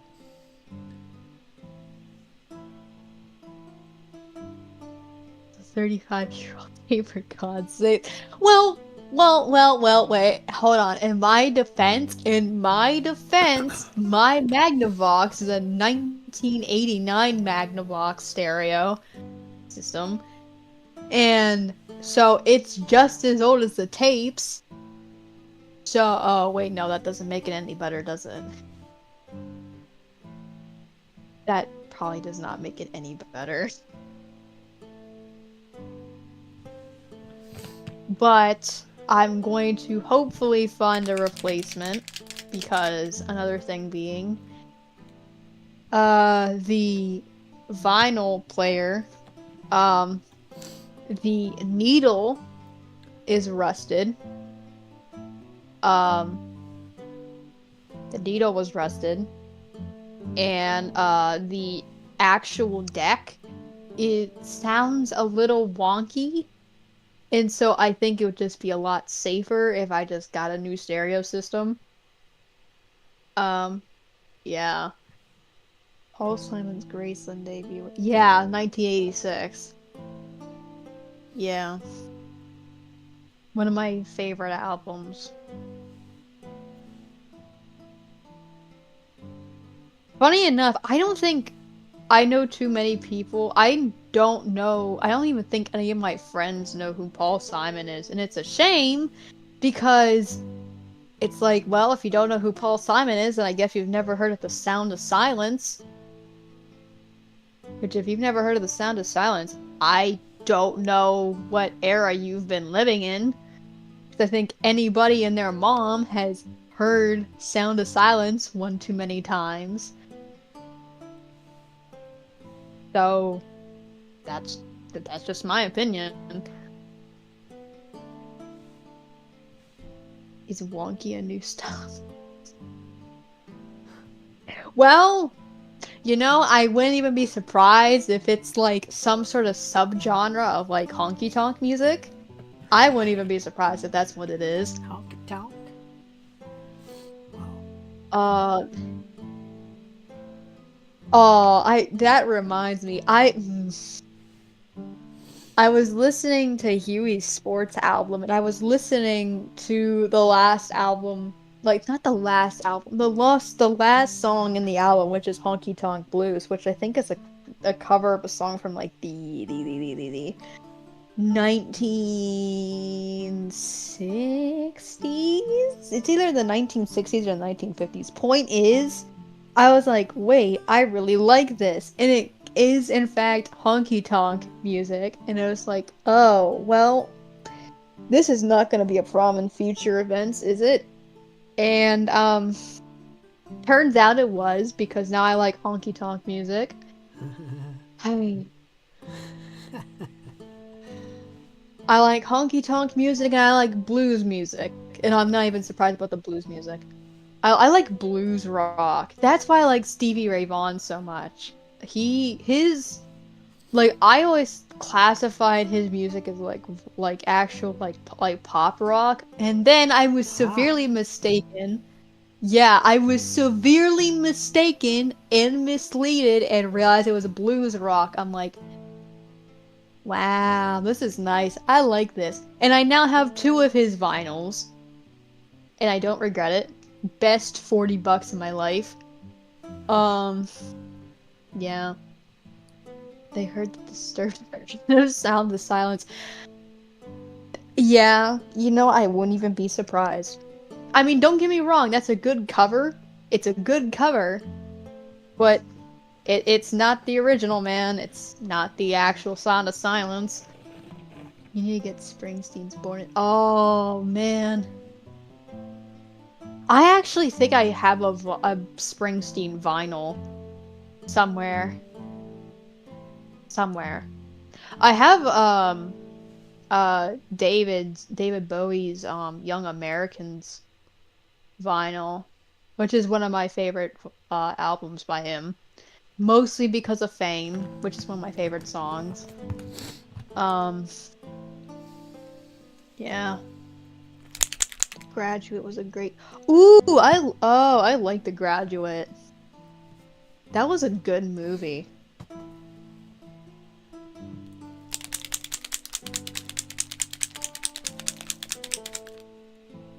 But yeah, I think you're right. I don't think many kids my age would enjoy it.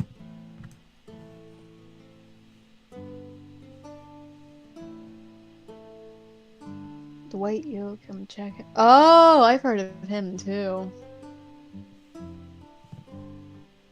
But my little ordeal here, Fritz, is my stereo has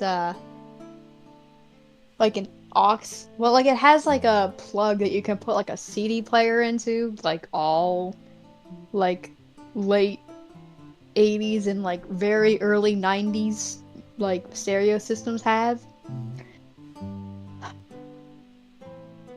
That's another thing on my list for my next paycheck is a 1990 CD player. Like I think it's like 200 CD storage, and also a 8-track player because I got my hands on a few 8-tracks just for chance.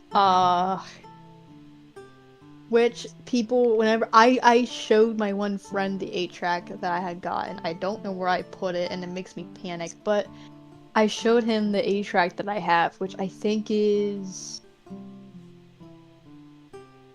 the only one I have right now, I think, is Huey's Picture This album on 8-track. And when I showed it to him, he was like, "What is this?" I said, "It's an 8-track." He's like, "What on earth is an 8-track?" I said, You're uncultured." And I sat him down and I talked about 8-tracks for like 2 hours straight, but that's besides the point. So I will now be able to get vinyls, CDs, cassettes, and 8-tracks. Yeah, I think I'm just a nerd at this rate. Actually, no, I don't even think I'm a nerd. I think I'm borderline geek. But I have to be quite frank. Simon and Garfunkel's music. Yeah, it did make that movie. Which is one of the best things in the movie, honestly. Talking Heads. I like Talking Heads.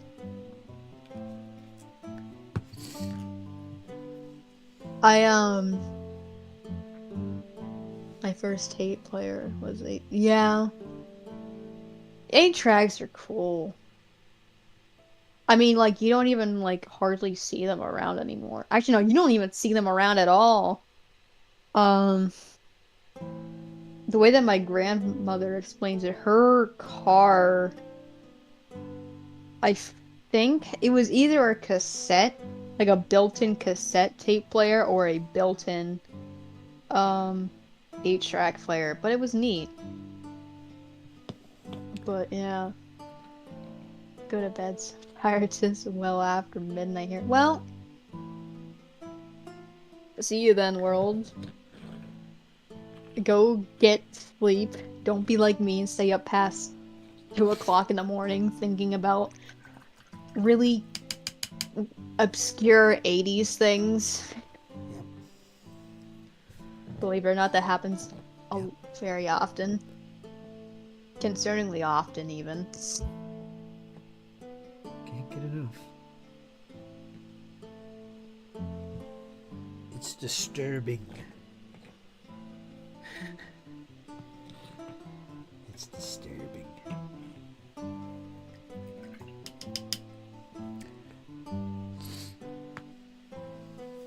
I think even Fritz can back me up on that. You've seen me up past midnight, haven't you? Mm-hmm. every freaking night. Yeah. Yeah. I see it. Yeah. Oh well. Worth it.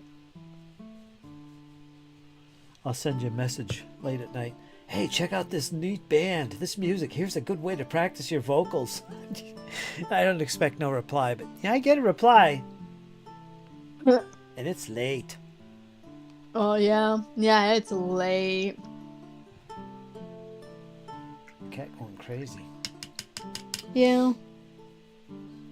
But recently, my most recent vinyl purchases. Damn. I got a popcorn kernel stuck in my throat. Oh well. Like a hairball. Oh, well, actually, no. You'd be surprised. I have coughed up kernels like that. I might just be a cat in a flesh bag. I don't know. But, my most recent vinyl purchases, which 2 of them I'm, like, keeping in a, sleeve and everything because they are in that good of a condition. But, one of them, actually, no.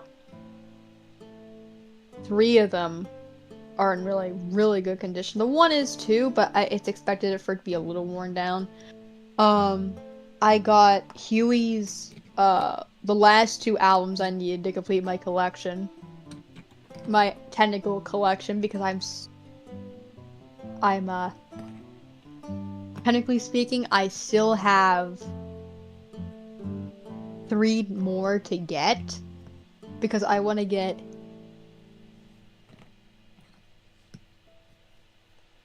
I'm trying to think.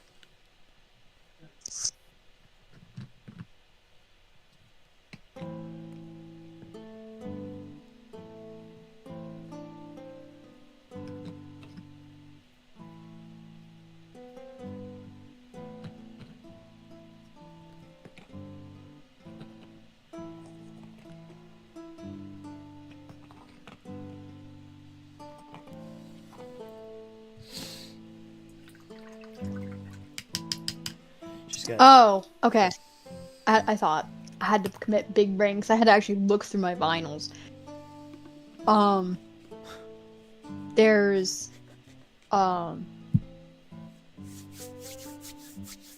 Soulsville, which is his 2010 album, and then Plan B, which is his 2001 album, and then there's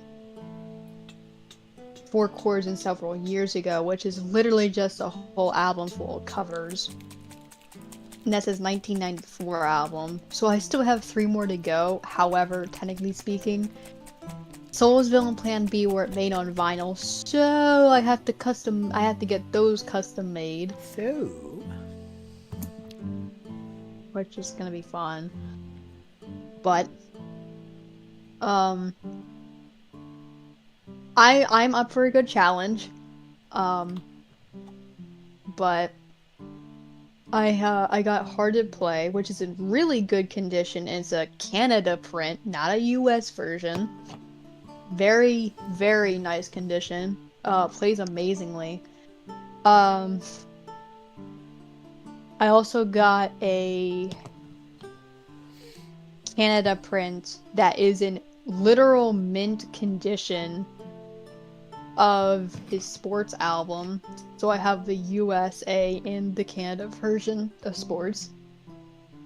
And I also have his Small World album, finally, which is in the case itself is in practically mint condition. The sleeve the vinyl sits in is in, it could be in a lot better condition, but the vinyl itself sounds really good. And the same guy had a sale going on. I was like, oh, what does he have on sale? It turns out he had Pink Floyd's I think it was the Dark Side of the Moon album, I think. Yeah, it was a Dark Side of the Moon vinyl. And he also had Marty Robbins' Trail songs, which I'm also a massive fan of. Pink Floyd and Marty Robbins I'm a big fan of, and they are on complete opposite sides of genre-wise, but I digress. And I frequently play the Dark Side of the Moon album. I also have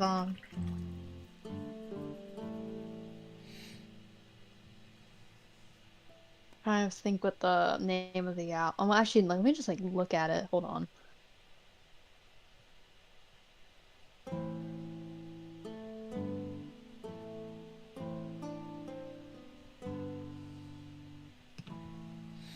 Oh, I also have The Wall, which is also Pink Floyd, mostly because of another another brick in the wall. Money. Do do do do do do do do. Sorry. It's a really good album. No, you're fine. Both I really like Pink Floyd. I used to not like Pink Floyd, but now I'm like a massive Pink Floyd fan. I'm also a big Jimi Hendrix fan. Stevie Ray Vaughan. He's the white Jimi Hendrix. Yeah, that's what people called him. Which, honestly, with the way that he could shred his guitar, like I think the one song of Stevie's I really like, which is "Rude Mood," he just kind of like rips into his guitar, and it's great. My sister still has all her original vinyl from her childhood. Beatles, Pink Floyd, Elvis, Monkey. Wow, Joplin and Hendrix. That's a pretty collection right there. That is a really nice. I think I might end up ordering some Frank Sinatra vinyls because I really like Frank Sinatra. And I think a few Elton John vinyls. Yeah. Welcome to the rock and roll chatathon, right? Give it to us, Kat. Give us some rock and roll. What's your favorite rock and roll band that plays bagpipes too?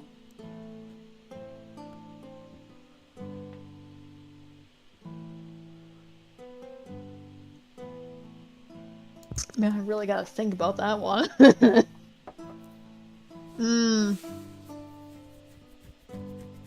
Man. Do do do do do do do. Yeah, play the Jeopardy music. Pepperidge Farms remembers. Huh. Man. Oh, actually, you know what? That's a really, really easy answer. AC/DC. That's right. Bon Scott. He played the pipes. He was actually Scottish, if you didn't know that. Yeah. The band is from Australia, I think. Australia or New Zealand? Yeah. Australia. But he's actually from Scotland. He was a piper. He played it in at least one of his songs I can think of. I think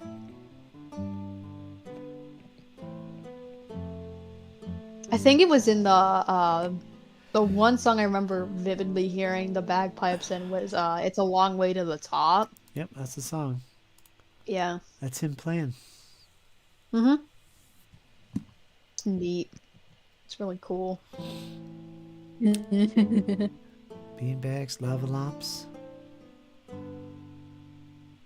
Don't know what that says. I'd have to go to YouTube to see what that is. Said something there. Drugs and Pink Floyd.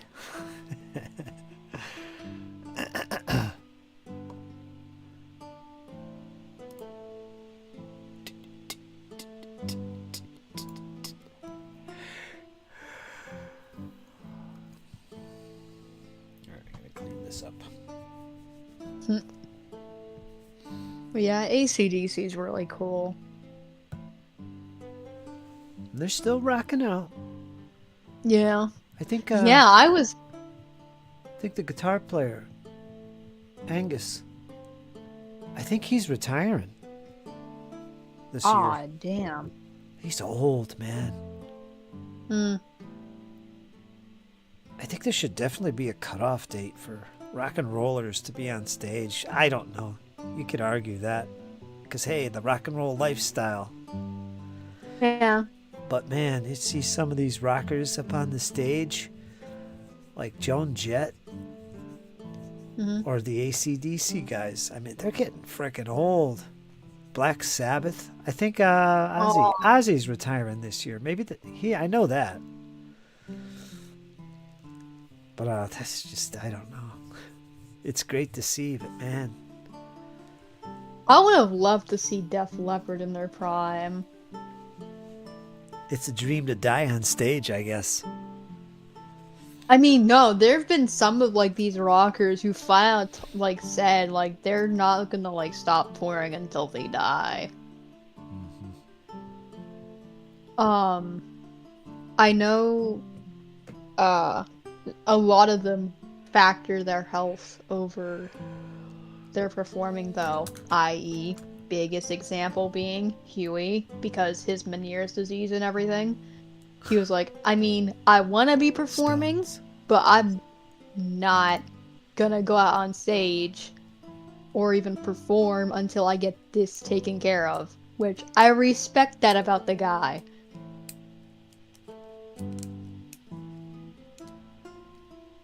God, is he 81 years old?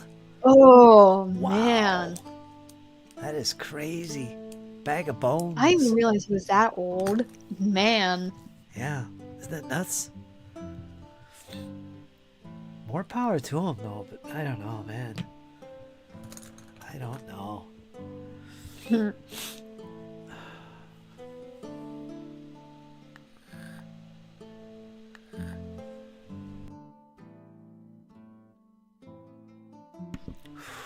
I guess when you get older in the lifestyle, you just don't care. You just don't care. That is true. You're gonna rock out. Keith Richards. Oh, Keith Richards. Oh. He's the guy with all the memes. Yeah. How you doing, Johnny Longshore? John Longshore, everybody. Hello. I need to double check something. Keith Richards. I think. He's probably 91. He's ancient. Still smoking and drinking. Yeah. Actually, I would not be surprised. I wouldn't be surprised. Hold on, let me look it up. No, he's 81. Who? Keith Richards. So he's the same age as Mick Jagger?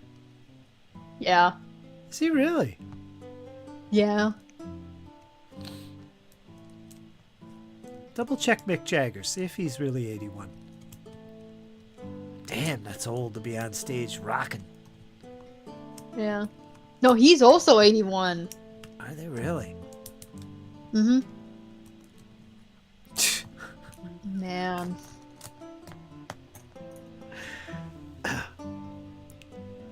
He looked old when he was 51. He did. All the drugs.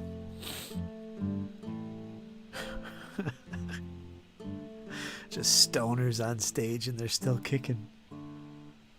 Yeah.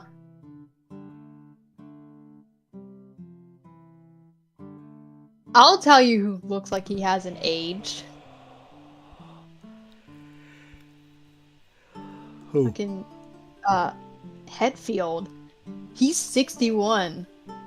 From Metallica? Yeah. Yeah, he's looking old. They're all looking aged too. I don't know. He doesn't look that old to me. Yeah, I wouldn't say he's like the Stones. No, Not as that old, is true. but still. He's also had a lot of memes about him as well.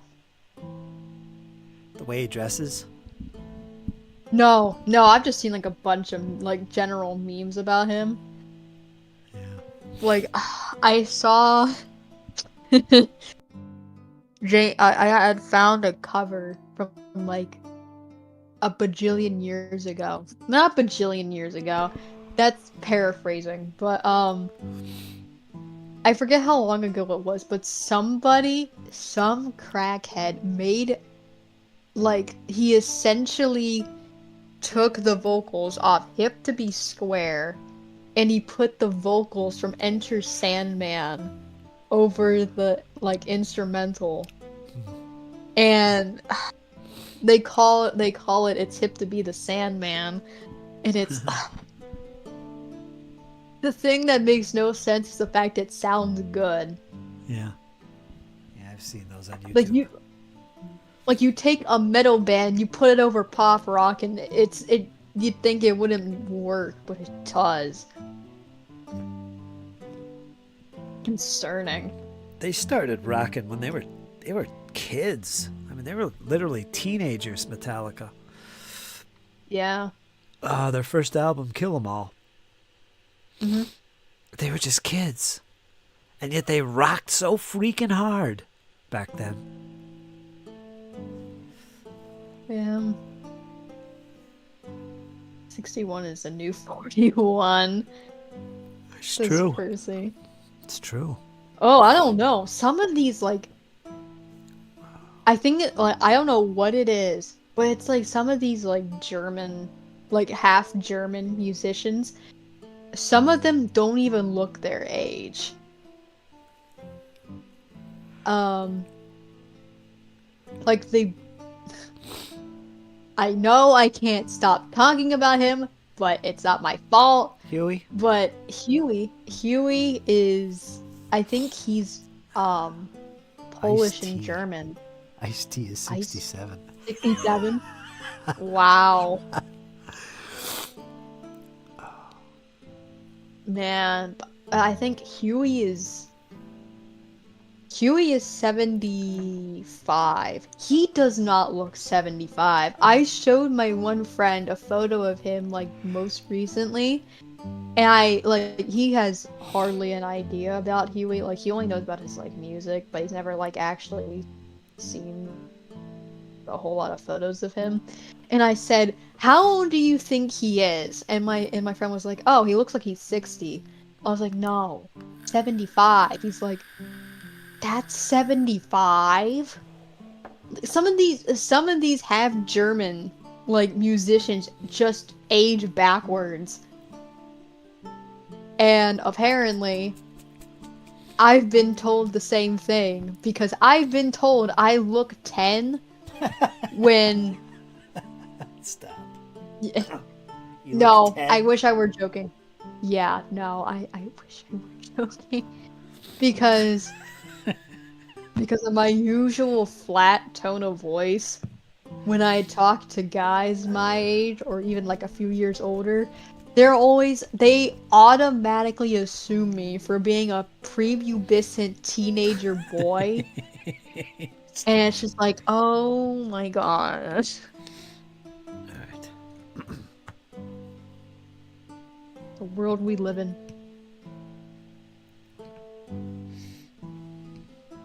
I'll tell you.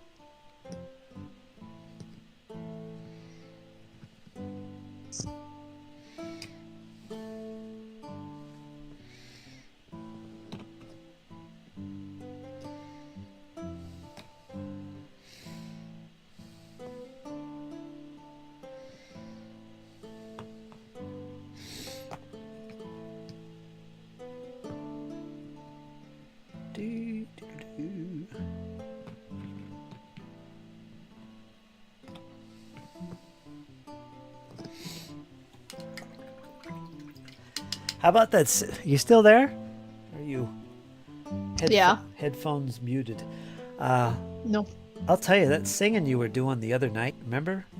And I recorded it and added some reverb and all that good stuff. There's sections of that where your voice is so good, so spot on. And I meant that when I told you. You had the voice of a jazz singer. I compared you to Billie Holiday, but Her style's a little different, but Yeah. in essence, that era of singing and voice, you've got that. That was great. Yeah. Really impressed. I hope you keep going into that. You got a good Oh, voice. no, I haven't. I've been like singing consistently now, like practically every day, and like now I can hit high notes without like a worry in the world. Yikes! Everybody, stand back. Like I can now, like because I was singing Wheel in the Sky so much, I can sing Wheel in the Sky extremely well. And when I was like, oh, you know what? I'll hop back and I'll try Don't Stop Believin'. And I did a demo of it on my old phone and I sent it to my brother. And I was like, "Oh, how does this sound?" He was like, "You literally hit the notes." I said, "What do you mean I hit the notes?" He said, "What did you think you sounded to you?" I said, "Well, I mean, I didn't really hit all of the notes." He's like, "You hit every single note in the song." I said, "Oh." So, I mean, I can also sing, I can sing Huey's songs just as well as I could. But now I can sing Journey songs just as well. Loverboy, So. Turn Me Loose, Tampa Bay, Florida, 2023. Ooh. He looks, you know, he looks like that wrestler who passed away actually about 5-10 years ago. But he I can't think of his name. Dusty Rhodes. Oh my word. The singer for Loverboy. Yeah. Wow. He looks like the type of guy that drive like a Ford F-150. I like Loverboy too. Loverboy's cool. Fritz's dolls look good. They're all right. I gotta work on those weapons. Thanks to Percy. Yeah. Gotta work on the weapons. I'm gonna let that dry. I gave him some speed paint. Didn't work out. It was too gray. I need that black speed paint. That's what I need. So what I'm gonna do is I'm gonna let that dry, and I'm gonna dry brush it with some off-white just to catch the high points, like I did originally. And I'm gonna leave that. Or gray. Maybe I'll use gray. Then I'll add the metallic bits. There's James. How you doing, James? Good morning. Hi, James. It's evening here. It's 8:06 p.m. That's early. No, it's That's not. like 5. It's early for you. You'll be up until 3 or 4 in the morning. Mm-hmm. Cripes. Yep. Playing Gaslands. Yeah. Playing Gaslands or surfing eBay for deals. More likely eBay. Yeah. You break out your matchbox and play some Gaslands. Yeah. Put little machine guns on their hoods. Oh, hell yeah. Blow out some tires. Take that, bitch.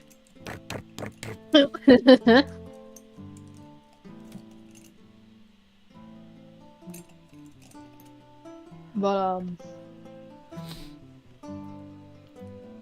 I almost died of secondhand embarrassment because my grandmother found no, I mean actual secondhand embarrassment. My grandmother found me in, I think, kindergarten at a talent show singing. Technically at that age it's cute whenever I mess up, but because I've been singing for so long, it genuinely felt grating to me. Like, the moment I realized it was me singing, I literally, like, made, like a groan of, like, almost, like, disappointment in myself and literally trudged up the stairs to my room just so I could drown out the sound.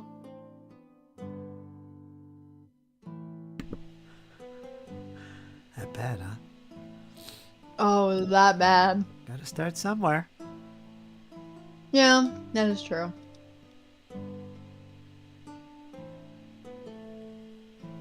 Also known as vintage. Yeah, also known as vintage embarrassment. That's definitely the biggest way to put it. Let me turn this music down. Bink.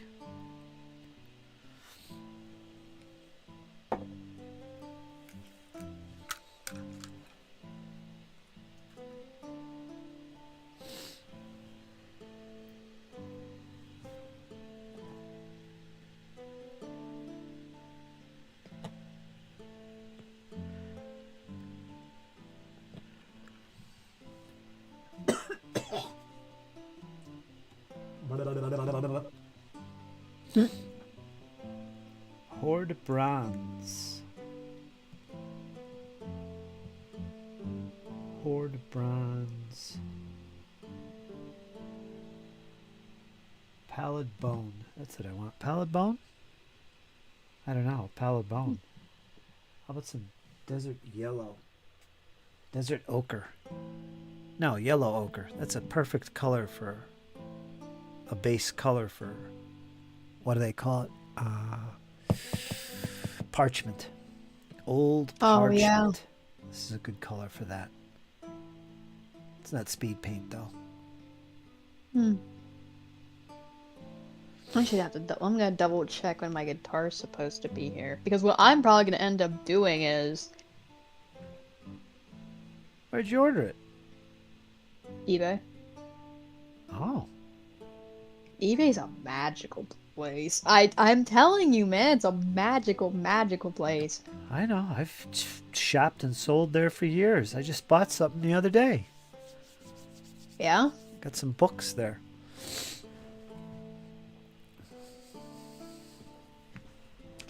It's fun. It's addicting if you get in on the auctions. Auctions are addicting. Yeah. Instead of buying outright. Just put down a bid and wait and see. And the countdown begins. If you really want something, you can get it real cheap. You know, you can get some good deals. Yeah. Or not. One of the sticker packs that I had gotten for my stuff was rock and roll bands, and I already know which ones I'm slapping on my guitar. Slap them.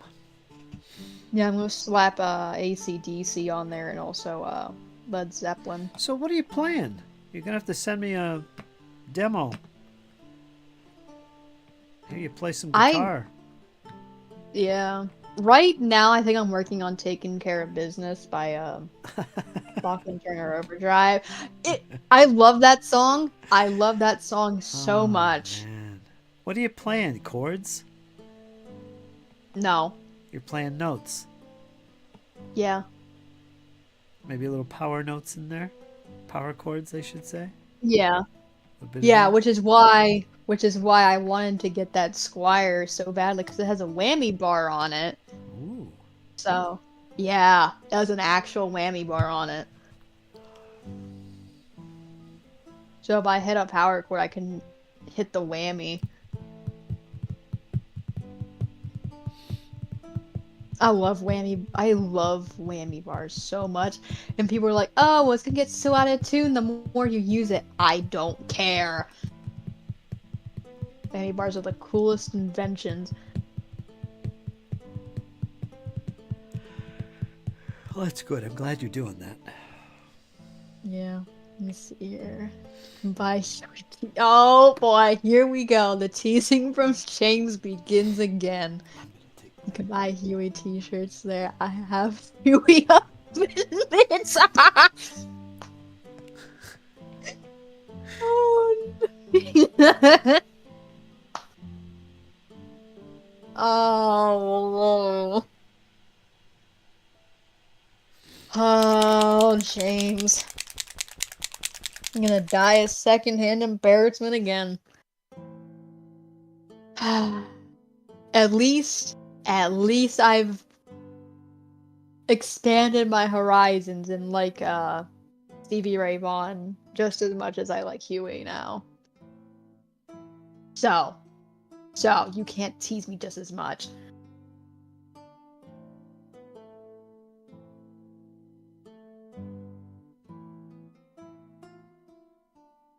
So I think the two Stevie albums I have is his Soul to Soul album and also I gotta check again what the other album is. Shame on you. Shame. What do you mean shame on me? You can't remember the album?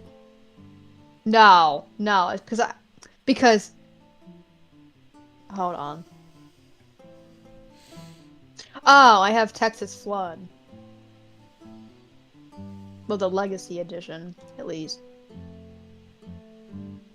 I have the Legacy Edition of Texas Flood, and I also have Soul to Soul. And I want to get in Step because House is Rockin' on there.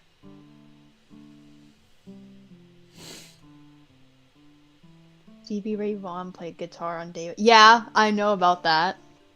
I do in fact know about that. I have a Stevie Ray Vaughan voice.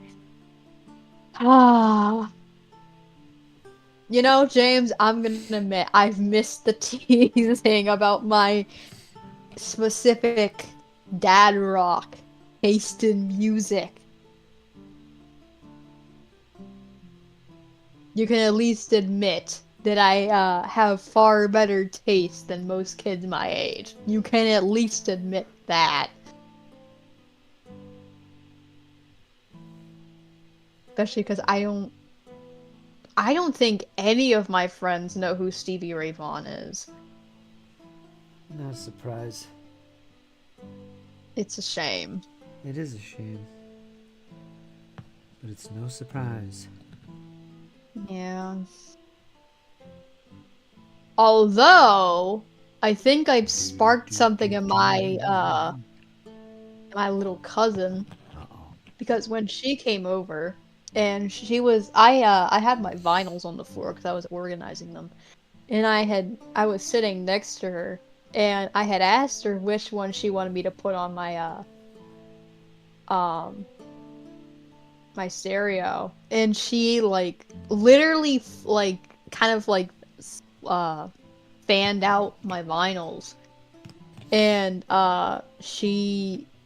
grabbed two. She grabbed Marty Robbins, which I was a little surprised by, and she also grabbed Soul to Soul. I was like, okay, we can do this. And she sat there while I played the Marty Robbins vinyl, and she actually kind of like started dancing to Stevie Ray Vaughan, and it was great. It was actually healing of the it felt like my soul was actually healing in a way. Because if I don't have kids and she ends up growing up liking vintage things because of me, well, I know who I'm passing my stuff on to when I die.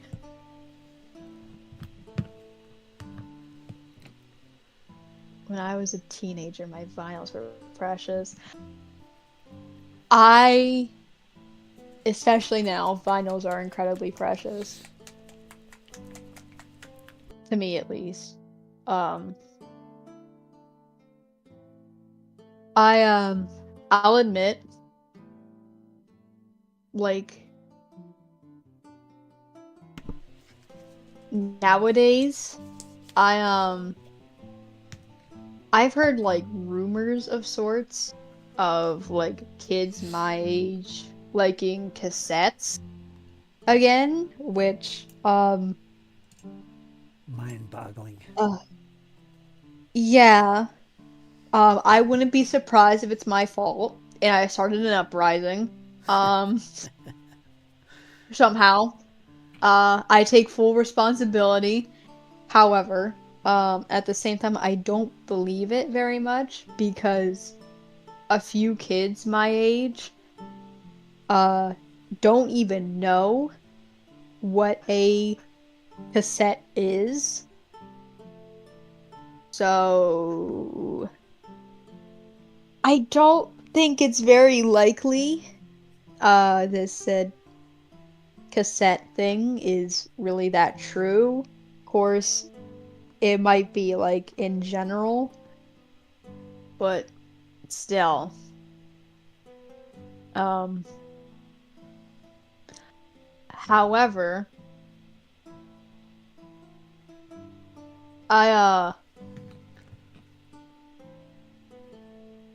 like that. Did I ever tell you about like the 1985 Walkman that I got I don't know. off of eBay? Yeah, I got a 1985 Sony Walkman off of eBay. Of course, it needs fixed, but I don't think it really needs much. Like, according to the thing, it said it was as is, but like the problems he was describing didn't even seem like major issues. Like, it just seemed like a little soldering problem. So, what I might do is, there's plenty of people you can send Walkmans to, and they will in fact fix them. So, including the headphones. So, what I might just do is pay like $60 for these said people to fix said Walkman, and boom, I'll actually have a working 1985 Walkman, Wow. which I will feel incredibly honored about because honestly, physically, it's in really, really good condition. And if I do Marty McFly again this year for Halloween, which I know I will because this time I have a lot longer to prepare, and because I have a paycheck, I can actually go all out with the costume, meaning the Nikes, the actual jeans, the jacket, the whole 9 yards. Hell, I'm even considering getting a skateboard, and I know how to skateboard, so what I might just do is, because there are like cars that go up and down the streets of where I did like trick-and-treating with my cousin, what I might just do is literally do what Marty did and like ride on the backs of the trucks and cars that come by and like just propel myself to different houses. I mean, it would be kind of cool. In my defense. Thanks, James. Yeah, they are looking good. Thanks, Kat. A little bit at a time, a little bit. I started painting these, I think, 2 years ago. Maybe 3 years ago. Now I'm doing a little more work on them. Little at a time.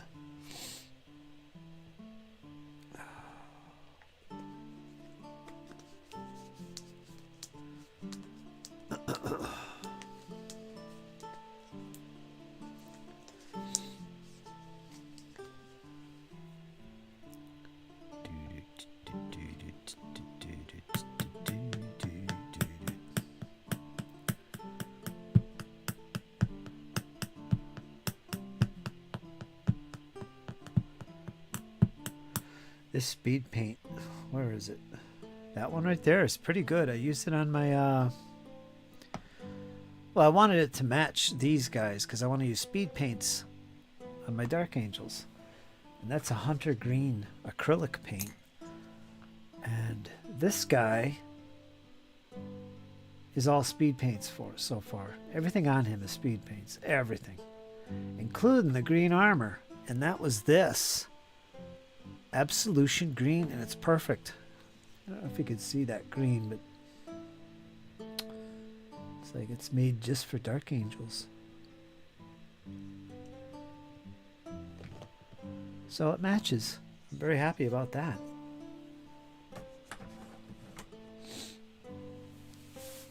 I have a bunch of Dark Angels I haven't even put together yet. Firstborn guys mostly. And they're going to require some of that Absolution green.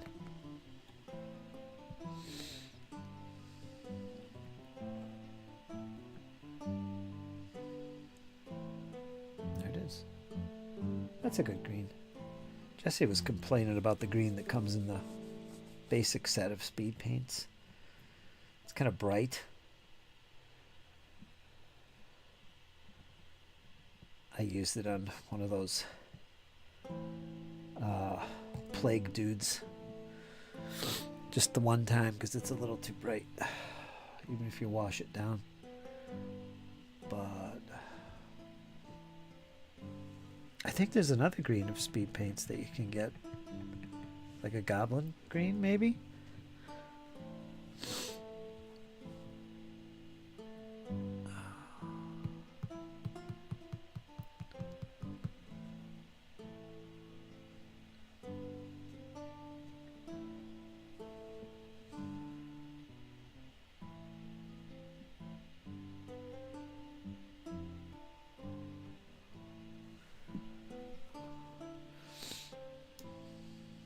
Let's make cat really small. She's on mic mute.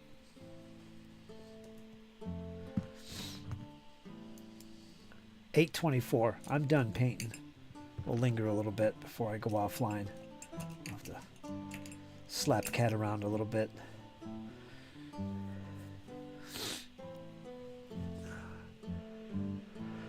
I like the more muted green. So you see 10th edition is written is actually pretty... It is. I gave it a year. But I was surprised to find out that they actually did something with the game that I was really hoping they did. The one thing I did not like about 9th edition that killed it for me was the complexity that they added to that game with stratagems and all the special freaking rules for... That was just too much. But 10th edition solved all that. That was the selling point right there. You'd be dealing with like 60 stratagems from the core and the codex alone. They've knocked it down to 6 core and 6 in each codex book. So 12. That's it. And all the special rules and stuff are cut way down. So that's a big deal. It's perfect for Jake. It's perfect for me. Good introduction to 40K if you've never played it. That was a pleasant surprise. I'm glad they did that. Because I really enjoyed 9th edition. I really did. It was good fun when we played.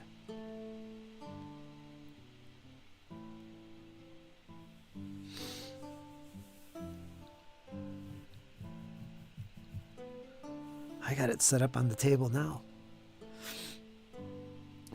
Messing around with it. So that's why you see me painting some of my Dark Angels. I'm sick of looking at them. They're sitting on the table and they're fighting battles for me, but I think it's time to add a little color to them. At least these guys. These are the Sulta intercessors. Just the 5 of them.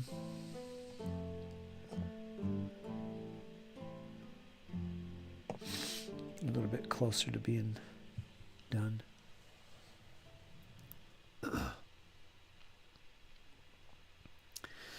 Yeah, it's the same as 9th edition, the way it plays, I guess. Maybe they tweak some things. They took out the psychic phase, which didn't need a phase anyway. It's built into the shooting or whatever the attack is that's psychic. And just cut things down.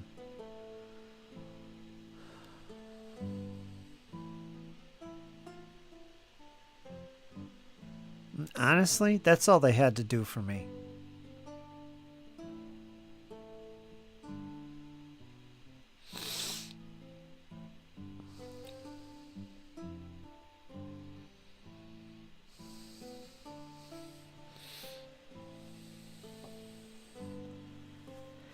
The one thing they did do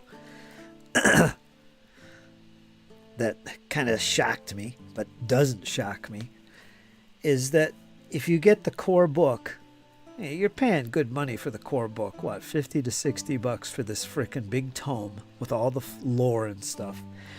And all the rules are there, and all the different ways to play are there. Except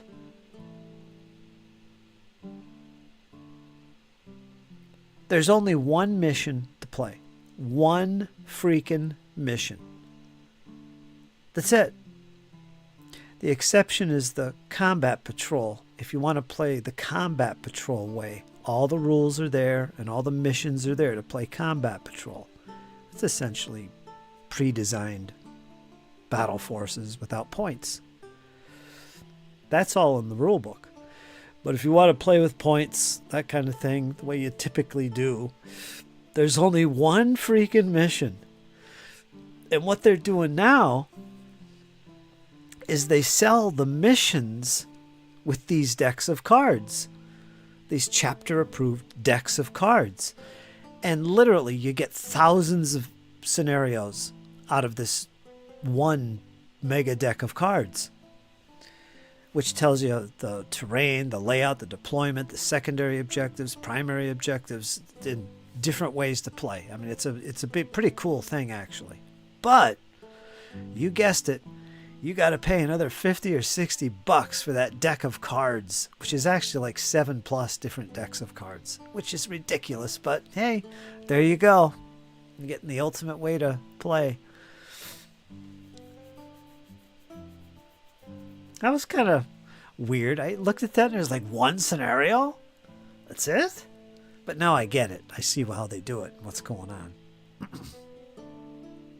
I mean, yeah, it's kind of a money thing, but I could see how it makes sense because you're literally getting all these different ways of playing. And there's a lot to it. It's not just as simple as deciding the terrain and the objective and secondary. There's a lot more to it that makes it kind of a unique way to, like, the scenarios are really the different ways of playing 40K. Anyway, so yeah, there's that.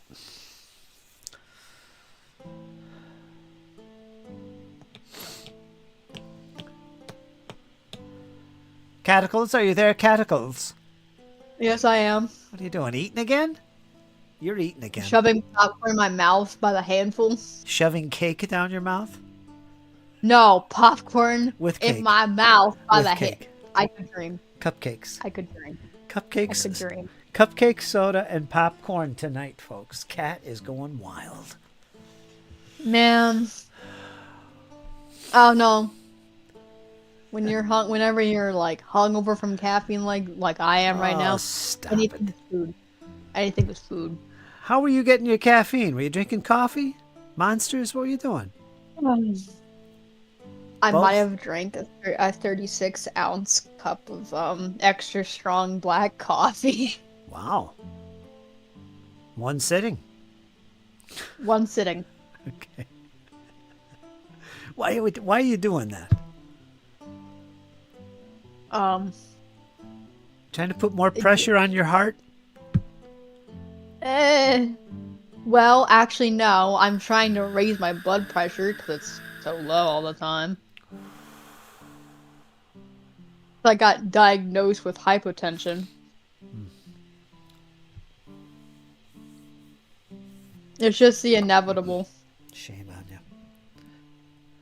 Well, So you- no. So no, you're replacing that caffeine with all this sugar. no. Yes, you are. Popcorn. Cake. The popcorn is lightly salted. You're The eating cake cake. has no frosting. Slab the of cake cake.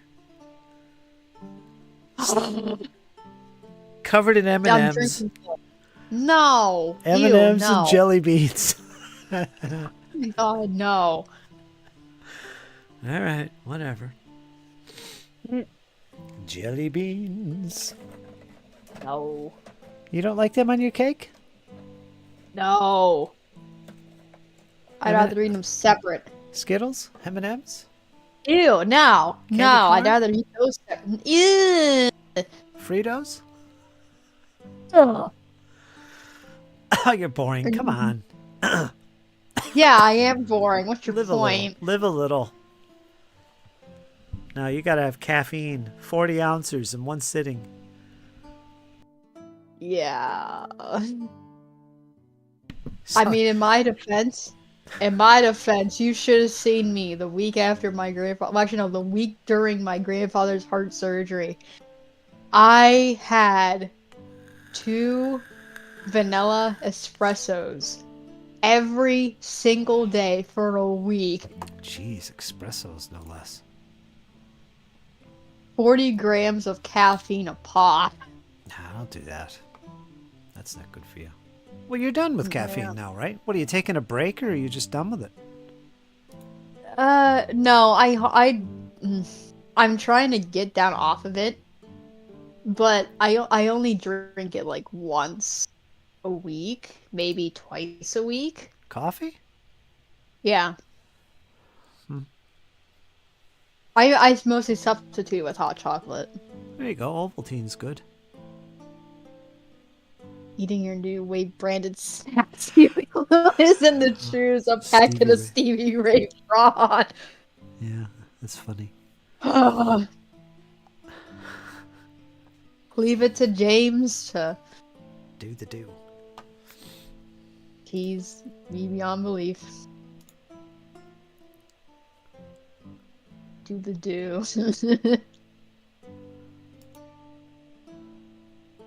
Man.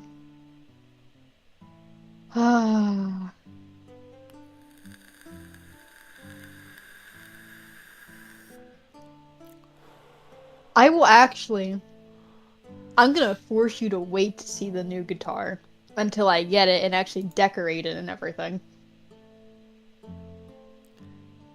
Force me? Yeah.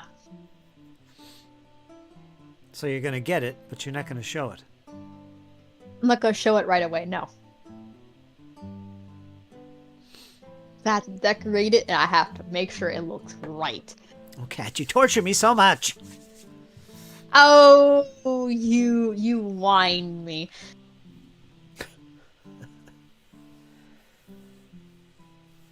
That'll be a nice guitar.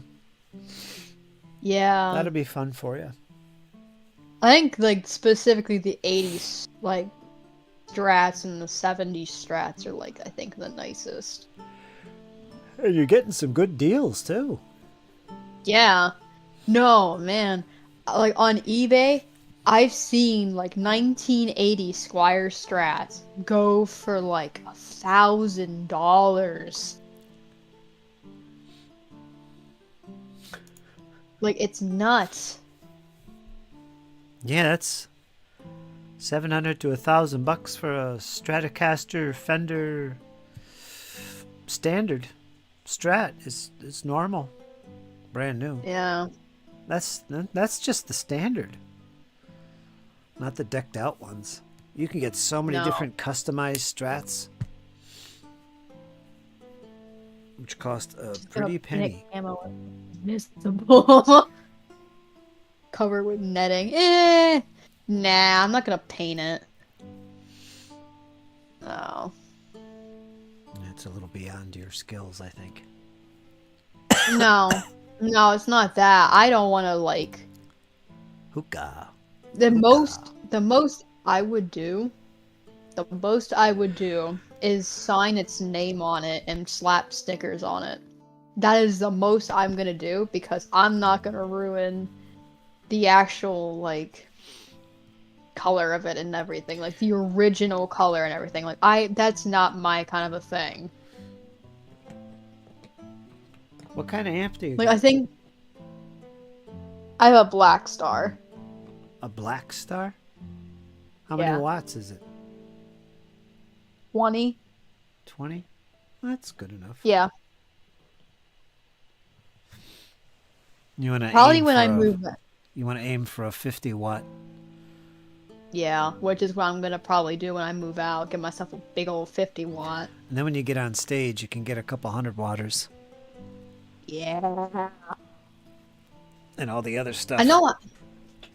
I want to get a Marshall amp or a Fender amp. I had a Fender amp. I had a Fender 100 watt. I had a 100 watt Fender bass amp Oh damn. because I had a bass and I played bass. Oh, it was good. Yeah. It was good. Loud. Make the house shake. And then I know. I had a 75 watt. I don't think it was Fender. I don't remember what it was. But 75 watt for my guitar. It was a small thing, but boy, did it kick out sound. And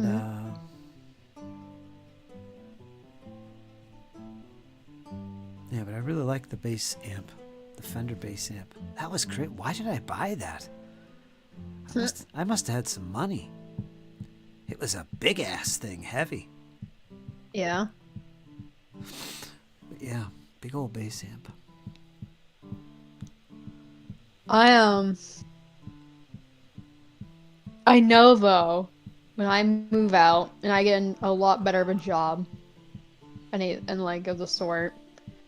Because right now with the paycheck, I mean, what with what I got right now, I could probably get the parts, but actually assembling the thing, I'd have to actually give it to somebody to assemble it.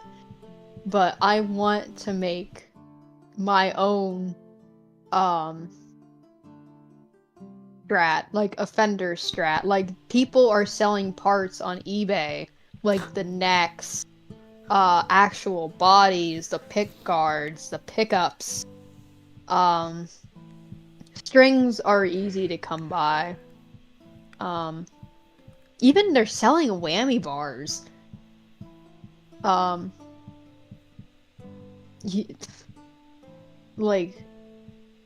Like you know how I paid $215 for the guitar. Well, actually, I paid $230 for it, but plus tax it was $245. For the like body of one, like of a Squire Strat, like a 1980s one, I would pay just as much for that Squire Strat for a literal body of a Fender Strat. It's kind of nuts.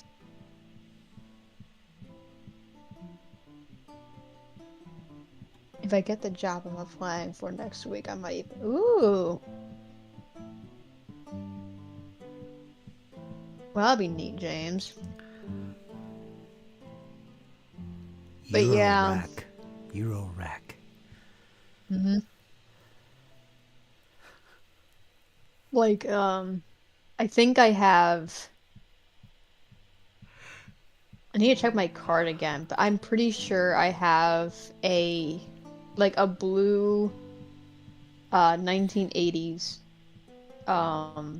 like Fender Strat body and a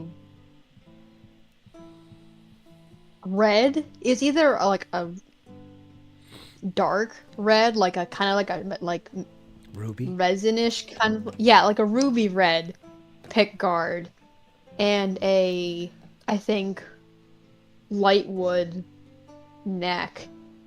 I think I'm gonna put white pickups on it. Yeah. The whole thing would be 1980s stuff. Of course. Of course. Yeah, of course. I don't blame you. Yeah. So I'll have I'll have like a copy of I have a Strat copy, technically the real thing, and then the real thing but customized.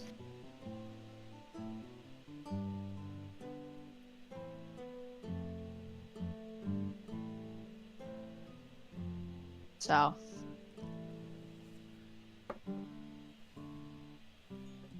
there you go, folks. Customized guitar. Yeah. from the cataclysms. Building up, you're getting ready for you're putting together a list of content for your YouTube channel. Oh, you're going to be able to do so many things, Kat. Oh, it's crazy. Yeah. Music, cooking, talking cars and wrench head stuff. You got so many Yeah. options. So many options. So many options. Yeah. We're all going to look forward to that. You just buy individual oscillators and filters over time and plug them into the Wow. You feel this? Carry. Never mind. Huh? Never mind. No, what were you saying? No. Finish what you were saying. Finish what you No, were I saying. ain't going to say nothing. Oh, really? Go ahead, say what you were gonna say. No, I ain't going to say nothing. Come on, don't leave me hanging. No, Come on. hanging is good. Oh. Your individual oscillators. Patch them together, Kat. It's good fun.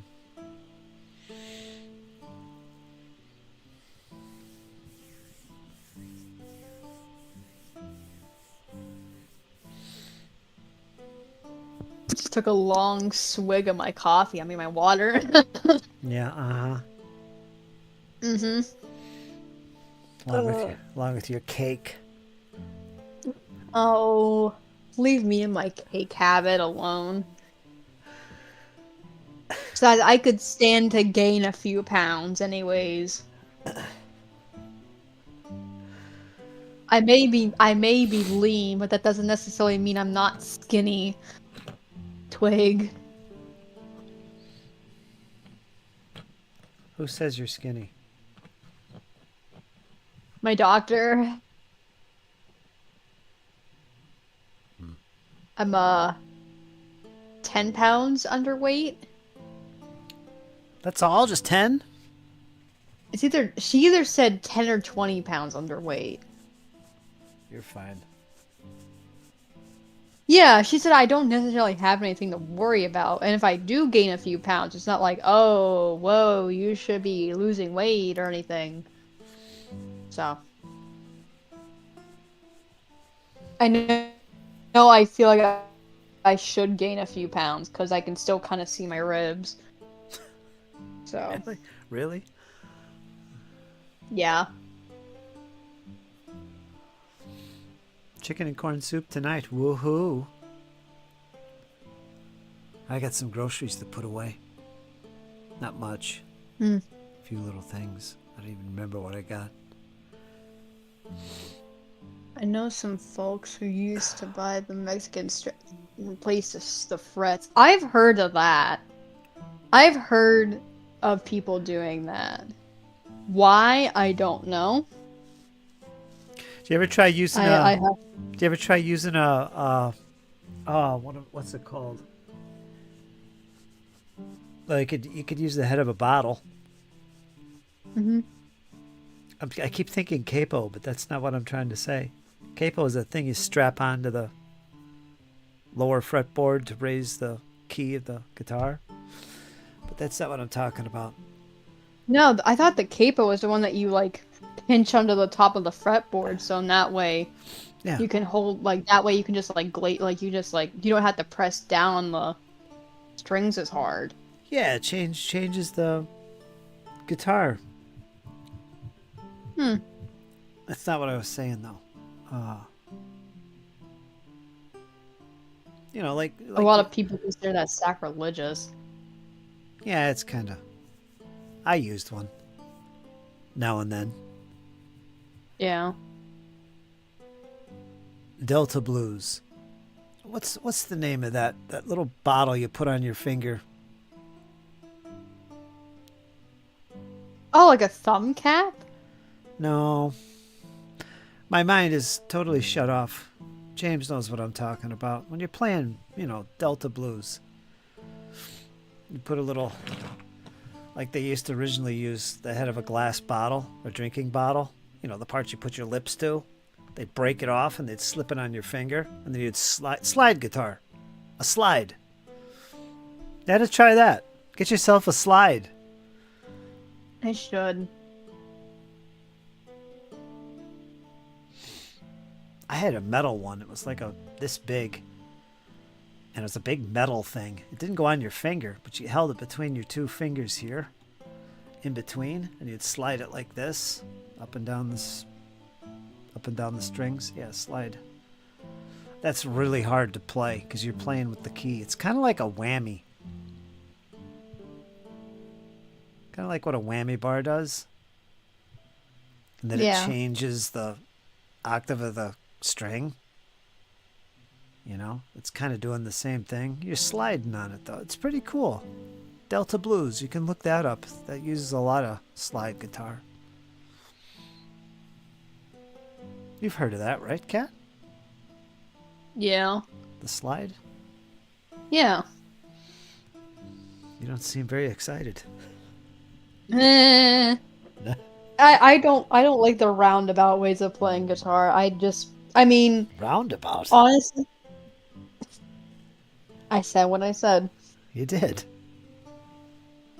Although, I will openly admit, I am considering a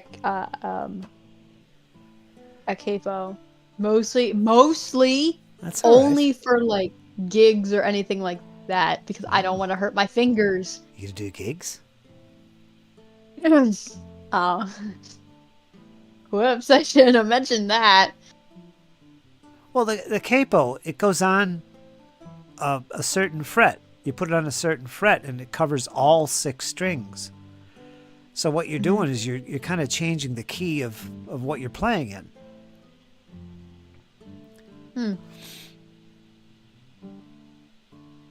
You just play the same notes, the same fingering, the same chords, except everything is up 1 fret, or 2 frets, or 3 frets, or 4 or 5, which is the next. Yeah. That's all it is. That's all they're for. It's a quick way to change your key you're in. Kat, you should look up the stylophone theremin. I never heard of that.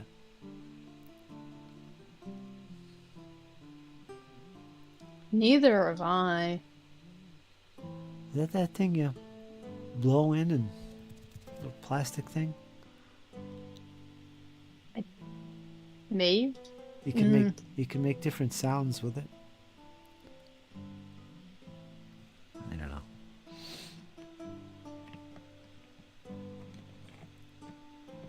I haven't listened. But Go ahead, Kat. that same band I had mentioned about, I managed to become friends with the one guy who plays electric acoustic, and he told me he's been running solo gigs. Ooh. And he said that he's been looking for a female solo artist to like duet with him on right. at gigs or like actually on records, like actual like recordings. And I was like, well, Jeez, maybe you're gonna be a musician. That would be pretty cool. I just might. I think I know what he's talking about.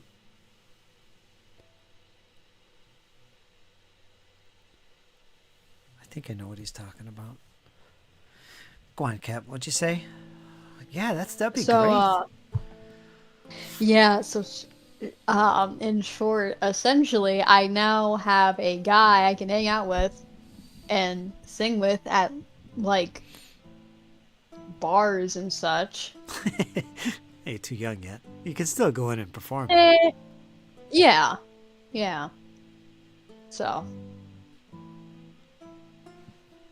but the way that he explains it, the people that he plays for, like at like the gigs and such, like he said that they like older stuff anyways. So that's also right up my alley.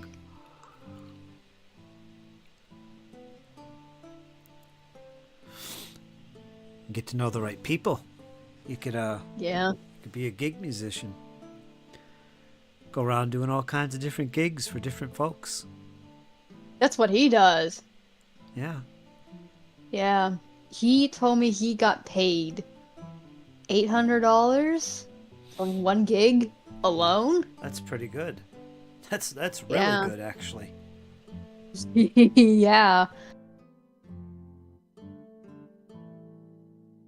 I think he said it was for a local festival. The only thing, Kat, you got to know about doing gigs, if you Yeah. start doing that, taking it serious, what would you do? Would you sing, play guitar, vocalist and guitar? Is that what you do? Vocalist, guitar, and Harmonica? What else are you going to do? yeah. Yeah. Yeah. So Yeah. what you got Or piano. what you Depends. what you got to learn is you got to learn a couple things to be a gig performer. You got to learn about improvisation. You got to learn how that works. Yeah. You got to learn keys. You got to know what key a song is in to play it. And finally, you've got to know the standards for what's played. Mhm. Like in my field, you want to know all the jazz standards. And it's a whole bunch of standard jazz songs that are played at all these typical common gigs. You got to know them. Mhm. So those are the songs you got to learn. So when you go to a gig for some musicians, maybe you know one of them because they invited you. Hey, we need a vocalist for some songs, or we need a guitar player to fill in the back. There's your chance. You take it up, you go in there, and you'd expect they'd fill you in on what songs you're going to play, which are usually standards, like pop standards or jazz standards. And those are the songs you learn, that you accustom yourself to. Learn all the standards for the genre that you're working with. You can look that up on YouTube and learn about what those are and stuff. So if you ever get into gig playing, that's what it is. And you can make some decent money doing that. I think Ironman, who is in the chats now and then, I think that's what he did. I think he did some gigs as opposed to being in a fixed band. You know, you're kind of like a freelancer, a mercenary. Yeah. Yeah. Look that up. Learn about some standards in improv. Yeah. You'd be doing vocals, so that'd be a lot easier. That is true. Posted to art and memes and music. It's an instrument you play with the. I want to see. I think I know what it is. So do I. I think it's that thing you use your hands to kind of fan it, and the air creates this sound from it. It's like an electric thing or something. Let me look. Oh, the theremin. Yeah. That neat thing. Is that what I think it is? I guess I'll click on. I think it is. Those are things. Huh. Yeah, that's what it is.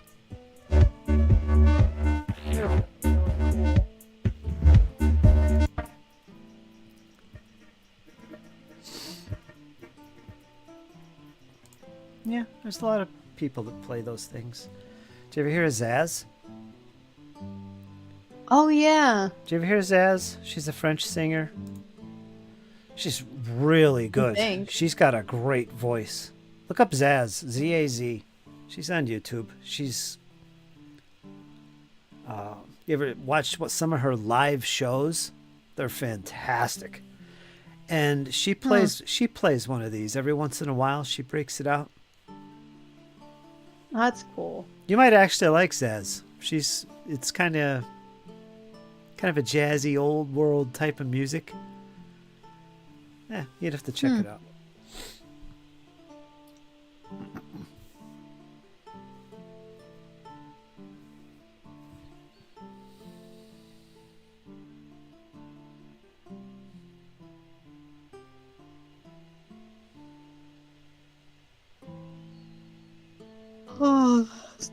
What is this Scug group you're in now on Discord? Pardon my asking. Oh, What is that? it's a game that I play. Well, actually, the actual tag of it is from Rain World, which is a game I like to play. Ah, It's okay.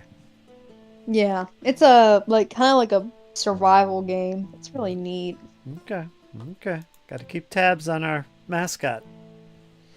Hmm. Yeah, Okay. I'll let Kyle it's a know. neat. I haven't talked to Kyle in so long. Nobody's talked to Kyle in so long. He works all the time. Aw. He's around. He's doing his thing. Hmm. He'll be around again. He's usually playing No. games with us on Wednesday. But Rachel hasn't run a game in a while, so we're just waiting on that.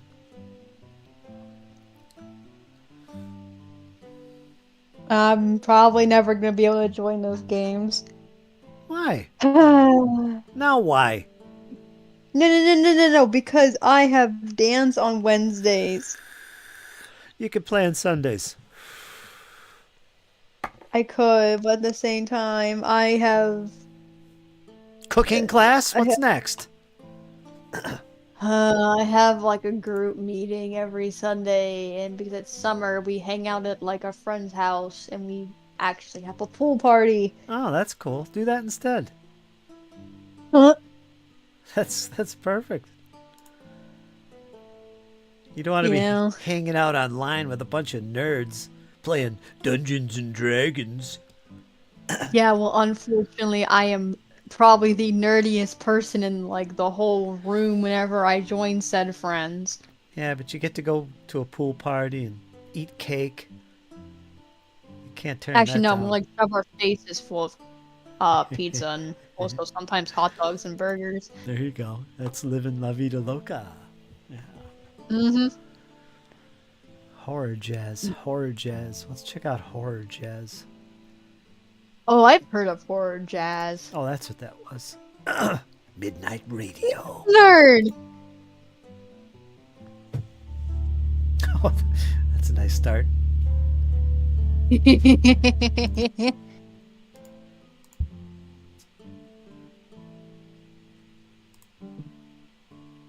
James trying to get me into a new genre now. Horror jazz. All right. Oh boy. I do a nerd's nerd. Nerd's nerd. Probably the only other nerdy girl here. Oh, calm down. Talking about Well, cars. actually, actually, when it comes to cars, yeah.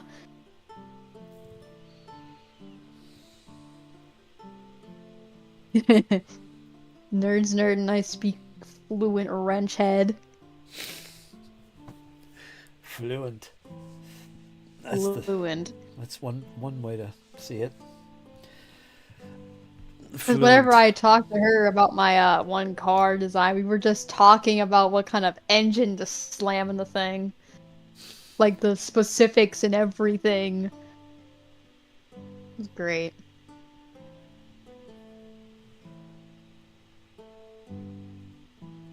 So. Cars are for cool kids. Balance out the nerd stuff like mini wargaming.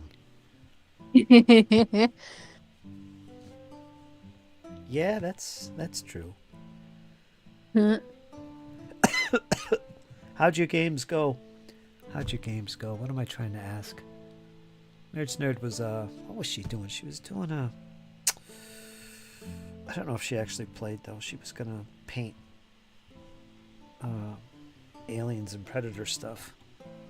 Ooh. I don't think she actually played yet though. I don't know. Haven't talked to Nerd's Nerd in a long time.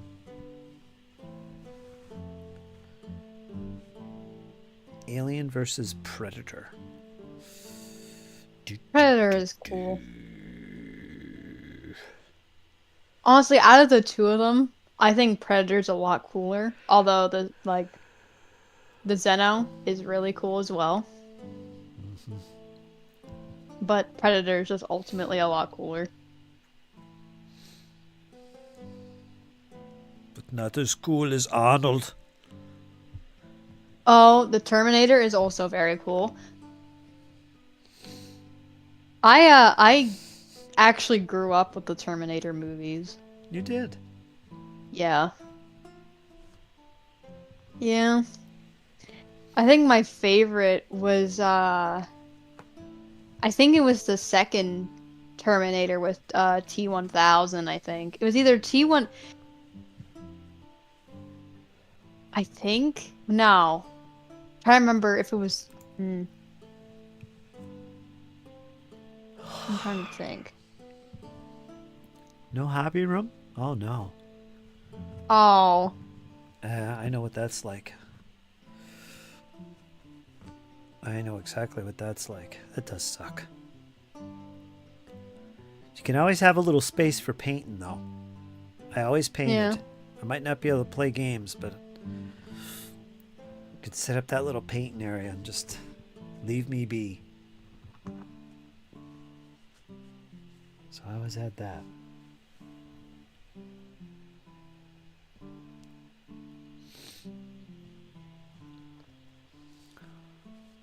Yeah, it was T-1000.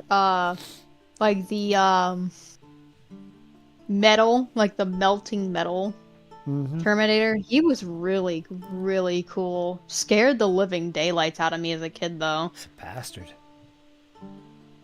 Yeah, apparently, whenever he was actually chasing, I forget who he was chasing, but like the actual actor for T-1000 was so fast that they literally had to ask him to slow down so they could actually prolong the chase scene. Yeah, he had a good pace. I did get a That- few games of AVP in. Predators are hilariously powerful. Hilariously powerful. But Xenos are my favorite because they have a bunch of stealth and relocate options that make them tactical nightmares. I bet. Sounds Aw. interesting. Is that a miniatures Yeah. game or a board game? Board game with miniatures.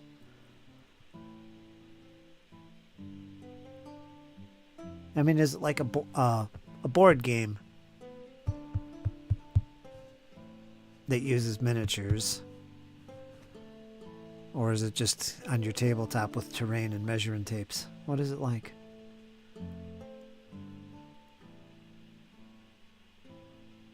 That sounds like it would be pretty cool.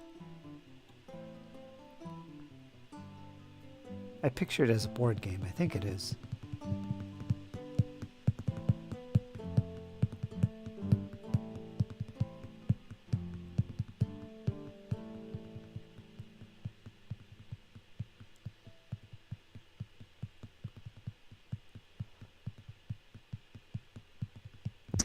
I know design-wise, I think the Xenos, despite how quote-unquote simple they are to most people, I think they are genuinely the coolest designed thing, like, ever, when it comes to, like, sci-fi movies like that.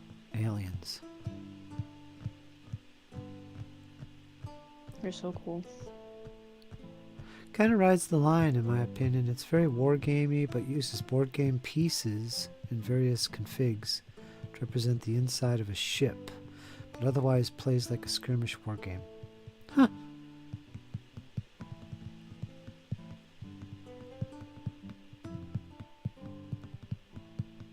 I never looked into it.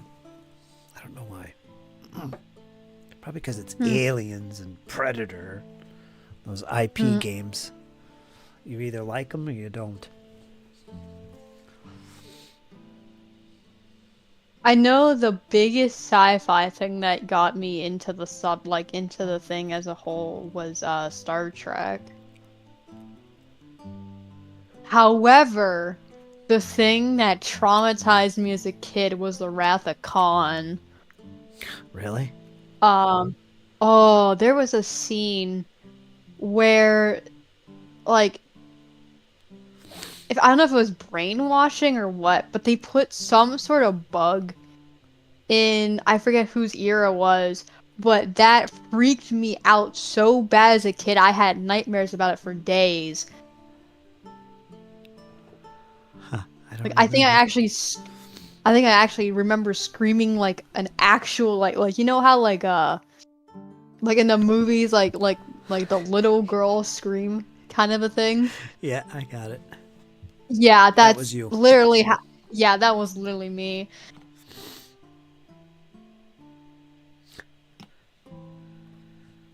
Whenever I rewatched Jurassic Kong, 'cause I was rewatching some of the movies, Con. yeah, dude, I sat there in my chair, and instead of screaming, I just kind of like grimaced really hard and like kind of like curled into my chair.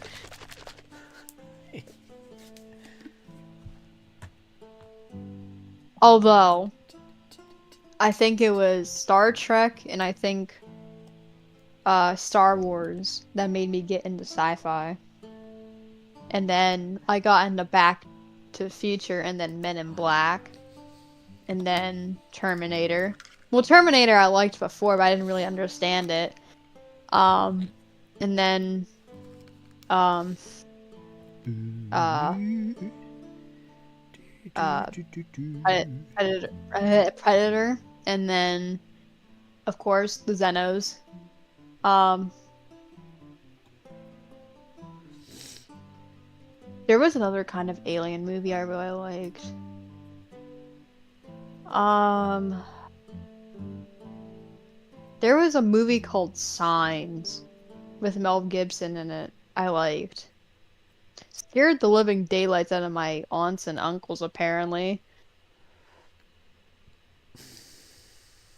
But oh well. Of course, I have like a I don't know if I've like desensitized myself to it, but I sat and I watched Nightmare on Elm Street and Friday the 13th in one sitting. And I was just like, why are people like so scared by these movies? Like these aren't even that bad. Well, back then. Yeah. Well, no, I even had a few friends who watched Friday the 13th and they're like they walked out. Like straight up, I think one of them was actually traumatized from it, Oh. which I felt bad. It might have something to do with the fact that I saw Old Yeller one too many times as a kid. That might have something to do with it. And Old Yeller is like the movie to make someone cry. Which I don't see why. I mean, don't get me wrong, it is sad, but I don't even think I cried. Well, I think it's because I went into it knowing it was a movie and it's not real life, and it's probably the chances of it happening are probably slim to none. So that Yeah, probably but has something to do with it. But still, it's the story. And if you get immersed into the story, whether it's reality or not, doesn't matter. It's the Yeah. story. You don't let yourself get Yeah. immersed. Yeah. Does The only movies I let myself get immersed in is like the other like the sci-fi movies, like especially Back to the Future and Terminator and Terminator? such. Yeah. I thought Terminator was so cool.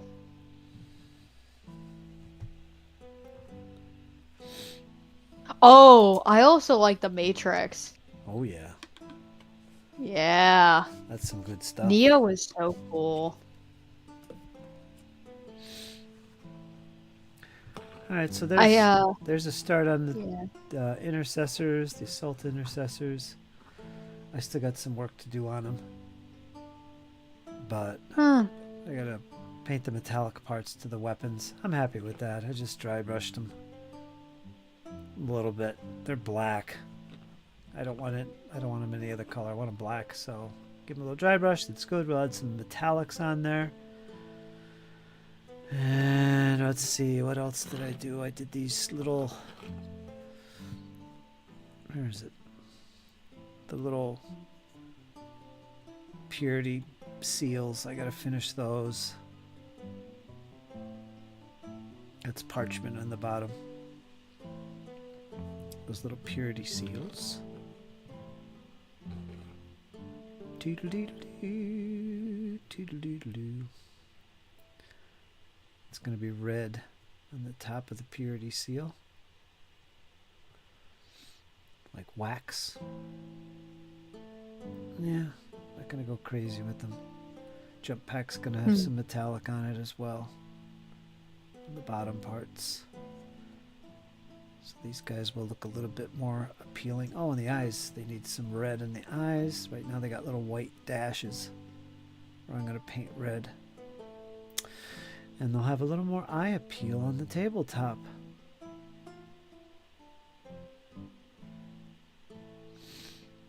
Maybe dry brush them a little bit in the green. Yeah.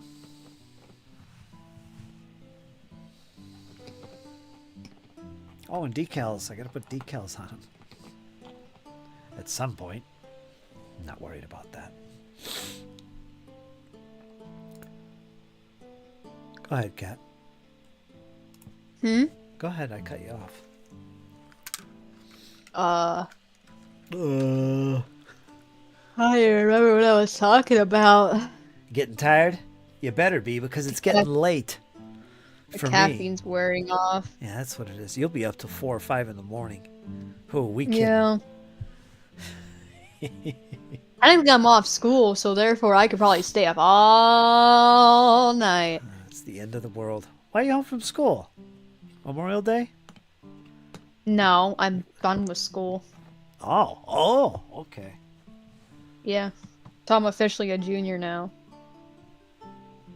Oh yeah, it's summer. Yeah. You finished early. Yeah.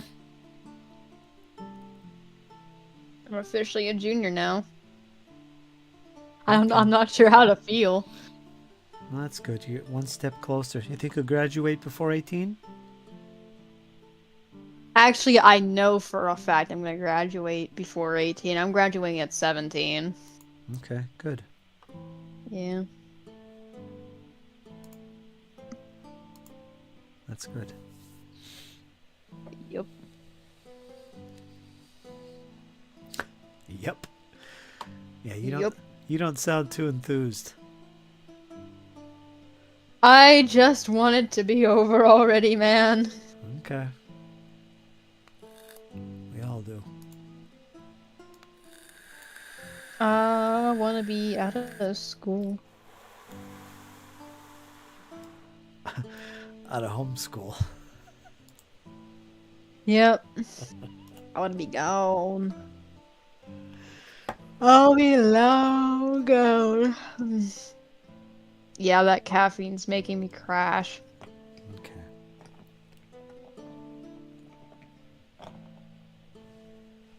Like I say, no, it's not the cake. Hmm.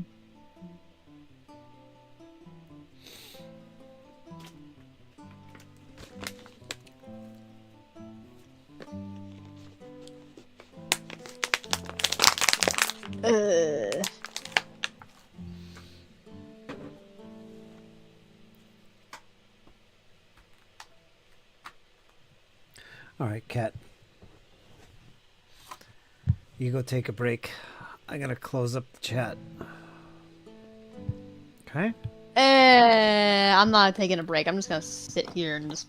All right. Yeah. All right, folks, I'm going to close the chat down so we can take care of these little figures. I got to get them ready for the battlefield in the other room. That's going to be awesomeness. Nerds Nerd, thanks for popping in. Even Max. I saw Max today. James, of course. And Ryan, who popped in there for a little bit. John Longshore, Percy Block. And, of course, Padre, otherwise known as Big Worlds. Big Small Worlds. Is that what it is? Big Small World? Yeah, I think that's what his channel is. Yeah. Good conversation. Had a good time. And we'll see when I do this next time, because I am pretty busy doing my other things and playing games. We'll see. You might see me more often, because I do have more things to paint. My Sisters of Battle and more of these Marines, or the Primaris. So I do a little more work on them.